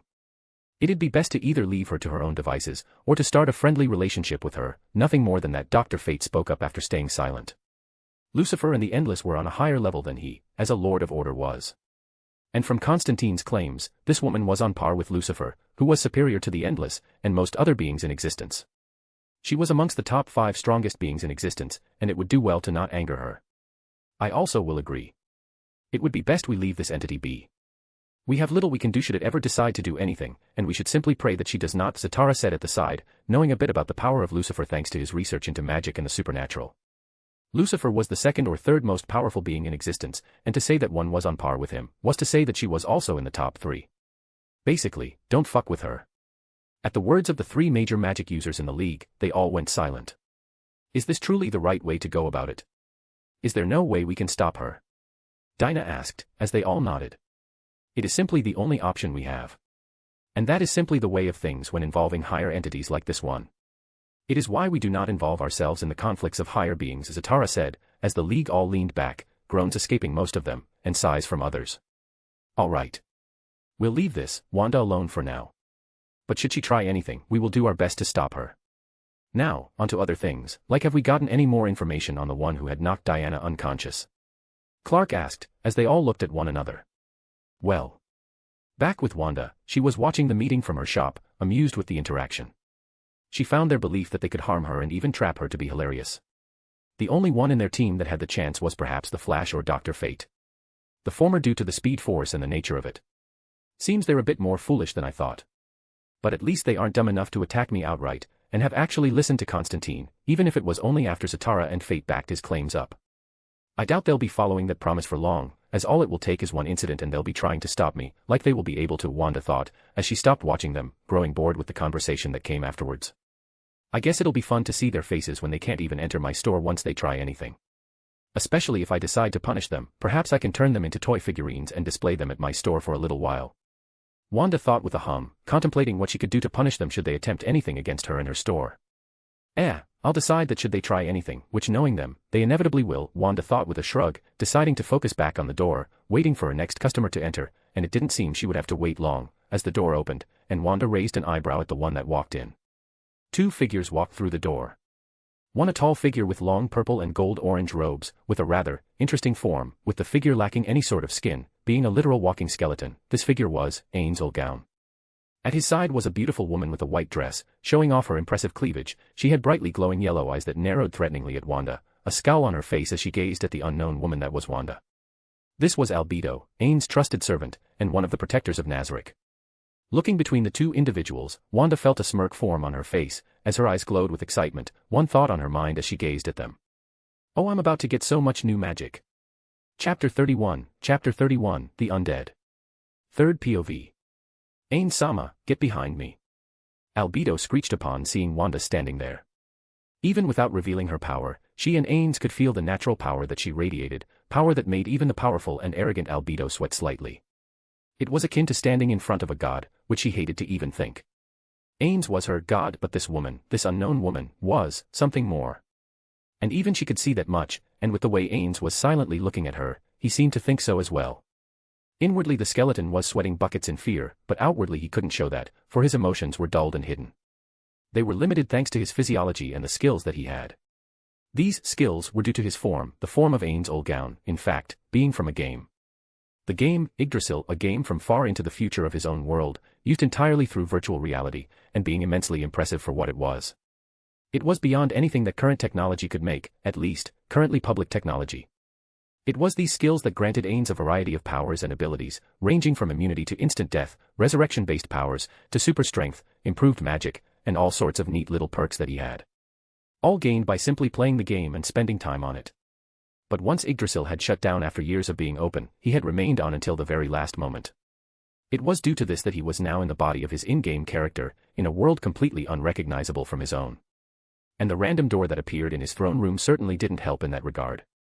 With Albedo trying to blast it with her magic, only for her to completely fail, as the magic had simply dissipated the second it even got close. Even his own spells had failed, as they too had been destroyed moments after closing in on the door. All of that was obviously concerning, very much so. And now they were in this unknown place, one that almost looks like a bookstore, and staring at a woman that gave off the most frightening sensation either of them had ever felt in their lives. They could only barely sense the depth of the danger they were in, and the little they could sense told them that Wanda was not one they could ever hope to fight. On Wanda's end, she just watched them in amusement. Allowing them to sense less than 1% of her power, a percent of power that would atomize the two of them with a singular motion, with ease. Ains was capable of destroying islands and such, but even 1% of her power was enough to destroy universes and even beyond that, with ease. He stood absolutely no chance. Albedo even less so. She could feel the aggression, the anger, but she could also feel the fear radiating off the woman. She was allowed in only because of her lack of aggression in the beginning of their entering, and was only allowed to stay because of Wanda allowing it. Otherwise the wards would have activated and she would have either been atomized or shoved back to her universe at a state of near death. A punishment of sorts.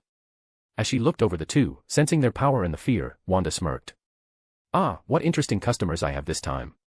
Mamanga and Albedo. Or is it Ain's old gown? I do tend to lose track of names, Wanda asked, sipping on her tea as she looked between the two of them, her books restocking themselves after the recent customers. Who are you? How did this place appear in Ain-sama's throne room? Albedo scowled, yelling at the unintimidated Wanda, who was looking between the two, inwardly contemplating about the books and spells she could get out of Ain's. There were quite a few spells in the Overlord universe that were of interest to Wanda, most of them involved death and resurrection. But there were a few others that she was interested in learning and selling. And she knew that Ains had access to most of them, over 100 in fact. And with him there, she could either get books out of him, or get his knowledge and utilize that to make books like she had with Regina's knowledge. I am Wanda Maximoff, owner of the Emporium, the bookstore you are currently standing within. And I would appreciate it if you watched your tone with me, customer. As while I am quite kind and courteous, my limits can be exceeded and trust me, you don't want to see what I can become when I am angry, Wanda said with a small smile, one that was frankly creepy to Ains, who placed a skeletal hand on Albedo's shoulder. Enough, Albedo. This woman may not be a threat to us. This place is a bookstore as you said, correct? Indeed. Then I believe this place sells books of all sorts. And am I right to assume that you simply wish to sell your wares to us? Ains asked, as Wanda smiled and nodded in agreement. She really hoped she could get the men to sell her some books or spells, as there was a lot that she'd love to read on. Her inner book nerd was going crazy at the thought of it all, the thought of the amount of books she could get her hands on. That is correct. I have all sorts of books here. Books on magic, on science, on technology, even fictional books, like manga, comics, and fantasy. All books here can be bought with coin, an exchange of other books, or an exchange of knowledge directly. The rarer the book, the more it costs. The rarer the exchange, the more store credit you get, Wanda explained, as the men nodded slowly in understanding, inwardly contemplating what this could mean. The spells he had were immense, but as he walked over to the magical bookshelf, he blinked in surprise at some of the books, not recognizing a single one of them, as he opened the book on basic magics from Harry Potter. Inwardly confused as he noticed that none of the spells inside were similar to the ones that he utilized. The ones he used were made through circles, while the Harry Potter ones were a simple incarnation and that was it. Some of the spells were far more simple at that, not only more simple, but some of them were quite a bit more useful for day-to-day life. Simple housekeeping spells and spells for chores. None of them difficult, but all of them usable in some form. It was because of this that Ains turned to Albedo. Albedo, grab one of every book on spells in this shop. The spells within are far different than our own, and may prove to be immensely useful to us, Ains said, as her eyes widened, but she nodded nonetheless and began to get to work, as Ains walked back over to Wanda. How much for one of every book on spells in the shop? Matters. In coin. A lot. In books of your own. Likely 20 to 40 mattering on the subject and rarity. Mattering on the exchange of knowledge. Well, if you were to exchange your knowledge on every spell in your repertoire, you would get all of them and store credit for, let's say 7 more books when you come back, Wanda replied after a few moments of thought, inwardly cackling as the skeleton seemed to be in thought about it. And what does this exchange entail? It's simple. I will use my power to copy all your knowledge in the area you wish to exchange, and then I will plant that in my own head. I will not touch another memory in your head, nor will I look anywhere else. It would go against my own personal code if I did that, Wanda answered. This too was the truth, which whether or not Ains would trust was up to him. All right, do it. I'll trust in you so that our new relationship can continue, Ains said, as Wanda smiled, her hand reaching out as a crimson glow shot out, and in the next instant, she felt the knowledge of every spell Ains knew flowing through her skull, her smile widening slightly in excitement at testing out all the new spells she had now. Looking back into the eyes of the skeleton, Wanda smirked, as she reached her hand out and shook his hand, before speaking. I believe this will be the start of a beautiful relationship, Ains. Chapter 32, The God of Wine. Third POV. Ains had left soon after the exchange had been confirmed, alongside large stacks of books that were promptly put away into his storage. Each of them being filed away so that he could read them later, in hopes that some of them could have magic that he could use in the future. Whereas Wanda had almost immediately made dozens of books based around the memories that she had gotten from Ains. And these weren't just dozens of the same books, but dozens of new books. That was how much knowledge she had gotten from Ains, and how many spells the men had that could be useful in the future. The men had seemingly also thrown in books regarding the spells and even other magics for free, for what he had called a gift to ensure their ongoing relationship, which was likely because he was terrified of her. As while his physical form couldn't show it, she could tell that mentally speaking, the man was scared of her and her immense power. The books would be quite expensive, as not only would they give them the spells, but upon the books being bought, it would also grant the buyer the ability to use the spells. As the spells in question were inherently different from normal ones, and required things that normal magic users wouldn't have.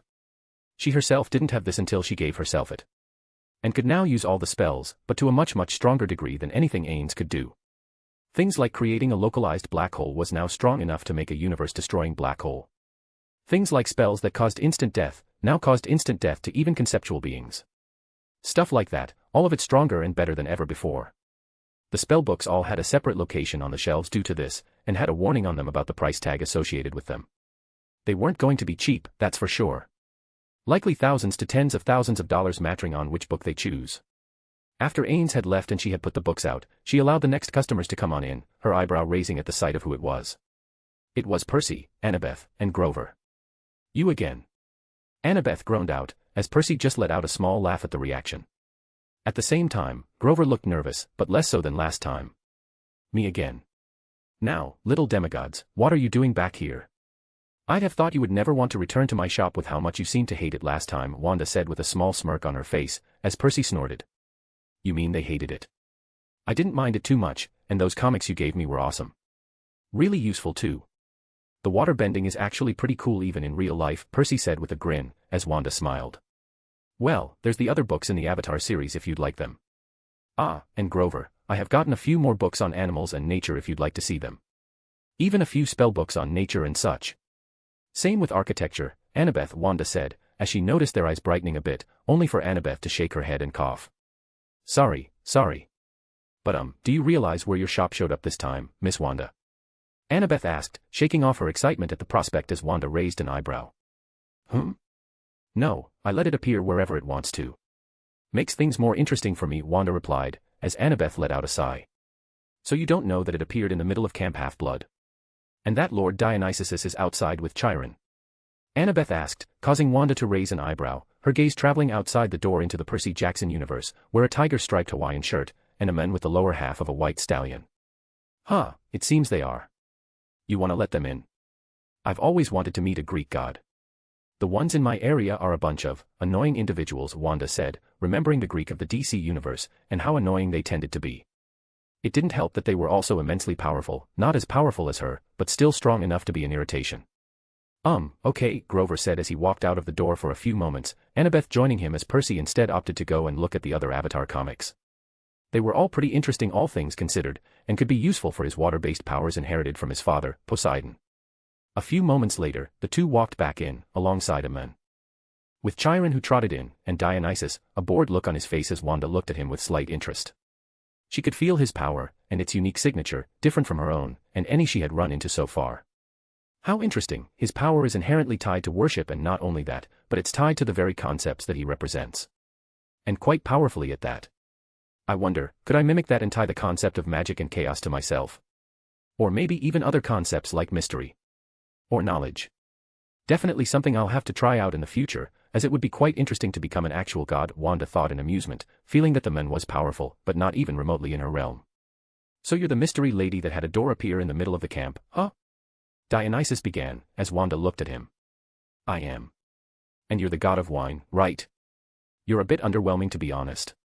I was expecting the Greek gods to be a bit more godly, Wanda said, as besides the unique power, he was underwhelming in pretty much every way. At the words, the four others in the room all flinched back, looking at her like she was crazy, well, except for Percy who just smirked at the response, as it sounded like something he would say, well, at least it was something he would say if he could. Dionysus looked at her with a bored look, you're going to be an annoying one. So, what's this place? And why is it in my camp? What does it look like? And it's here because I wanted it to be. I sell my books to anyone and anything that can pay with currency, exchanges of knowledge, and books of a high enough value. Even you gods can probably find something in here that would be of interest, Wanda responded with a shrug, not really caring for the flabbergasted look she was getting from the others, and the raised eyebrow from the god. You're quite the arrogant one, aren't you?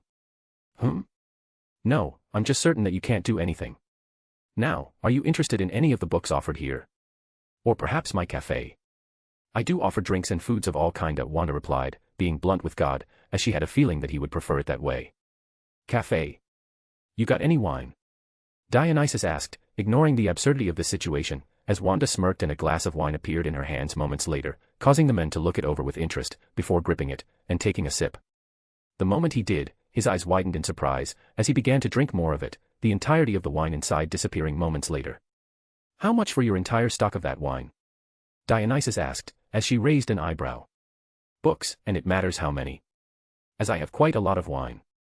And not just any books, but ones that are based around magic, that you gods have written, demigods, stuff like that, Wanda replied, inwardly squealing in excitement as the man nodded slowly, before snapping his finger, as Wanda allowed him to use his power to summon whatever it was that he was summoning. And the next moment, 10 neat stacks of books appeared around him, over 120 books, each of them entirely different to one another and unique. All of them being magical in nature, or related to Greek mythology in some way. At this, Wanda excitedly smiled, as she snapped her finger in response, 5 large barrels of wine appearing on the counter in front of her. This should be enough to pay for those. And I do have other wines if you're interested, but it would require more. Wanda was cut off as he snapped his finger and another 10 stacks appeared. Well, here you go then, Wanda said, another 5 barrels of various types of wine appearing on the counter as the man grinned at them all, lifting them with his power as he began to walk towards the exit. Thanks for the wine. I'll be back for more in the future, next time I'll bring one of the others, they'd probably be interested in your wares. Oh, and I'll bring better books next time too, so prepare some more interesting wine, Dionysus said simply, before exiting the shop, but not before sticking his head back in. Oh, and Chiron, let the brats shop here. She's got a lot of books that might be useful for them, Dionysus said before walking out, leaving them alone with Wanda, who gleefully summoned all the books behind her in neat stacks, and a confused group of 2 demigods, a satyr, and a centaur. The group of 4 had only one thought on their minds as they registered what just happened, and that was, what just happened? Chapter 33, Advisor of the Queen. Third POV. Well, he's an interesting one, isn't he? Wanda said, looking at the 3 remaining in her shop. Amusement on her face as she noticed the looks of complete confusion on their faces as they registered what had just happened. None of them expecting Dionysus of all people to act as he just had. That is an understatement of the century, Percy replied with a deadpan, shaking off the shock that had just hit him. He knew gods were odd, but that entire interaction was a little more than odd, in his eyes at least. Lord Dionysus is one of the more extravagant gods, Chiron added, agreeing that the man was interesting. And does he normally act in such a manner? Wanda asked in interest, as she had never actually met a god before. Not one that was quite literally divine, at least.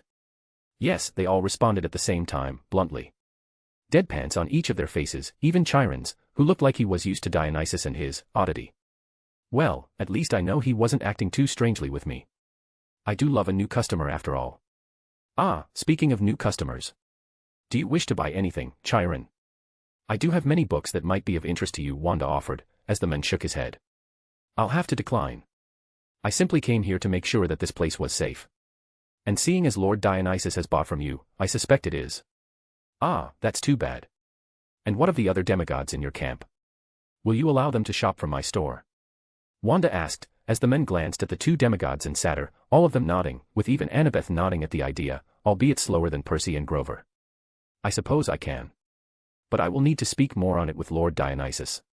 But if these books that you are selling are truly worth it, then I can allow it, Chiron said after a few moments of thought, and the enthused nods of the 3 children. That would be great, Chiron. Any new customers are welcome, including demigods, gods, and whatever else may come through my doors. As long as none attempt to harm others, my shop, or myself, they are allowed in. Ah, and just know that this place, should you allow your demigods here, is a neutral ground. Meaning no fighting, even if a monster was to walk through that door. That is one of my most important rules for this place, Wanda responded, causing the men centaur to nod in understanding, as that was a fair rule for someone who owns a store like Wanda's. I'll keep that in mind, Miss Maximoff. I wish you a good day, Chiron said with a small bow, before leaving the shop, the children giving her a wave before following after him moments later, leaving Wanda alone once again. The books that Wanda had gotten from Dionysus had proven to be interesting. Most of them were on Greek lore and magics, and were entirely unique to the world of PJO. The books were all read within the next few days, as she had greedily learned everything within them. There were a total of 250 books that Dionysus had given her, and each and every single one of them were completely new and unique. They were all now being sold in her shop in specific sections, as some of them were quite odd in nature, making them expensive and rare. With the groups leaving, Wanda had opened up the shop a few days later, only to be greeted by Daenerys once again. Ah, the Queen of Meereen. What can I do for you, Daenerys? Wanda asked, looking into the woman's eyes. She wondered if the girl would act as she had last time, as if she did, well, she might have to make sure she understood that her being a queen meant nothing to her. I wish to know your answer, Wanda Maximoff. Of whether or not you will agree to my offer, or continue to stay here, wasting my time, Daenerys asked, causing Wanda to look over at her with an unimpressed glance.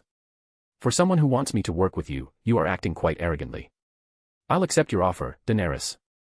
But only once you stop acting like an arrogant little brat, otherwise I'll be forced to put you in your place, and trust me, that will not be a fun experience for you, Wanda said simply, giving her the slightest of glares, as Daenerys stood still, a gasp of fear echoing from her, as sweat began to fall from her brow. She could feel it. The danger that Wanda naturally exuded, the warning. The warning that if she continued to act in such a manner, then she would not like the outcome. And most of all, that Wanda had limits, and Daenerys was encroaching upon them. Hopefully this'll curb that growing arrogance of hers. Besides the fact that I used my magic to get rid of those nasty bloodline side effects that she was beginning to go under. Madness is a horrible thing, and while she is an arrogant little thing, she doesn't deserve to go through what she did in canon, Wanda thought, still glaring at the woman who shuddered in fear, lowering her head slightly. I apologize, Lady Maximoff.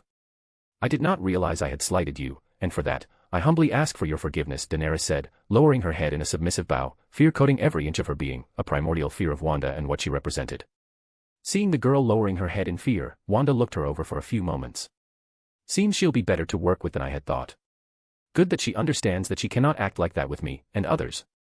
Arrogance is not a good look, even in the world like hers, Wanda thought, as a small pleased smile formed on her face, and her glare ceased. You're forgiven, Daenerys. I just hope you understand that you cannot act in such a manner. Not with me, and not with those you wish to rule over. After all, I would hate to help an arrogant queen, Wanda said with a smile, as Daenerys looked up at her with a surprised expression. You're going to help me? Truly?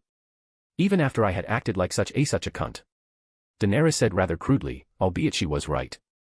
That she had been acting like a brat, not someone that would rule over the 7 kingdoms in the future. Well, yes. You were acting like a brat, but you still deserve to be helped, Daenerys. Especially with the things that will be coming your way in the next few years. And the things you are doing are incredible, Daenerys. Freeing slaves, breaking the wheel and truly changing things. Why would I not want to be a part of it? Wanda replied, as the woman straightened her clothing awkwardly, as it had gotten a little ruffled up thanks to what had just happened. I thank you, Lady Maximoff. This will make a huge difference in the growth of my claim for the throne. I would greatly appreciate your aid in reclaiming the 7 kingdoms, but also in the running of the lands that I currently run, Daenerys responded, as Wanda chuckled.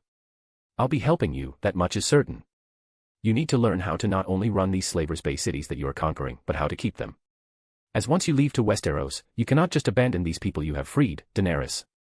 No one deserves such a thing, Wanda explained to the woman, as she remembered that eventually Slavers Bay would have been taken back over by the slavers, meaning nothing she had done would have changed much, and the slaves that had been freed do not deserve a fate like that. I understand. I'll need your aid in keeping control over my lands. I do not wish for the innocents that I have freed to be brought back under the monsters that had previously ruled over them.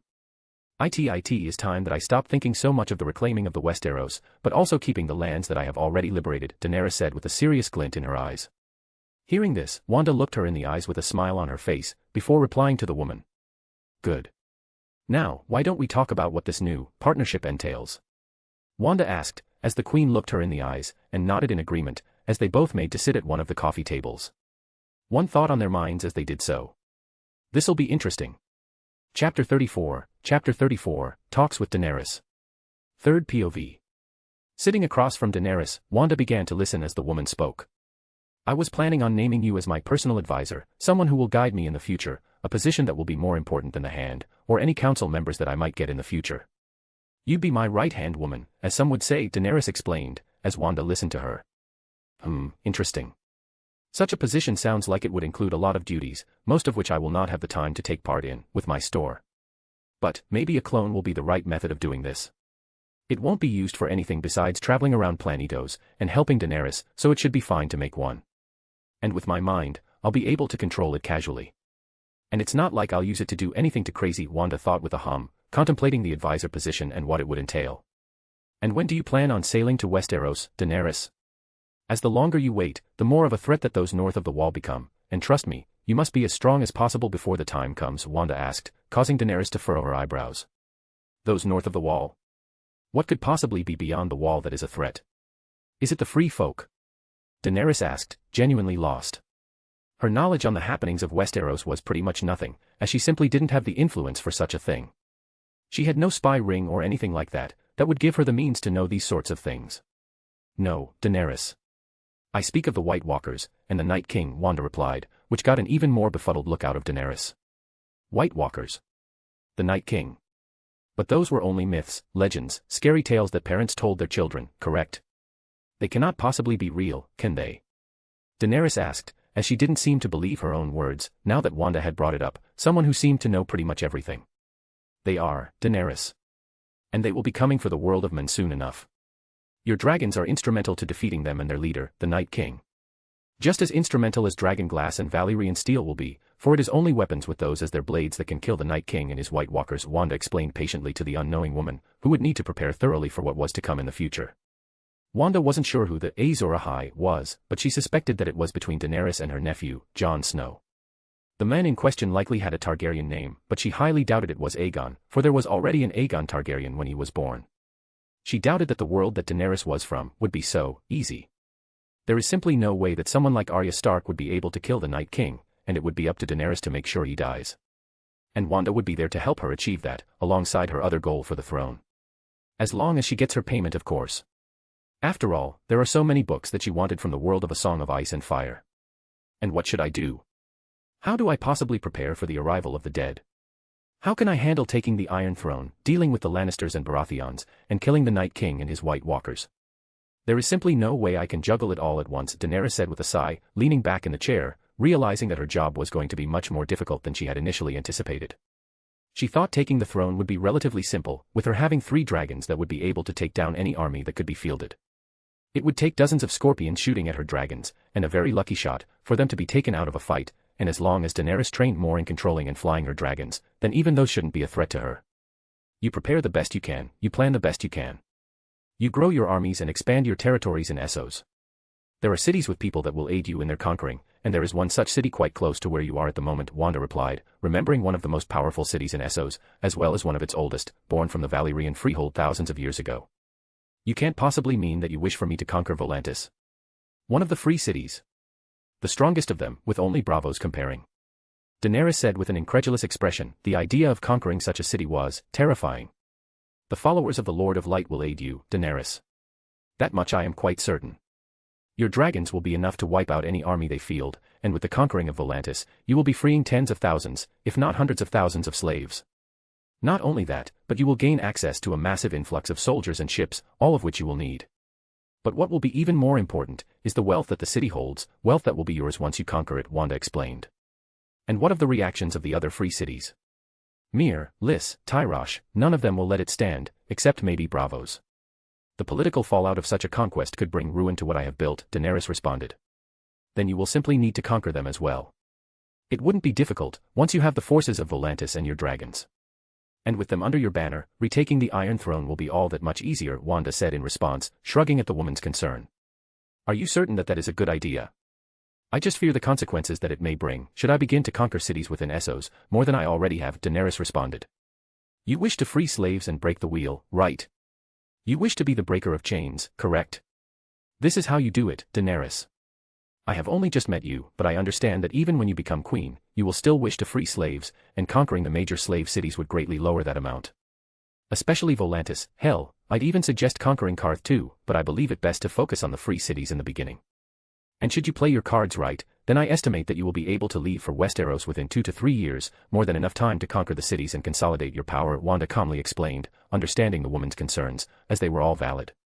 All right, once I gain total control over Slaver's Bay, we will look to the west, towards Volantis and the other free cities that will band together to fight me.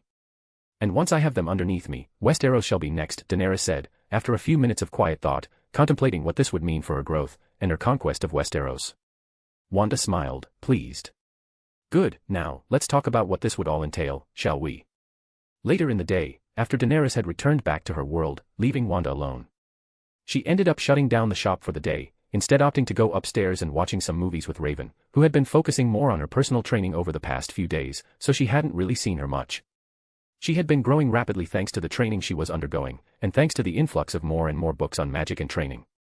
As well as Wanda consistently training her every single day, or at least, pretty much every single day. The growth was impressive, and Wanda made sure that Raven knew that. At the moment Wanda was sitting next to Raven, watching TV as her protege slept next to her, peacefully snoring in her sleep as she leaned against the amused Wanda. This had been a regular occurrence over the past few weeks, and Wanda was beginning to enjoy it more and more.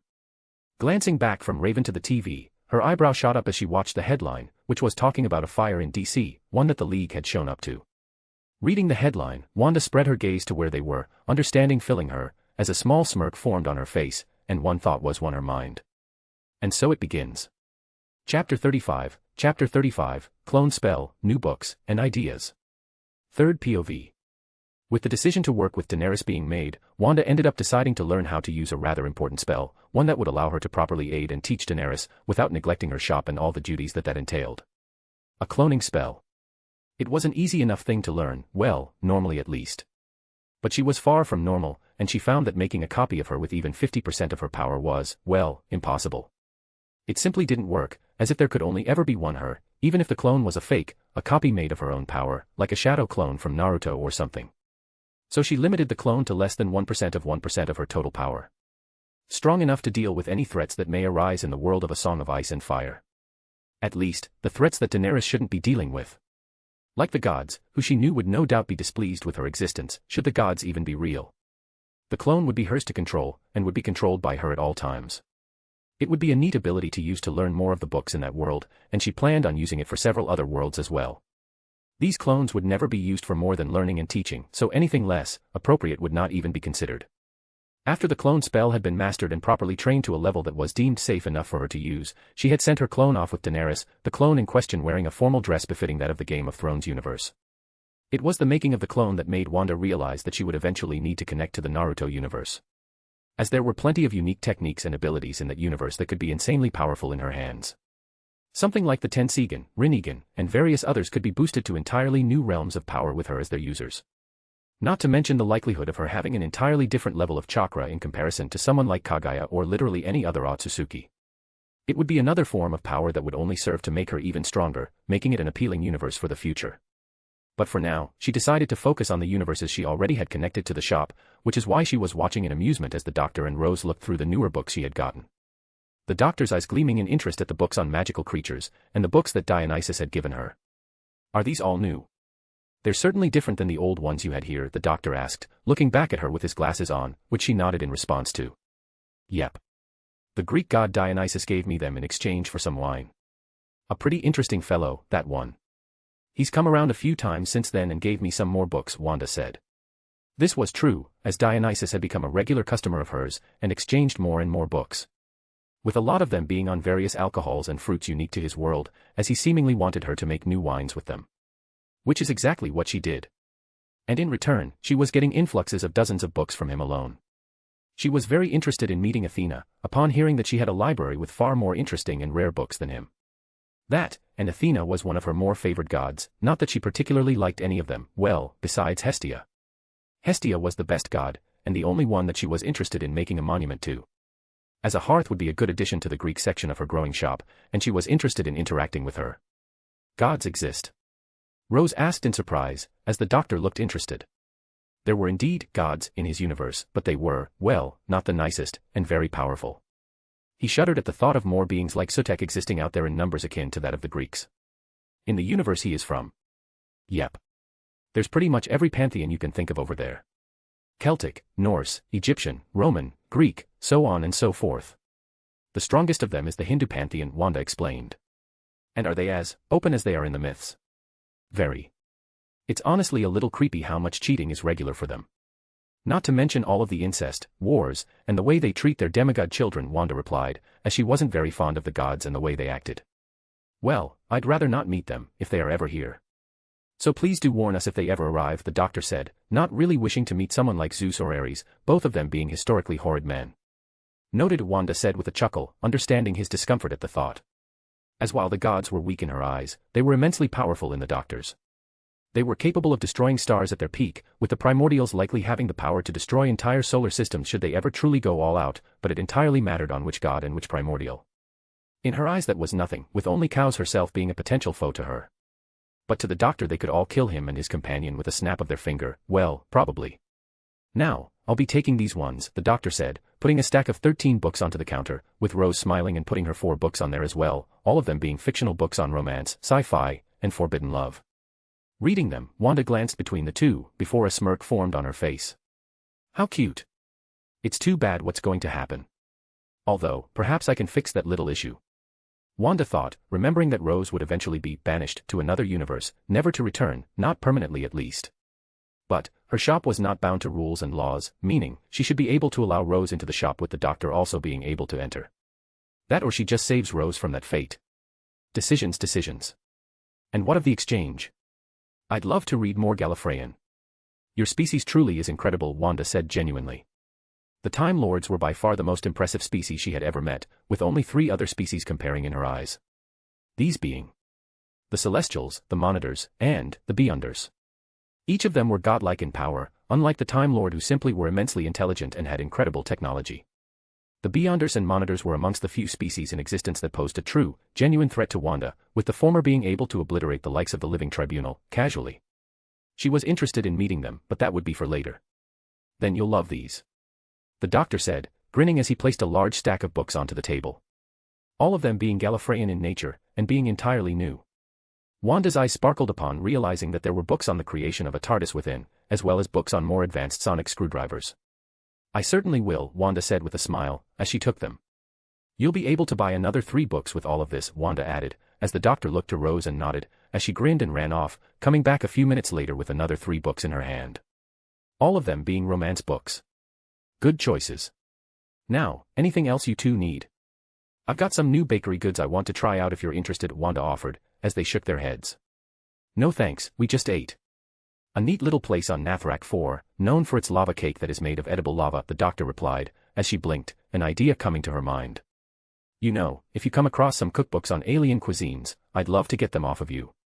I'd love to spice up my menus a bit more, Wanda offered, as the man hummed. I've got a few ideas of places that'll have books like that. Next time we come around I'll bring a few, the doctor said, as she grinned, pleased. As she had recently begun to enjoy cooking a lot as well, not as much as reading and books in general, but it was close.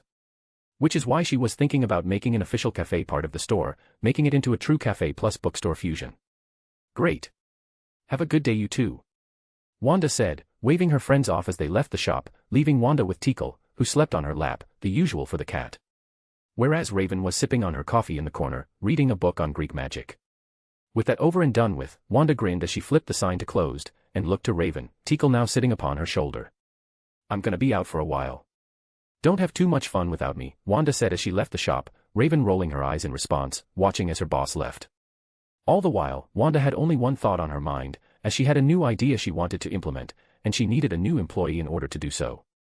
And that thought was, time to find a botanist. Chapter 36, Poison Ivy. Third POV.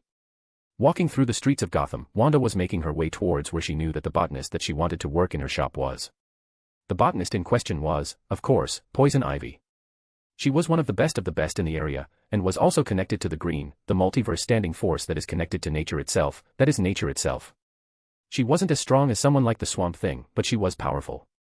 That and she was hot, so that was a plus. She wanted Ivy so that she could make her shop a bit more lively, adding new plants to the shop to make it a bit more friendly looking. That and she was quite interested in seeing what the woman could do if she was to go to one of her personal worlds she had connected to the shop. After all, she had a few that were entirely farms and plant dimensions, and even ones that were just completely full of all sorts of plants, and even a few that simulated the evolution of species like dragons and phoenixes. It was all quite interesting really, and it had led to a number of new books being made in response to the new species that were born over time. She planned on bribing Ivy with the ability to freely travel to these places, as well as helping her purify the planet of its increasing amounts of corruption, a corruption that would lead to its eventual death if they didn't stop. Global warming was already rearing its head, it was only a matter of time before more and more disasters begin to occur in response. This was why she was heading to Arkham Asylum, where the woman was currently trapped. She was in prison as usual, and would likely escape in the coming weeks as she always did. But Wanda wanted her as a worker, so she'd just break her out herself. Not like she cares much about the law or anything, nor could anyone ever find Ivy unless she allows them to. Well, she was also interested in the connection to the Green, and whether or not she can mimic it to get some neat plant-based powers, but that was not as important as having a new worker to make her shop look better. From what Wanda could gather about Ivy, she was closer to her show counterpart from that one cartoon with her and Harley, the adult one. She remembered it was largely a comedy, so she also looked into the others that took part in that show. Lo and behold, most of them were in line with it, funnily enough. Seems this world had influences of more than just one show in the comics. Makes things more complicated, but also a lot more interesting for the godlike being. Maybe if she and Harley hook up I can have her as a worker too. No idea what Harley could do as a job though. Maybe something involving one of my dimensions. Or maybe something involving traveling to other worlds. Or even advertisement. I'll have to think about it. She would be an interesting person to have working, Wanda thought, as hiring Harley was also an interesting idea, but that woman was, well, psychopathic.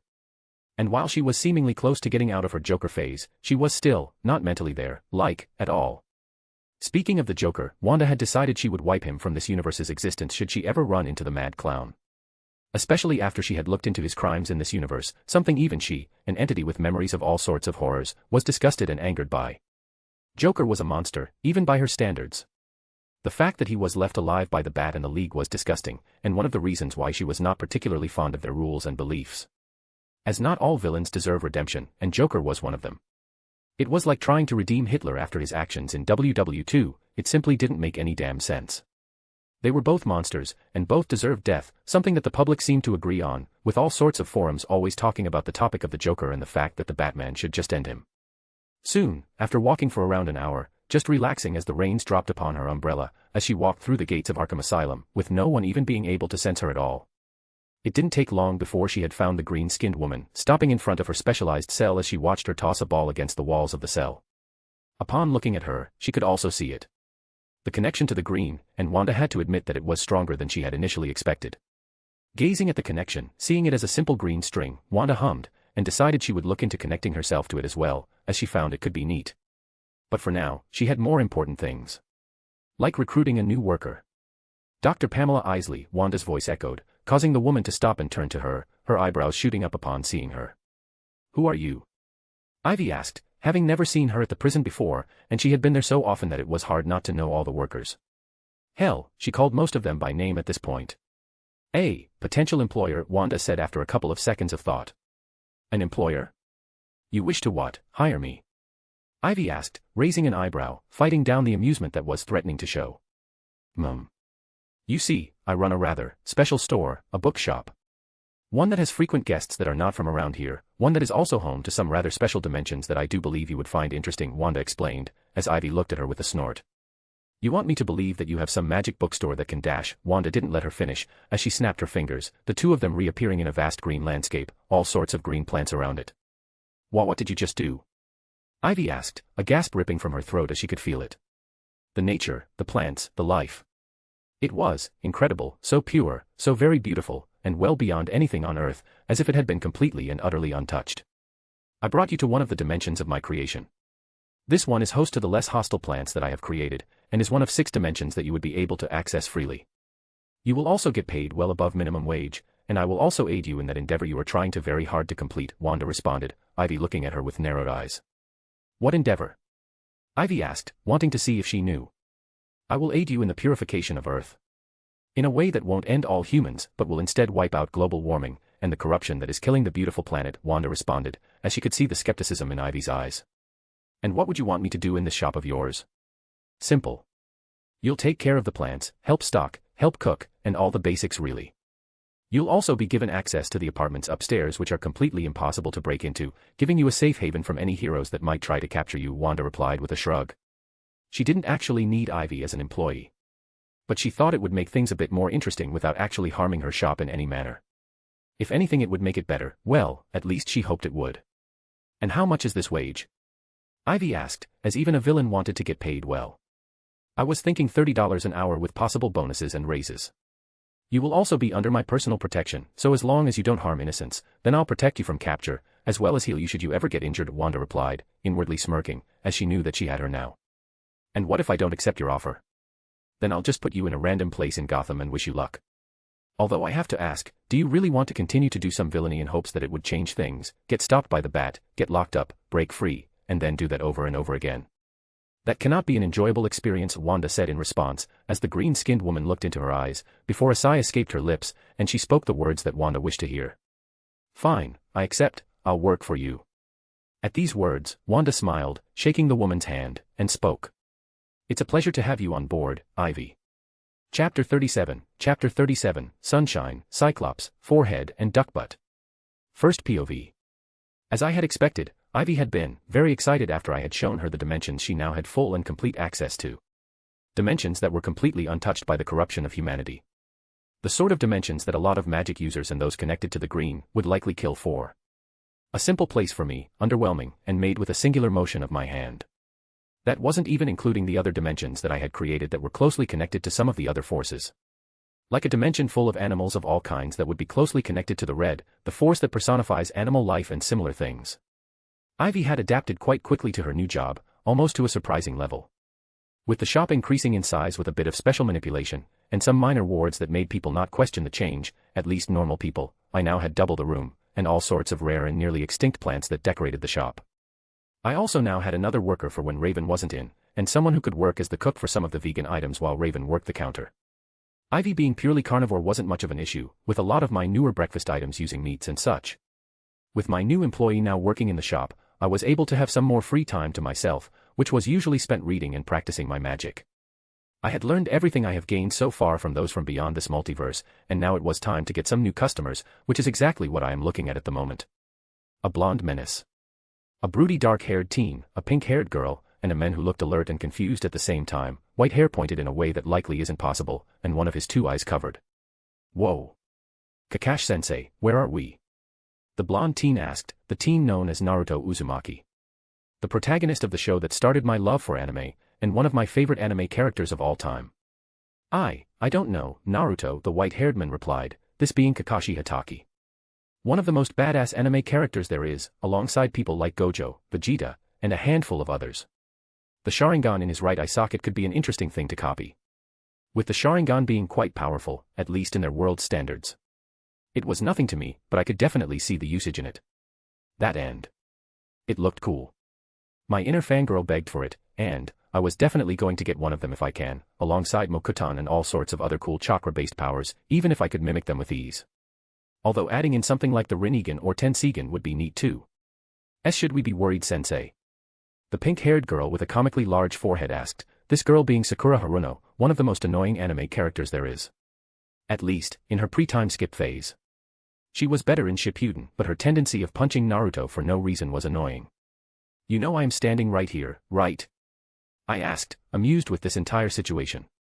This had been the norm with visitors, them fearing me and the situation, and me laughing at them. I doubt it would ever not be funny to see their reactions to me, and my appearance. You. Who are you? Sakura screeched, jumping in fright. Not a single one of them had noticed me, not even Kakashi. A bit of reality warping was more than enough to hide me presence from anything or anyone, besides the very strongest. Why, I'm the owner of this lovely bookstore, of course. My name is Wanda Maximoff, book lover, shop owner, and lover of coffee. I exclaimed, as the three of them looked at me with a deadpan. Rude. Bookstore. The broody one with a duck-ass for hair, aka Sasuke Uchiha, asked. I could see the influence of the power of Indra on him, just as I could on Naruto. It was quite the interesting little thing, their form of reincarnation. I'd take it for myself, but that'd make things boring. And I don't really need that power anyways. I was more interested in the Rinnegan because it'd look cool, not because it could actually make me stronger. I sell all sorts of books here, as well as some food. Anything you can think of. Books on histories of other worlds, magics beyond your wildest dreams, and even cookbooks on everything you can even imagine. I explained to them, inwardly giggling at the reaction of Naruto. Do you have ramen? Naruto asked. The kid was adorable, impossibly so. I could see why his talk no jutsu worked so often, his natural charm and the protagonist aura around him was quite immense. I make all sorts of foods, child. What's your name? Naruto Uzumaki, Batbeo. Naruto said with a grin. And what of you three? Kakashi Hatake, they're Jonin-sensei. Sakura Haruno. Sasuke. Interesting. The last members of not just one or two clans, but three. I said with a smile, as they froze. Huh. Naruto said rather dumbly. What? Did you not know? Your sensei there is the last of the Hatake clan, Sasuke is the last of the Uchiha, and you, Naruto, are the last of the Uzumaki clan from Uzushiogakure, the village hidden by whirling tides, I replied, was true. He was in fact, the last in line to the previous Uzukage of the clan before its destruction, with his mother being the princess of the Uzumaki people. I had a family. Naruto asked in shock, as the others looked just as surprised, except Kakashi, as I expected. I don't have any books on your people here, sadly. As I have primarily books that are less common, rarer. Although I'm sure you can find some back in Konoha. Especially if you were to ask for your inheritance, as I am sure the Uzumaki people had quite a lot stashed in Konoha, I replied, as yet again, this was true. I felt bad for the kid. That, and he had a wealth of knowledge once he took over both the Uzumaki clan, and his dad's inheritance. Once you take your rightful property, I'm certain there would be books there on your people, and even your parents. Perhaps if you do take it over, you bring some to me. I've always wanted to learn more of the Uzumakis, I added, as this is once again true. Sealing was overpowered in Naruto, and even in my eyes, it could be useful. Although I could already do better, I'm sure that some of the sealing techniques of that world would be incredible in my hands. Especially once I gain access to Chakra. Kakashi was looking at me with narrowed eyes, not trusting me in the slightest. Which was understandable, as not many in the village knew of this, with my shop being outside the village in the form of a small shack. Naruto Baka is a part of a clan. Sakura muttered in surprise, with Sasuke having a similar reaction. And it looks like I might have just changed the future, if the way he was looking at Naruto in an entirely new light was any indicator. What happened to them all? Naruto asked, as I turned to him. Your clan was powerful, Naruto-kun. It was the best clan in the world when it comes to sealing. But your clan was also known for their immense vitality and incredibly high chakra reserves. It led to fear during the war. And due to this, an enormous army made up of 3 of the main 5 villages attacked it. Iwa, Kumo, and Suna had lost more than 80% of their armies by the end of the fight, and they hadn't achieved any of the targets that they wanted, primarily your clan's techniques. For only an Uzumaki can access them in the ruins of the lands, I said, feeling bad for the poor thing. No child deserved to go through what he had, and no child deserved to lose their entire family as he had. Honestly, I was half tempted to steal him away and take him as my own child, but that would be creepy, so I'll opt to let him come by whenever he wants instead. Naruto went silent at the information, as I decided to brighten the mood up, Raven walking out from the back, 4 bowls of ramen in her hands as Naruto's eyes brightened. Seeing his reaction, I giggled before speaking, a smile on my face. Now, how about you try my ramen? Chapter 38, Chakra. 3rd POV. Sitting back, Wanda watched in amusement as Naruto sat with his team, absolutely devouring the delicious meal in front of him, slurping it down rapidly as he ate the entire bowl of ramen that tasted better than anything he had ever eaten in his entire life. The rest of his team, Team 7, were also eating, albeit much slower than him. None of them were deep lovers of ramen like him, but even they couldn't help but feel their eyes widen at the delicious ramen that they ate. It was easily the best meal any of them had ever had, all thanks to Wanda learning to cook thousands of different dishes with all sorts of cookbooks that were being brought in by her customers from around the multiverse. Even Ains brought in a few. The sight of the team devouring their meals was more cute than anything, as Naruto let out a sigh of pleasure, a burp leaving him as he patted his comically bloated stomach. Something that Wanda attributed to anime logic. That was amazing. I didn't think that I could find ramen better than Old Mantucci. Naruto exclaimed, a grin on his face as Wanda giggled, as the rest of the team let out their own sighs, finishing up their meals. Even Sasuke had a pleased smile on his face, having never tasted something so good. His was made with tomatoes added in, his absolute favorite fruit or vegetable. While Kakashi was surprised at the taste, but in a good way. I'm glad you like it, Naruto-kun. Now, do you wish to buy any books? I've got all sorts of techniques, even new martial arts I am certain you have never seen, and all sorts of neat things that might help you become the Hokage that you want to be, Wanda offered, as the kid looked up at her, before down to his wallet. I don't know, I don't think I have enough, Naruto said, knowing that it was likely going to be expensive, only for Kakashi to cut in. I'll cover it. You 3 can go ahead and buy whatever books you want. Think of it as a gift for the good work on our mission, Kakashi said with an eye smile, as their eyes sparkled. Even Sasuke looked a bit happy at this, but he shook his head. Pay for them. I've got more than enough money to buy my own books, Sasuke said, which Kakashi was going to refute, but stopped upon seeing the look in the 12-year-old's eyes, and sighed. All right, go ahead, Kakashi said, as the 3 of them got to their feet, Wanda taking the bowls to put in the back. Oh, and if you have any questions regarding the contents of those books, I am sure I can answer them. And if you have any scrolls on techniques or anything really, I'll accept them in a trade for my books, or store credit, Wanda informed them, as they all nodded, with Sasuke inwardly deciding that if the books were good enough, he'd take some of the useless scrolls from the Uchiha library and trade them. Naruto had similar thoughts in regards to the Uzumaki library that he only now knew about. While Kakashi thought about the scrolls that he had in his home that were just sitting there. Watching them walk over to the bookshelf, Wanda smiled. That bookshelf will have books that you'll be interested in, Kakashi-san, Wanda said, pointing to a bookshelf in the corner, as the man raised an eyebrow before walking over, his eye widening before a perverted giggle echoed from him, realizing that all the books were smut. Pervert, Wanda thought with a shake of her head, as she watched the team all begin to look through the books they wanted. Hey, Wanda-san, are these all books on taijutsu? Sakura asked, looking at the shelf specifically for martial arts. All of them are unique to my shop, not a single other place has them. They're all relatively easy to learn, and should be quite useful to a genin, Wanda explained, as the 3 of them began to flip through the books. Which were books on karate, jiu-jitsu, and Krav Maga. They aren't bad. They could pair well with your current styles, Kakashi said, leaning over behind them after hearing of the techniques. They weren't even remotely comparable to something like the Hyuga's taijutsu or Gai's, but they were well beyond the academy taijutsu. Probably Chunin level taijutsu, maybe more. Should we buy them, sensei? I'd say so. They'll be useful, Kakashi replied with a nod, as they all grabbed their respective books before moving around the bookshelves to find more, with Kakashi returning to his smut, a grin on his face as he began to make a small stack of books he wanted to read. Wanda watched as they began to flip through book after book, trying their best to find books of interest. She noticed as Naruto began to grab a few books on cooking, a couple more martial arts book, and even a handful of books on runes and sealing from TVD and Harry Potter. Interesting. Seems his Uzumaki blood is coming out, Wanda thought with a small smile, knowing that he would become quite the monster with those in his arsenal.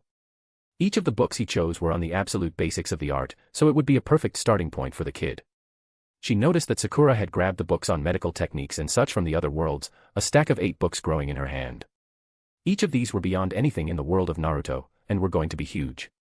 One of the things she opted to do in order to not cause problems for that world, was to place enchantments on all her books that were sent to more dangerous worlds. A world like Naruto would not improve with techniques and advancements that involve mass destruction-inducing weapons. So instead, she made it so that only the buyer would be able to read them, no one else. Nor could they share this knowledge. This was only for the most dangerous of techniques and knowledge. So most of the things they were buying were fine. But she did make it so they could not make copies of it, and if they did, the copy would disintegrate the second they tried. Being a god made it easy to do such a thing. After another 20 minutes of them all choosing their books, they all moved forwards to her. Around 25 books in total was placed on the counter, as Wanda smiled. Will you buy them with currency? Through an exchange of books or scrolls? Or through an exchange of knowledge? Exchange of knowledge? Sakura asked questionably. The exchange would involve me copying knowledge from your brain, the better the knowledge the more it is worth. I will be under a contract that makes it so I cannot go and pick around your brain, so that you won't need to worry about me copying anything but the knowledge you sell to me. But in the case of you all, I have another option that you may be interested in, Wanda said, as Kakashi raised an eyebrow. If you were to infuse a tiny bit of chakra into me, I'll give you all those books for free, as well as the ramen. Why? Kakashi asked simply, eyes narrowing at the price. Because I've never awoken my chakra, and I'd very much like to. And awakening my chakra is worth far more than those books in my eyes, Wanda explained with a smile, not minding if they did this, as it was more than worth it. That, and she knew that Naruto would return with all sorts of books next time, so that would more than make up for this trade. All right, reach out your hand, Kakashi said, as she smiled and did so, blinking as she felt the chakra infuse into her arm, and the moment it did, she smiled, taking hold of it, and utilizing all of it to warp her body, as she made a chakra system within her, her body adapting and growing as chakra began to flow through her. Chakra that was hundreds of thousands of times more than any Otsutsuki, chakra that was more than the combined chakra of entire universes. And as all of this was happening, Wanda smiled, one thought on her mind as she felt the new power within her. Chakra is awesome. Chapter 39, Workplace Rivalry. Third POV. Wow. Wanda-san has a lot of chakra. Naruto exclaimed in surprise, as the group of 4 could see the chakra emanating off of the bookstore owner. Wanda had concealed a majority of the chakra, so as to not accidentally harm them in any way, but she had revealed enough that Kakashi's eye widened in surprise. More than 5 times the size of normal Jonin-level reserves. What type of bookstore owner is this woman? Kakashi thought in shock, as he could feel that her reserves were around the same size as his own, likely even bigger. Which as someone who had never trained before, and was just a simple owner of a bookstore, meant that she was immensely talented, at least, when it comes to chakra and energy. She's definitely not normal, Sasuke thought, also noticing the fact that she had much more chakra than any normal citizen should ever have, dozens of times more in fact. He could also tell that her chakra was different from normal chakra, more potent, almost deadly. Naruto didn't seem to care much, but he did also sense that something was a bit weird about Wanda's chakra, but he didn't bother to question it, mostly because it wasn't his place to. That, and it didn't matter much to him if she had some weird or unique chakra, with him being the host of the 9-tailed fox, one of the tailed beasts of the elemental nations. Whatever she had couldn't be worse than that. Why's her chakra purple? I thought chakra is supposed to be blue. Sakura thought in confusion, as she had read enough books to know that chakra was usually blue, and in the case of the tailed beasts, red. But she had never seen anywhere about any sort of purple chakra. Maybe she has a Kekki Genkai. Kakashi pondered, wondering what the likelihood of that was. If she did have a Kekki Genkai, it was likely related to chakra. Either way, he would have to report this to the Hokage, Hiruzen Sarutobi.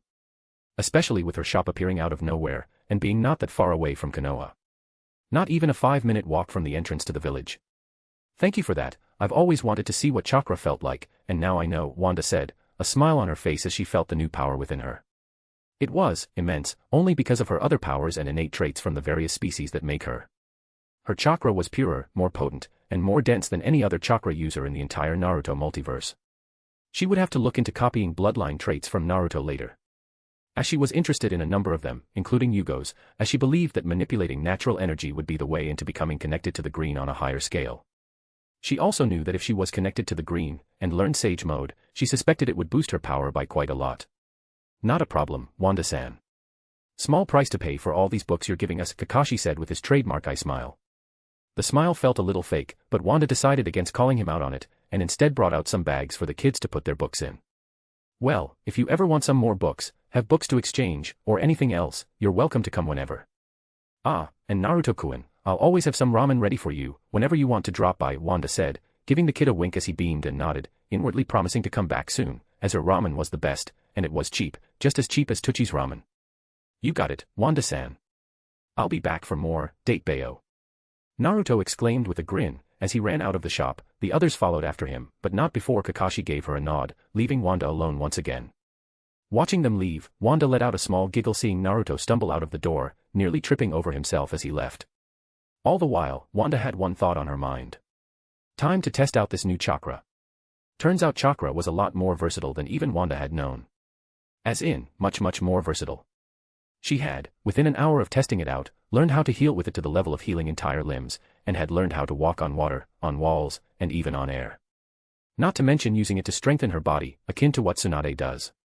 Her knowledge and talent was monstrous, and with her perfect control over her power, it was only natural that she had learned all of this at an extreme pace. With this new power, she had decided to finally send off a clone to Daenerys, where it now was in Meereen, helping her understand her place in the world, and planning for future conquests and reforms to be made. At the moment Wanda was in one of her dimensions, watching as Ivy was surrounded by sentient animals made of plants, one of thousands of her creations within the dimension they were in. I take it you like this place? Wanda asked, amused with the bright smile on Ivy's face, a growingly common occurrence as of late, all thanks to Wanda and the dimensions that Ivy now had access to. Obviously. This place is amazing, far better than the corruption that humans have made Earth undergo.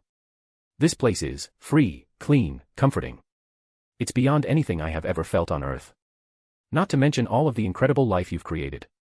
I may have been a bit skeptical at first, but you really are amazing, boss, Ivy said enthusiastically, feeling happier than she had in a long time. Wanda giggled at her employee's enthusiasm, as Raven, who was meditating, opened her eyes. You're only just now realizing that. Did you not see the thousands of other doors leading to other dimensions she created? Raven asked, deadpanning at her coworker. They had become frenemies of sorts, which Wanda found to be more cute than anything. Yeah well, you can't blame me. Who would ever believe that a simple bookstore owner is in fact a nigh omnipotent deity that could create dimensions as casually as breathing? I'd look crazy if I was to ever try and explain that to someone, Ivy replied with a scowl, while Raven snorted. You already look crazy, Green. You'll only cement that fact, Raven replied with a small smirk upon hearing the growl escaping Ivy's lips. All the while, Wanda listened and watched in growing amusement, finding the back and forth to be hilarious, almost like they were siblings or something. You. Ivy growled, ready to attack her with vines, only for Wanda to give her a look. I'd appreciate it if you didn't get physical, Ivy. I allow for you to argue verbally, because it's cute. But attacking one another in a physical manner is not something I shall permit, understood? Wanda warned, giving her a narrowed look, a frown on her face.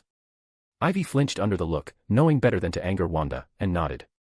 Sorry boss, Ivy said, before giving Raven a glare, especially once she saw the small victorious smirk on the woman's face, making Ivy realize that Raven had done that on purpose in order to bait her.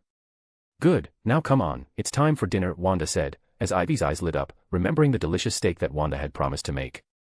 As while she doesn't eat any plants, she does love herself a good steak and anything else that is meat. She loved nature and plants enough that she despised the mere idea of consuming any of them. But animals. She didn't mind eating them, although she knew that animals were also very important to nature and plants. Can you make tea too? Raven asked, remembering the special tea that Wanda always made.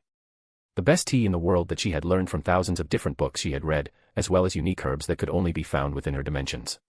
Of course, I'll whip both of us up one. Can't forget to have a good cup of tea at least once a day, Wanda replied with a nod, as Raven smiled, satisfied that she'd be able to have more. Now, let's go eat.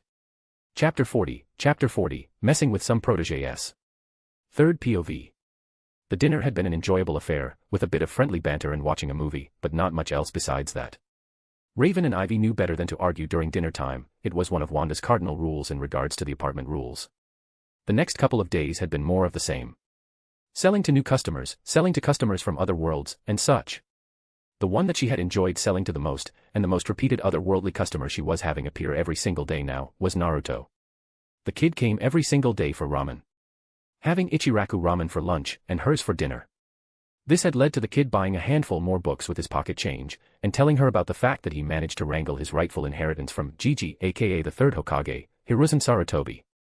The Hokage himself seemed to wish to speak with her, but she didn't have any interest in meeting the old man, as a lot of the kid's suffering was due to him and his weakness. The fact that the Hokage, the literal leader of the village, can't even keep his own civilians under control. The man allowed for others to bully, beat, and attack Naruto and did nothing about it, allowing for others to sabotage his growth, greatly limiting it from what it could be. And because of this little fact, Wanda heavily disliked the man. It was also why she ended up gifting Naruto some clothes that were left behind by an old employee, which was a lie. She had made clothes perfectly fitted for him, comfortable, and heated so the child would have a ton of clothes to wear and not just the orange monstrosity that he had worn for his entire life. He had brought quite a lot of Fuinjutsu books after he had started living in the Uzumaki compound, but only the ones he had more than one book of.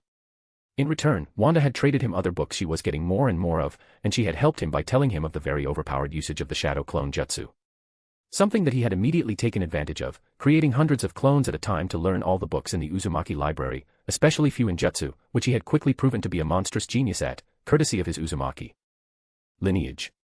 Using those new books, Wanda had learned quite a bit of Fuinjutsu, which when combined with runes and wards, had proven to be quite the powerful thing, especially once her power had been infused into them, making her wards even stronger than before. At the moment, Wanda was walking through the streets of Happy Harbor. She had been a bit bored as of recent, and decided that she wanted to get involved in some bigger events, mostly because it'd be fun. As the longer she lived this new life as a nigh-omnipotent entity, the more she began to live life for fun and enjoyment, her desire for others not noticing her lessening as she realized that they couldn't actually do anything to her, no matter how hard they try. The Young Justice team was still in its infancy, to the point that Artemis hadn't even joined the team yet. And instead, they were around the time when the android Mr. Twister was going to appear. Or more like, today was the day that he was to appear, as she noticed the winds picked up far off in the distance. Mr. Twister was weak, very much so. Having the basic powers of controlling whirlwinds and generating lightning, but the version from this universe was a bit stronger thanks to it being more comic-like in terms of power levels, with him now being able to make whirlwinds large enough to destroy a small city. Not a threat to Wanda, but certainly one to the city of Happy Harbor. And from the sizes of the winds in the distance, it seemed to be an immediate one, as she walked towards it, watching from a distance with a hum as the Young Justice began to battle it out with Mr. Twister, the Superman clone with Lex Luthor's DNA, Superboy, trying to punch the android, only for it to effortlessly slam him back against the ground. Weak. You're all so weak. Where is Tornado? Or the Justice League? I grow bored of beating children, Mr. Twister snarled, batting the batarangs of Robin to the side, and slamming a fist against the face of Kid Flash as he tried to run around him. It was, honestly, a bit of a sad sight, but not surprising. This was the beginning of their journey as heroes, and in the case of Superboy and Kid Flash especially, they were still quite weak and inexperienced. Wanda wanted to step in, but she knew that this was a necessary moment for their growth as individuals and as a team, so she decided against it. That, and it was kinda funny to watch Wally zoom around, only to punch the metal bot at human speeds, almost like that awful Arrowverse Flash had the tendency of doing. She was definitely interested in visiting that place eventually. It's honestly kind of sad, Wanda thought, sighing as she watched them struggle so much. I suppose that I should be fair to them, as the android is quite a bit stronger than in the show, and is closer to this universe's scaling, so the comics levels. But at the same time, to see someone like the Kid Flash struggle against someone so weak is a little sad. Especially considering how fast the boy becomes in the future. Trillions of times the speed of light, so fast that he becomes faster than thought, faster than an instant, hell, even faster than the speed force itself, Wanda thought, remembering just how incredibly fast he was supposed to become in the future. Or at least, that's how fast he would become in the mainline universe. She suspected he would get that fast here too, but it would just be slow going, and would go drastically different. Seeing them struggle against the foe for the next 20 minutes, before eventually working together as a team for the first time, Wanda smiled as they finally defeated the android, with Miss Martian finishing the battle by crushing the android's form with her telekinesis. Walking over to the group, she kept her cloak up, so that none of them could see her face, even though she had nothing covering it. A bit of reality warping went a long way in this. You know, you'd have defeated him faster if you used your speed in tandem with your punches, she spoke, as they all jumped in fright, turning to her in alarm, only to blink as they looked at her. They couldn't see her face. It was almost blurred or something. What dash? Can't see my face. Don't worry about that. I just don't want to deal with the League just yet. They can be very annoying when they put their minds to it, Wanda said with an amused smile, as Wally rubbed his eyes fiercely, as if trying to clean them or something. Why can't we see your face? It's just a bit of power at work. That's all. But as I was saying, if you had utilized that speed of yours, you could have defeated him far sooner, you know that, right? What do you mean? Wait, why am I even listening to you? Wally asked in alarm, as Wanda giggled. Because you're interested in what I have to say. And it's simple. If you had vibrated your hands and shoved it through him, you would have been able to destroy him in a singular movement. And if Superboy over there had utilized that hearing of his, he would have been able to tell that Mr. Twister over there is a simple android and not human, Wanda said with a small smile on her face, especially upon seeing the wide-eyed expressions of the team, as she began to point out their inadequate performance. Miss Martian over there could have utilized her telekinetic powers and ripped him apart from the inside out, since she knew he was an android. Quite honestly, the only ones that I don't have anything to say about is Robin and Aqualad, Wanda explained, as they all looked at her in complete and utter confusion and disbelief. And as they heard her explanation, Wally once again had only one question. Who the hell are you? Wanda just grinned at the question, as she began to disappear from the area in a swirling motion akin to a certain one-eyed Uchiha's teleportation power. A friend, Wanda said, as she fully disappeared. All the while, she had one thought on her mind. I've got to do this more often. Chapter 41, Helping Harry. Third POV. Turns out messing with the young heroes was a lot more fun than she had thought it would have been. And because of this, she decided that she would start to do it a bit more often. Not right now of course, but a lot more than she had beforehand. At the moment Wanda was listening in as Harry was complaining about the Triwizard Tournament. Something that he had been forced into as of recent, due to the actions of an unknown individual who had entered him into the tournament. I can't even get out of the damned thing. Someone entered my name into the Goblet of Fire, and for some reason, I am legally forced to take part. If I don't then I'll lose my magic, and I don't even know why. I don't even want to take part in it, especially if it leads to what's happening now. My own house thinks I entered for my own glory or something, as if I need that sort of thing, Harry complained to her as he sipped on his tea, grunting in annoyance. Since you've been entered into a tournament that legally can only be partaken by someone who is of legal age, theoretically that would mean that by law and by magic, you are now legally classified as an adult, no. Meaning you are now emancipated, and should be able to do some things that were not possible before, Wanda replied, as the teen's eyes widened in surprise. What does that mean? I know what emancipated means, but what does that give me?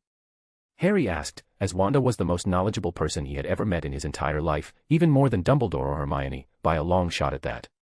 It means that you can legally claim your lordships that are owed to you.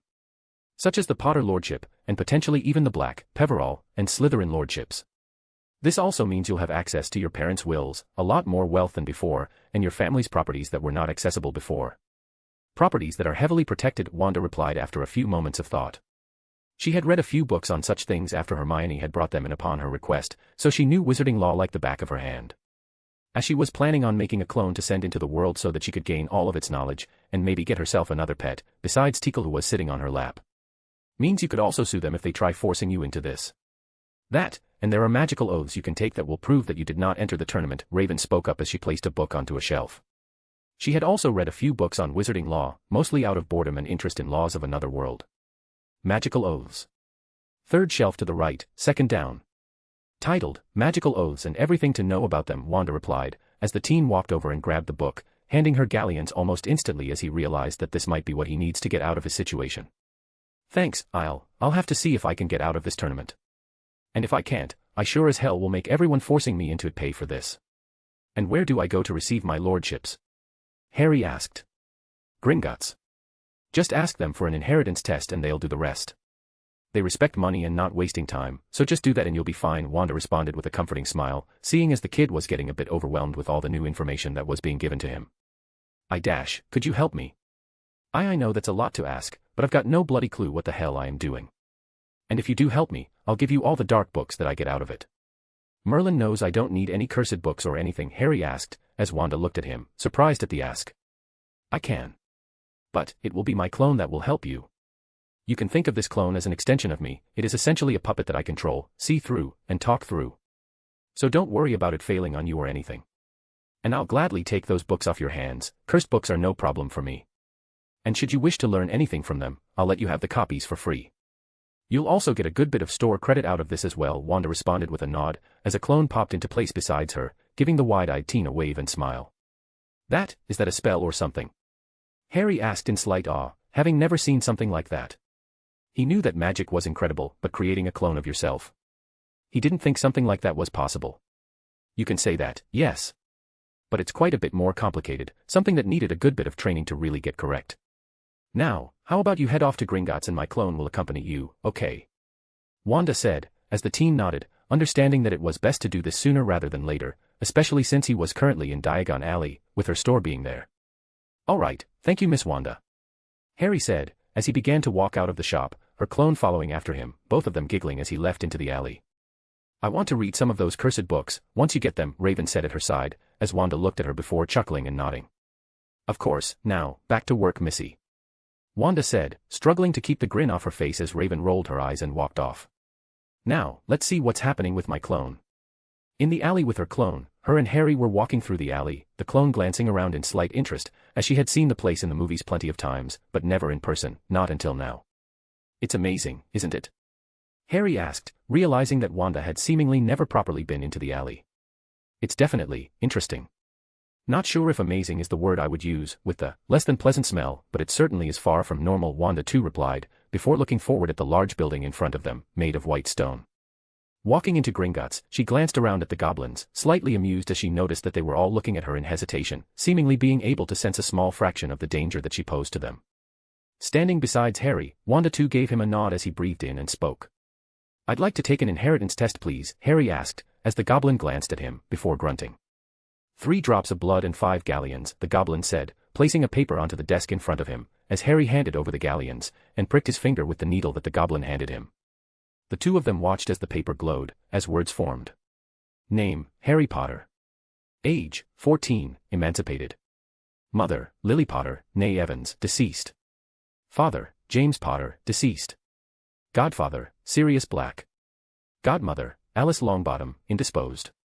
Lordships claimable, Potter, through blood, Black, through blood and Godfather, Peverall, through blood, Slytherin, through blood and right of conquest, Gryffindor, through blood and right. Well, Mr. Potter, it would seem you have quite a large inheritance to claim, the goblin said in surprise as he looked over the paper, as he had expected the Potter and Black parts, but the others were, definitely a shock. "Come with me so that we can claim your lordships," the goblin said, as Wanda too stayed silent, using her power to make sure that no one noticed what was happening, deciding to help the kid with that at least. She would feel bad if he got hounded by the press after all of this. As it turns out, accepting lordships took quite a bit of time, so too did gathering literally hundreds of cursed and dark books, all of which were given to Wanda too by Harry, something she was very grateful for, and gave him 25 books worth of store credit. He didn't want to accept it first, since she had helped him so much, but she forced him. Back in the shop, her main body was giddy as she began to read through the books and got rid of all the curses on them, so that she could start selling them as well. And as she started reading, the main Wanda had one thought on her mind. "I've gotta help people in other worlds more often." Chapter 42, The Goddess of Wisdom. 3rd POV. After her clone had finished helping Harry, and brought back literally hundreds of cursed and dark books from his various vaults, including a few books that had some incredibly unique spells, and even one of the family grimoires of the House of Black. She had read almost all of them within a couple of days, and had thoroughly enjoyed what she had learned from them. There were now copies of each and every single one of them on the bookshelves, with Raven reading a few of the books on dark curses, and even Ivy was reading some books on the unique and rare plants from that world. She wanted to mimic it eventually if she could. And Wanda was planning on teaching her magic so that she could, but that would be for later. Using her clone, she ended up stealing all the books from some of the vaults that she wouldn't be able to naturally get. The entire vault of books from the Malfoys, Lestranges, Crabbe, Goyle, Nott, Zabini, and various other dark-aligned families were within her hands in the next few hours, and each of them had also been read and put out to be sold soon too. She found that a majority of their books were useless, or were inferior to the quality that Harry had given her.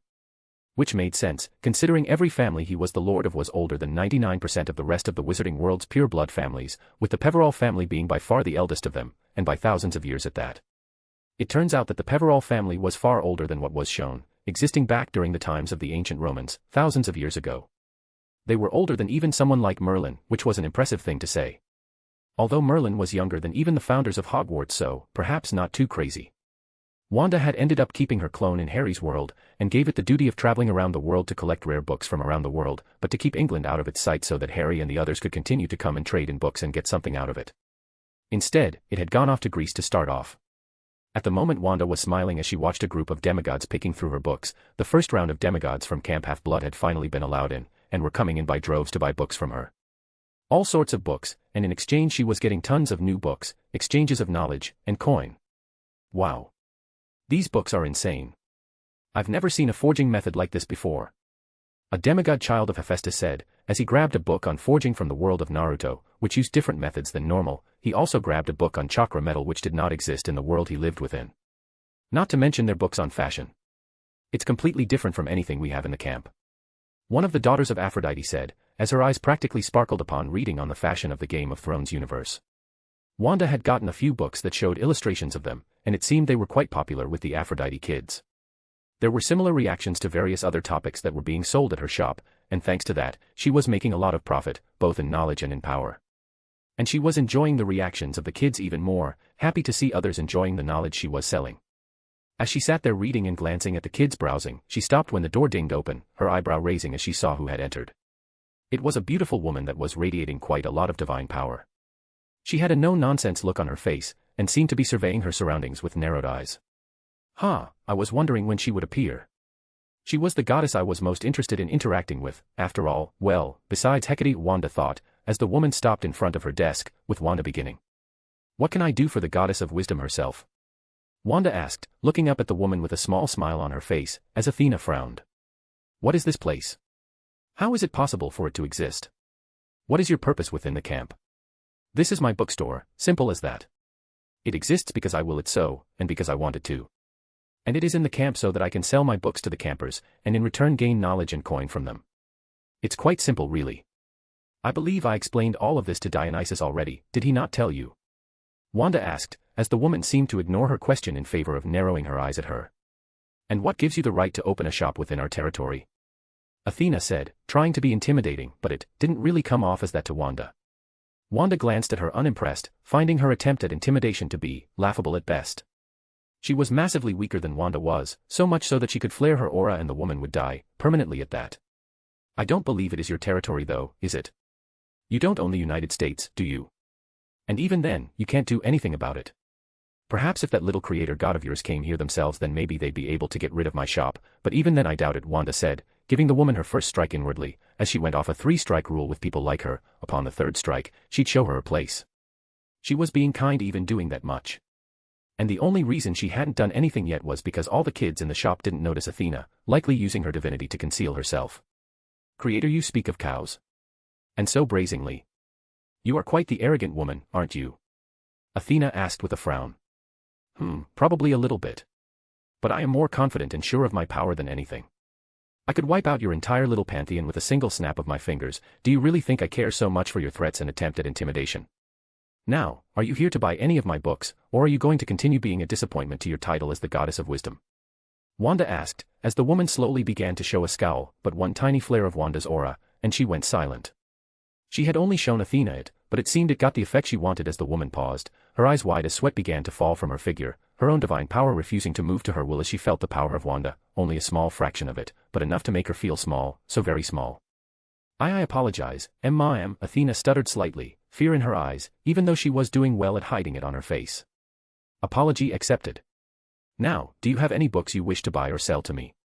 I've got quite a collection growing, and I am quite confident that you have never seen a majority of them, Wanda said as if she hadn't just put the fear of God, or in this case, the Scarlet Witch into the goddess.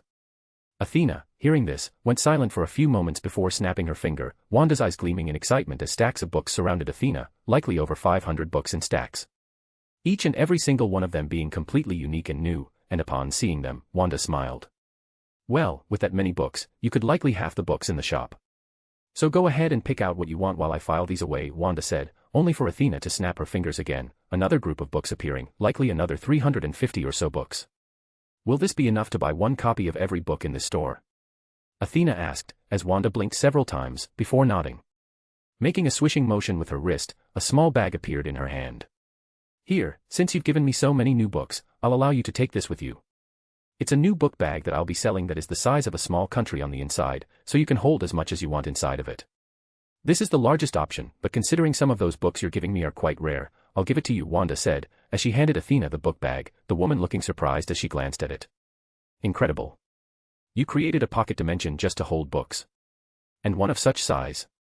Athena couldn't help but say as she gazed at it, she could feel that inside there was a bunch of books, but she could also see that it was far larger inside than what it looked. I'm more than powerful enough for such a thing, Athena, Wanda said with a nod, as the goddess of wisdom looked up at her in silence, before bowing. I apologize for my actions earlier. It was unbecoming of a goddess of wisdom, and I must thank you for showing me the error of my ways. I shall be back with more books soon, I just hope you'll have more new books to show me in return, Athena said, with Wanda smirking in response. I'll have a lot of new books coming soon, Athena, trust me. I do hope to see you soon. Wanda said, giving the Greek goddess a wave as she walked out of the shop. Seems I'll be getting a new regular, and one that might actually be capable of growth too, Wanda thought with a pleased smile, knowing that Athena would likely grow massively in power thanks to her shop, more than any other god besides Hecate, and that was because of her power relying on knowledge, and her bookstore brought massive amounts of that. As Wanda gazed at the stacks of books, she smiled as they all flew into the back room to be read and sorted later. And as she did this, she had only one thought on her mind. I've got to get more godly customers. Chapter 43, New Scrolls from Naruto. Third POV. With the new books in her arsenal, and the decision to get more godly customers, Wanda had ended up deciding to create a door in another world that was home to quite a few gods, but it would be some time until that specific door would be utilized. Instead, so until then, she had decided on focusing on something else. This being the things that were happening in the real world. More noticeably, the Justice League. After her appearance in Happy Harbor and helping the Young Justice team, the League was effectively on high alert. None of them knew who she was, but from what the proteges had all told them, it would seem that she was the very same person that had knocked out Diana, and had caused them a lot of trouble thanks to it. And now she was back, and helping the younger team, for some reason. It was alarming to them, and it was the reason why they had every magic user in the League currently working around the clock to try and track her down, which of course, was not working. At the same time, she knew that the Light was also looking for her. Especially after she had killed Clarion and absorbed his power for herself, that and taking his cat. She had been keeping an eye on the Light and their movements, and had found that they were trying to find her, but were having no luck. She wasn't interested in being found just yet. Which is why the Justice League had also not found her yet, even with Constantine visiting her shop again recently, as well as Lucifer who had brought her a few books from tens of thousands of years ago. In return she had traded him some of her wine and some of her food too. At the moment Wanda was sat behind her desk, sipping on her tea as she waited for her first customer of the day. And it seemed she was about to get them, as the door creaked open, her smile widening as Naruto came into the shop with a bright grin on his face, her eyes widening slightly upon seeing the clones that came soon after, each of them carrying comically large stacks of scrolls in their hands. Hey, Auntie Wanda. I've got a bunch for scrolls for you. Managed to get the old man to hand over my inheritance finally. Naruto said with a grin, as they placed their stacks onto the counter, Wanda looking them all over. She found that every single one of them were rare and not something she had learned or read yet. This is quite the haul, Naruto. You can go ahead and buy just about any book in the shop with this. And once I make copies, you are welcome to take a copy of each of these for free. Ah, and you can also get as much ramen as you want with this too, Wanda said, as the scrolls flew behind her and into the back room, where they were being copied. One of the shelves warped and changed as the copies of the scrolls began to fly back out and onto the new shelves. Thanks, Auntie. Naruto said with a grin, as he ran off to the bookshelves to find the books he wanted, and then he would buy his ramen, the best ramen in the world that he hadn't eaten for a few days now, and was severely missing. He had actually come to the shop for some new books on taijutsu as he knew that his taijutsu was one of his weakest points. Not only that, but he hadn't been trained much by his sensei in the art, so it was up to him to overcome the obstacles and become at the very least, decent at taijutsu. It didn't take him very long to find a few books to buy, all of them being on various martial arts from Wanda's universe, PJO, and a handful of others from some of the other universes that her shop was connected to, one of them even including some martial arts from the Doctor's universe. After around 10 minutes of browsing, Naruto had brought up all of his books and checked them out, before ordering a large order of 15 bowls of Wanda's ramen. Wanda could only watch in complete and utter amusement as the kid absolutely devoured the ramen that was sat in front of him, to the point that it was all gone within the 30 minutes after that. All the while, Naruto had asked her about her shop and why she liked being a bookstore owner. Around 20 minutes into him eating, Wanda ended up noticing that she had another customer that had entered her store, this being Kakashi, who blinked in surprise at the sight of Naruto being there. It looked like he was back to get some more smutty novels and books, considering he loved them, and had read literally over a dozen of her smut-filled books within the last few weeks. Kakashi-sensei. What are you doing here? Naruto asked in surprise. He hadn't seen any of his team or his sensei at the bookstore since their initial visit weeks ago, so it was a surprise to see him there now of all time. Naruto. I'm just here to get some new books, that's all. What are you doing here? I thought you were going through your inheritance, Kakashi asked with a raised eyebrow, as he walked over to the kid. I already did. Auntie Wanda told me that I get the memories of the shadow clones I make when they pop. And they do. So I used them to learn about all the books I had and go through them all. It was really boring, but I did it, Dadabayo. Naruto replied with a bright grin on his face, Kakashi looking surprised at this piece of information. He knew about the usage of the shadow clones, but he didn't even think about the way Naruto could uniquely use it better than anyone else in the world. All because he had so much chakra that he could literally make hundreds of them in order to learn dozens of times faster than any normal person.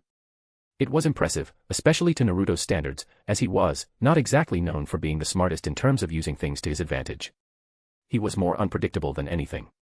That is, actually smart. Did you find any good scrolls to learn from? Kakashi asked Naruto, who nodded with a bright smile. Yep. I brought them all to Auntie and sold them to her. She made copies for me to take back though, so my clones are bringing back one copy of each. And in return I get a bunch of ramen and new taijutsu styles to learn. Naruto said with his usual bright grin, as Kakashi looked alarmed at this news. You gave an unknown woman clan scrolls. Naruto, those have been passed down in your clan for centuries. You cannot just give them to someone. Kakashi said in rare seriousness, as Naruto waved him off. Meh, I didn't give her the super special ones, I want to learn them first before thinking of it. And Auntie Wanda already promised that the truly dangerous stuff won't be sold in her shop, cause I guess she's gotten other books that are better off not being sold to the public, so she keeps them for herself to learn, and that's all, Naruto replied with a shrug, not really caring much. He still had the copies of them, and he trusted Wanda enough to let her sell the copies. New books on taijutsu and other arts mattered more to him than what he had given her, and the ramen of course, mainly the ramen. Honestly, if he could have, he would have given her more books so he could get even more ramen, but he realized that he needed to go through literally thousands of scrolls and books, and he didn't really want to make that many clones, not yet. He had a splitting headache just from the first burst that he had done, imagining over 100 clones popping at the same town sounded unfun to say the least. Kakashi could only sigh at his students, not very intelligent move, but he could also see the appeal behind it, the scent of the delicious ramen traveling through his nose, and he knew then that he would be buying some for himself. But for now, he had only one thought on his mind, a perverse giggle echoing from his lips at the same time and that was. Time to get some new books. Chapter 44, Everything Has Darkness, Magicules. Third POV. With the new books in hand, Kakashi had left a little while later, his perverse grin not leaving his face as he left to go and tell the Hokage of Naruto selling a major amount of scrolls to the unknown bookstore owner. A bookstore owner that was causing more and more controversy and interest within Konoha. Seeing that his sensei had left, Naruto looked to Wanda. Hey, Wanda-san, how come I've never seen you in Konoha? Naruto asked. It was a question that had been on his mind for a little while now, and he really wanted to know the answer to it. He had tried to use some of his clones to see if he could find her out in Konoha, but he never did, meaning that she wasn't in Konoha, or was good at hiding. That is because I've never been into Konoha, Naruto. I just have my shop on its outskirts, but I have never ventured into the city itself, Wanda replied with a calm smile on her face, as the kid looked up at her in surprise. How come? Konoha is awesome. It's got some of the best food in the whole world, is safe, and probably has all sorts of bookstores you can find new stuff from. Naruto exclaimed, rising to his feet at the travesty of it all. Of the fact that his new friend had yet to actually enter the town that she literally had her shop outside of. Because I prefer to stay in my shop, Naruto. It might look safe, but even the brightest of places have shadows, and the brighter the light, the darker the shadows tend to be. And while I don't mind Konoha, I have no interest in interacting with some of the people there, Wanda replied with a patient smile, knowing the reaction that was about to come from the 12-year-old. Hey! Don't talk about Konoha like that. Even if there are shadows, I'll just have to bathe them in light once I become the Hokage, Dadabayo. Naruto yelled with conviction, as Wanda looked at him before giggling softly. I know you will, Naruto. But perhaps before that, you should try not to spill the rest of your ramen. It'll be a little hard to clean up, Wanda said, as the kid blinked several times, before glancing back, his eyes widening in horror as he noticed that half of his bowl of ramen was on the ground. No. My ramen. Naruto yelled in heartbreak, as Wanda giggled louder, before snapping her finger, the ramen disappearing, as a new bowl appeared on the table, causing Naruto to look back at Wanda with a bright grin. Thanks, Auntie Wanda. Naruto said with a grin, as he began to dig back into his meal, completely forgetting about what could have been an argument, something that Wanda found adorable. Honestly, if it wouldn't cause Naruto all sorts of trouble, I'd adopt the little munchkin and take him in myself, Wanda thought, as she had to admit that adopting a kid sounded appealing to her. She still remembered her sons, with her Wanda memories being the most prevalent, and the Billy memories being far less pronounced, with most of them having been long since eliminated for her own sanity. She wasn't sure if it was this way with all Wandas, but she definitely wanted to be a mother at some point, either through adoption or good old-fashioned magic. She'd never actually get with a guy though, not her thing. I suppose we'll just have to see how his world goes. If it goes like in canon, then I'll leave him be. Otherwise, I might have to step in and take the little sunshine under my wing, Wanda thought, knowing that not all the worlds she was going to connect to were canonically accurate, with some of them being different. Like how in the Game of Thrones universe that her clone was currently working in, the world had several book characters and book influences. She suspected that Naruto's world may be darker than what it was in canon, and she hoped it didn't go how she was suspecting it might. For now, let's just feed the little thing and see who the next customer is. A little later, after Naruto had left back to Konoha, Wanda was sitting, reading one of the new scrolls she had been given by Naruto. It was a book on sealing chakra, and was quite interesting, not to mention incredibly complex, and very impressive. She could already see the uses of it, once she figured out how to warp it into something else. She planned on starting to create more and more of her own custom books that she herself would make, books that were full of spells and such that she would make. She had already created a number of spells over the past few months since her rebirth, and she would only continue to make more. On her lap was Tikal, who was sleeping soundly, which was a norm for the lazy kitty. Wanda was cut off from her reading as the door opened, and in stepped Rimuru, who was looking at her with a more serious glint in his eyes than last time. It had been quite some time since he had last been there, and it looked like he was now far stronger than before. Probably in hopes of having a chance against her, should she try anything. He would never possibly reach that level, but he didn't need to know that. Sage, what's the possibility of me beating her now? Your death is 100% certain, and your possibility of defeating her is 0. Yeah, I expected that much. Alright, guess I'll just be upfront with her, Rimuru thought, before speaking to the amused woman, who he knew could hear him. I'm here for an exchange. You said last time that you were interested in gaining access to skills and magicals, right? Well, I'm here to offer you that, and in return, I just ask for a single favor, and maybe a few books, Rimuru said, as Wanda raised an eyebrow at the offer. Deal. As long as the favor does not go against my morals or beliefs, I will help you with just about anything, Wanda replied with a smile, as she reached her hand out, causing him to look at her in confusion. I just need your hand, and I'll do the rest. Giving myself the ability to utilize magicals should be easy enough, Wanda said with a smile, as the man looked at her hand, before breathing in and gripping it, and the second he did, she began the process. Rimuru could only silently wait as Wanda began to manipulate her very soul and body, warping it into something capable of holding and adapting to magicals, a new source of energy that would boost her power by a decent amount, and should she go to Rimuru's world in person, a clone wouldn't work, she'd even be able to get skills, likely a lot of them at that. The entire process lasted only a few moments, before an aura exploded out of her. Rimuru couldn't sense it, but it was so large that it filled the entire dimension that her bookstore was inside of, a dimension larger than most universes, as it shook. At the same time, Great Sage spoke inside of Rimuru. Individual known as Wanda has achieved magicals. Magicals levels beyond levels that can be estimated. Individual Wanda has a 100% chance of being the most powerful user of magicals in reality. Well, let's hope this was actually worth it, Rimuru thought with sweat trickling down his face, trying not to feel fear over the fact that he had just made Wanda a decent bit stronger, and now gave her the ability to gain skills, even if he didn't really know anything about the latter. Letting out a sigh, Wanda pulled her hand back as she smiled. Thanks for that, Rimuru. It seems magicals are quite a bit more impressive than I had thought, not to mention easy to utilize, Wanda said, effortlessly manipulating magicals with a singular motion of her hand. Magicals were very similar to magical energy from other worlds, but was more science-based. It was interesting, really. The spirit runs within it should be able to be utilized by her, allowing her to also gain aura and even holy power from Tensura, but she would do that later on, and not with Rimuru watching her. With that over with, Wanda looked at Rimuru with one important question on her mind, and that very same question flew from her mouth moments later. So, what books do you want? Chapter 45, Talks with Rimuru. Third POV. A lot, the answer to her question was a lot. Rimuru had taken nearly an hour to find every single useful book, asking Great Sage every single time he looked a book on whether or not it would be useful to his kingdom, and he had found that almost every single one of them was useful in some way, shape or form. Even the most basic magic books would be huge in the hands of his subordinates.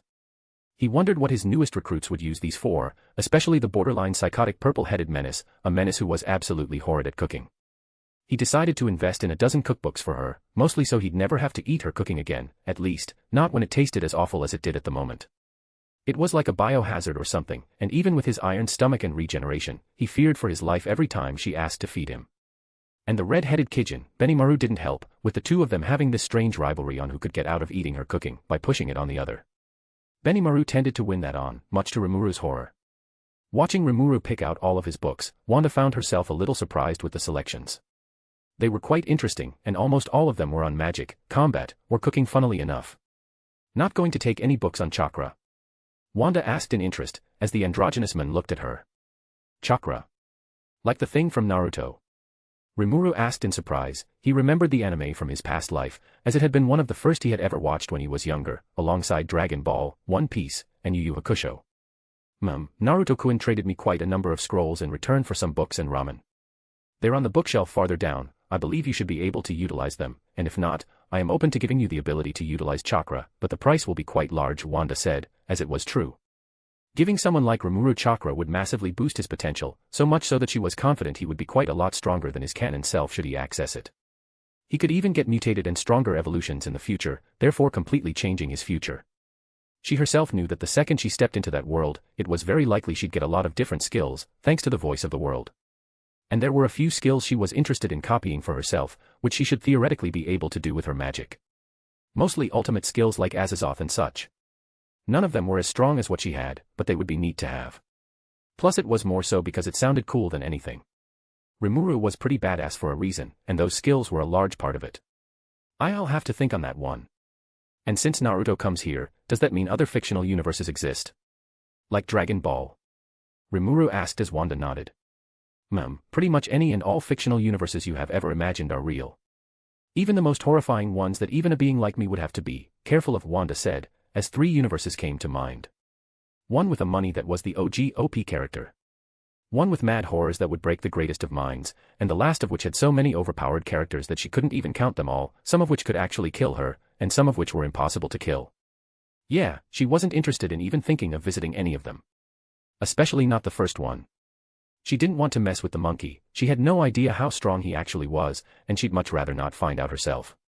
The dude was impossible to kill, even for her, having like 12 different forms of immortality was bullshit. There were also universes with ones that saw reality as nothing but fiction, as a story that they could mold to their whims. She remembered the woman who looked down upon it all as nothing more than chess, and was considered one of the most powerful beings in reality. Another universe she wasn't interested in entering or interacting with. Rimuru watched in confusion as Wanda grumbled, before she shook it off.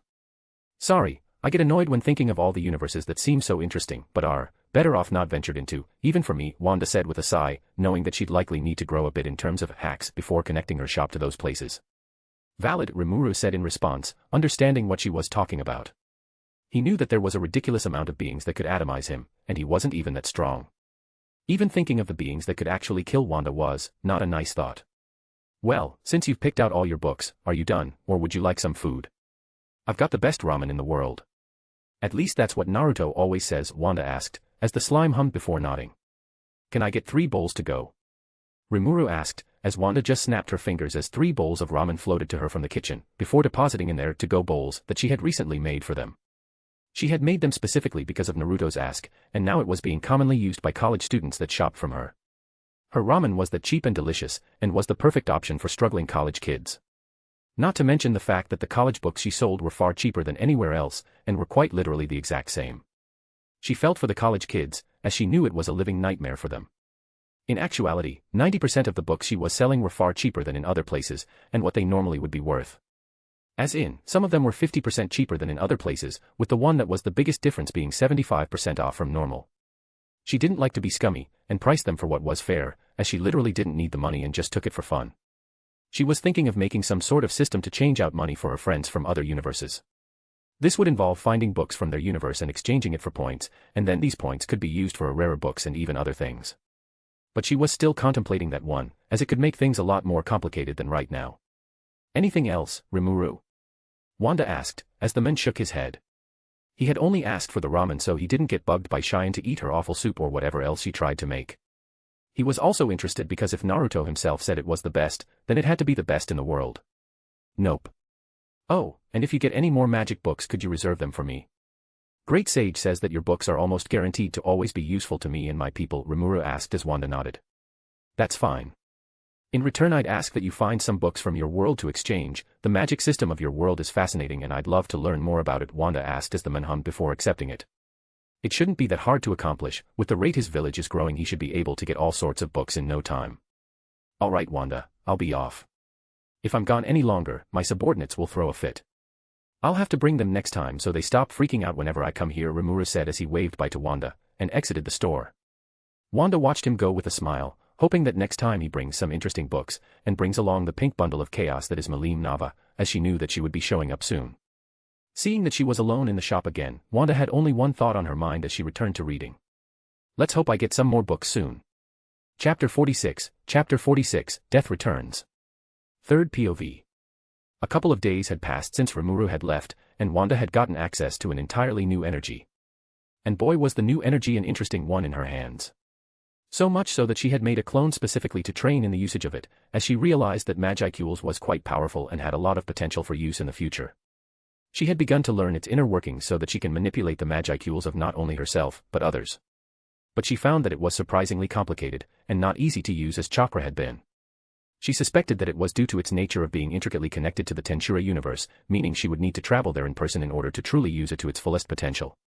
Something that she planned on doing within the coming week or so. As she wanted to get some skills if she could, as she was interested in seeing if it would boost her power at all, or would just be another useless addition that did nothing for her. She hoped it would be useful, but who knew? At the moment Wanda was placing books into the bookshelves by hand, as the ones that she was putting away were cursed books that were going to be the most expensive books in the shop, and were going to be specialty items that would only be sold to very, very specific people, basically a limited item. It was for their safety more than anything. As she put the book away, she heard the ding of the bell, as she glanced to the entrance, only to raise an eyebrow at who had entered, a small smile forming on her face. "I was wondering when you'd come back. It has been quite some time since I've last seen you," Death, Wanda said, looking at the goth woman who looked a little apologetic. "My duties were, especially time-consuming as of recent. Some universal war had started in a neighboring universe, and you know how large those can get. But the war is over for the most part, so I've had the time to come and get some new books. And wow, you really upgraded the place, huh?" Death said as she looked around, noticing the thousands of new books, new plants, and even the menu for cafe food. "Where's your helpers at?" Death asked, as she did know of them. "Ivy is out dealing with some business in Gotham. I believe it involves someone she grew close to during her time in the asylum, and Raven is out dealing with some cultists that are trying to spread her father's name. I found out about them a couple of days ago and she wanted to take care of them," Wanda answered as Death hummed. "The daughter of Trigon and a champion of the Green. Quite the interesting employees you've gotten. You getting anyone else as interesting?" Death asked as Wanda shrugged. "No idea. I recruit them as I go. But I do have a couple of people in mind that might be interesting," Wanda said, as Death giggled, her eyes locking onto Tikal who was playing with one of her toys, which was a lifelike copy of a mouse. "So you really did kill that brat, huh? You take his power too?" Death said, as Wanda nodded. He tried forcing me into his little club, so I got rid of him." "Why is that a problem?" Wanda questioned. Death just snorted in response. "No, I could care less what you do to the little lords of chaos. They mean little in grand tapestry, especially now that you've come into form, a being of true chaos and magic. I'm sure you're starting to understand just how strong you are, and just what you are, right?" Death said. "It took a little while, but yes," Wanda replied simply, causing Death to smile, pleased. Before she looked around at the books, raising an eyebrow at some of the ones on the shelves. "Books from beyond this reality. You truly are incredible, you know that." Death said with a shake of her head, upon realizing that Wanda was pulling books from other multiverses, which was not something that she could do. Nobody in DC could interact with an outside multiverse, not even the big guy, who was one of many gods, with none of them being truly omnipotent. They were simply so strong, so massively stronger than the others, that they looked as if they were. "Thanks. You interested in any of them? And I've got new food too if you want any," Wanda asked. Death glanced at the selection before walking over and grabbing a few books. Most of them were on the history of other worlds, as well as a book on cooking. "I'll take a blueberry muffin, a chocolate muffin, a breakfast sandwich and a coffee please," Death ordered, and within the next few moments the food floated in from behind Wanda and onto the table that Death was now sitting in front of. Your food truly is delicious. The best I've ever had." Death complimented, biting into the breakfast sandwich with a pleased sigh, as she began to eat. "Thanks. So, since your duties are over for a while, does this mean you will be visiting me more often?" Wanda asked, interested in interacting with Death more. She was not only interested in the potential books she could gain from the woman, but she was also genuinely interested in the woman herself. "I should be, at least I certainly hope so. There's no way I can stay away from this food for too long, and your selection of books is becoming quite impressive, even by my standards," Death replied with a nod after a few moments of contemplation. "Good, I quite enjoy your company. Is there anything else you need, or is that all?"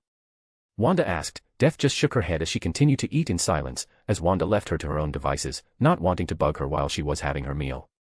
A little while later, after she had finished her food, Death had paid and left. She ended up paying in books this time, a small stack of 5 books that were from a dead universe, books on an immensely advanced form of technology that involved manipulating reality through mathematical equations. A truly incredible selection of books, and was the reason why Death now had store credit worth pretty much every book in the store, as well as a small pouch full of hundreds of muffins. The books were simply worth that much to Wanda, who would not be sharing these particular books with anyone, they were simply that powerful and dangerous. She had looked over the books and found that they were quite complicated, even by her understanding. She could comprehend them, but they were far beyond any normal person, even the smartest of the universe like Brainiac or the like. Using them wasn't as strong as her own reality warping powers, but she found that by combining the mathematical equations with her magic, her already insane reality warping had seemingly been strengthened, now working through both science and magic, making it next to impossible to resist, even for those that were immune to it through magic immunity or whatever else. After reading through the books, Wanda had opened up the shop to normal people, and hid the magic books like usual. She had gotten more and more customers from the normal world over the past weeks, because of her self-created books, manga, and comics that were becoming increasingly popular. She had even had publishers send representatives to ask if she wished to publish them, but she had always denied them as she wasn't interested, at least not right now. Instead she focused on selling her books, and had even begun to allow a nice group of old ladies to host a book club within her store at later hours. It was fun to hear them talk about some of her books so enthusiastically, and she had joined them several times for their meetings.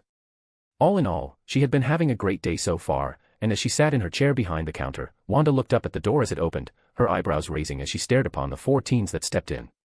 One with dark black hair, one with white hair, one with bright yellow hair, and one with dark hair and red tips. She instantly recognized them as RWBY. Chapter 47, RWBY. Third POV. Seeing Team RWBY in her shop was a bit of a surprise, but a welcome one for Wanda. She had watched their cartoon or animation quite some time ago, and loved the universe and its power system. She found aura to be especially interesting, with it being the literal outward expression of the soul. She wondered what her aura would be like, how strong it would be. She had a feeling that it would be like Chakra, where it is so powerful that it outweighs anyone else's aura by literally uncountable times over. Not only that, but there was the possibility of developing a semblance, an ability that represented the soul. She was very interested either way. Gazing at Ruby Rose, Wanda could sense the touch of very, very weak divinity upon her. Almost like she was some sort of demigod, the touch of the god of light coming in the form of her silver eyes. Silver eyes allowed for the wielded to utilize light to fight the creatures of darkness, Grim, harming them more than any other weapon in that universe, and by a huge margin at that. Each of the girls in front of her had semblances of their own. Ruby had one that made her faster, allowing for her to make short-range teleports which left rosebuds behind. Weiss, the white-haired girl, could use her family's semblance that had been inherited, one of the only semblances that could do that was called glyphs. This particular semblance had quite a few abilities and was one of the most powerful semblances out there. Then there was Yang, the blonde-headed girl, who had the ability to absorb kinetic energy and store it to boost her own power in one big burst of momentary physical might. While the last of the girls, a black-haired girl that had a bow on that failed to hide the cat ears upon her head, was Blake. She had the weakest semblance of the bunch, that was basically a shadow clone, but can't be used in the same way. Instead they can be infused with dust, an elemental compound from RWBY with a variety of different types and uses. Such as fire dust making them explode upon being destroyed, ice clones making them freeze others, and lightning dust making them move faster. Not all that impressive in comparison to what it could have been. Looking over the group of girls, Wanda watched in amusement as Ruby looked around with sparkling eyes, while Blake was glancing at the bookshelves. Blake was a bit of a pocket pervert, and read smut novels all the time. She was very similar to Kakashi in that regard. "Whoa, look at all the books!" Ruby exclaimed as she looked around with sparkling eyes. Wanda's bookstore was growing more and more by the day, and it had now grown to the point that it had more books than most bookstores, even the large retail ones like Barnes & Noble. "They've got a cafe menu too," Blake muttered, noticing the menu above the counter. Which Ruby zoned in on, and almost immediately she noticed that they sold cookies. Ruby was, basically a cookie addict, to an almost creepy level. She downed cookies faster than Naruto downed ramen, which was impressive and terrifying. Cookies. Ruby squealed as she blurred to the front of the counter, as Yang let out a laugh and followed after Ruby. "Calm down sis, don't want to scare away the clerk," Yang said with a laugh, as they walked up to Wanda, who had an amused smile on her face. "Oh, it's fine, it takes far more than a cute little cookie addict to scare me," Wanda replied with a smile, as Ruby was looking over the menu, noticing that there was 5 different types of cookies on the menu, some of them being completely unknown to her. Chocolate chip, M&M. Snickerdoodle, sugar, and peanut butter. Ruby muttered to herself as she began to quite literally drool. "I'll have 2 of each please." Ruby exclaimed as Wanda just giggled, and flicked her wrist, as behind her the plate with the cookies on it floated out and onto the counter. The open use of what seemed to be a semblance got wide eyes from the girls. "Whoa, is that your semblance?" "It kinda reminds me of Miss Goodwich's semblance but not all glowy and flashy," Yang said in surprise, as Wanda gave her a mysterious smile. "Perhaps. Are these all, or do you wish to browse my books?" I've got books on everything you can think of. Martial arts, mathematics, science, mythology, weapons, anything, Wanda said, as Ruby looked a little interested at the last part, while Blake was interested in the fictional section that she was eyeballing, especially the section that had the words, romance, above it. Yeah, we'll browse. How much are the cookies? Yang asked, as Wanda gave them the price, which was a cheap price of 30 lean. Lean being the currency of Remnant, aka the world that they had come from. It was so cheap that they all looked at her in surprise, but didn't complain as they handed over the bills and Ruby got to munch on her delicious cookies, while walking over to the section that had books on weapons. Upon biting into her first cookie, Ruby's eyes widened. Wow. This is amazing. Like, the best cookies ever amazing. Ruby said as she scarfed down the rest of the chocolate chip cookie in 2 bites. Savoring every moment of the delicious chocolatey goodness. Yang looked a little surprised at this, as Ruby had eaten a lot of cookies over the year, and her dad's was always at the tippy top in terms of taste. Wow sis, looks like you might have a new cookie spot, huh? Yang said as she watched Ruby look over the books while munching on a cookie. Ruby was 15 years old at the moment, while everyone else on the team was 17. Definitely. I'm gonna come here whenever I can. Ruby said with a bright grin, as she began to focus on the books again, finding one that looked interesting.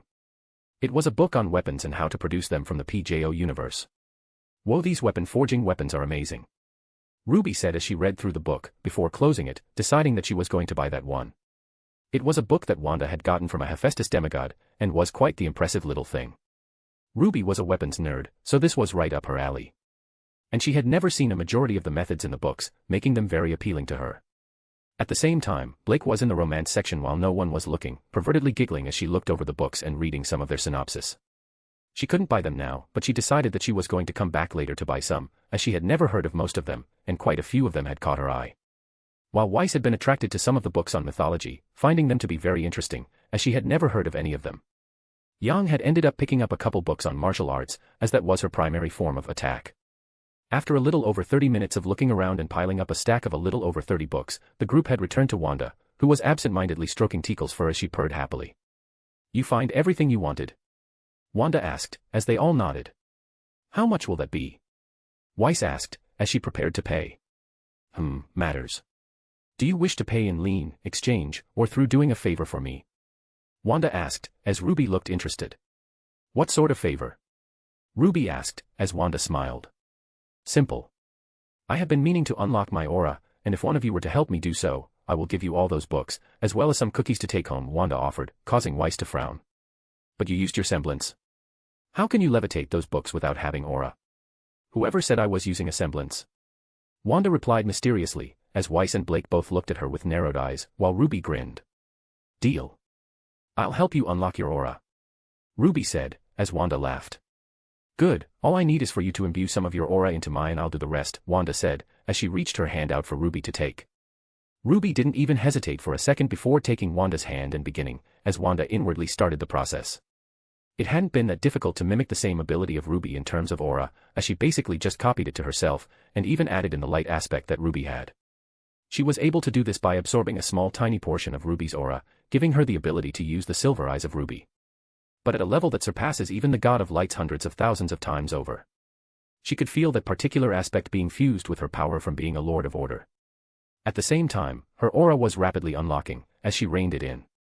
All it looked like to the girls in front of her was a powerful dark aura flaring around her, when in actuality it was similar to Chakra, but was the full brunt of her soul. And boy was her soul incredibly powerful.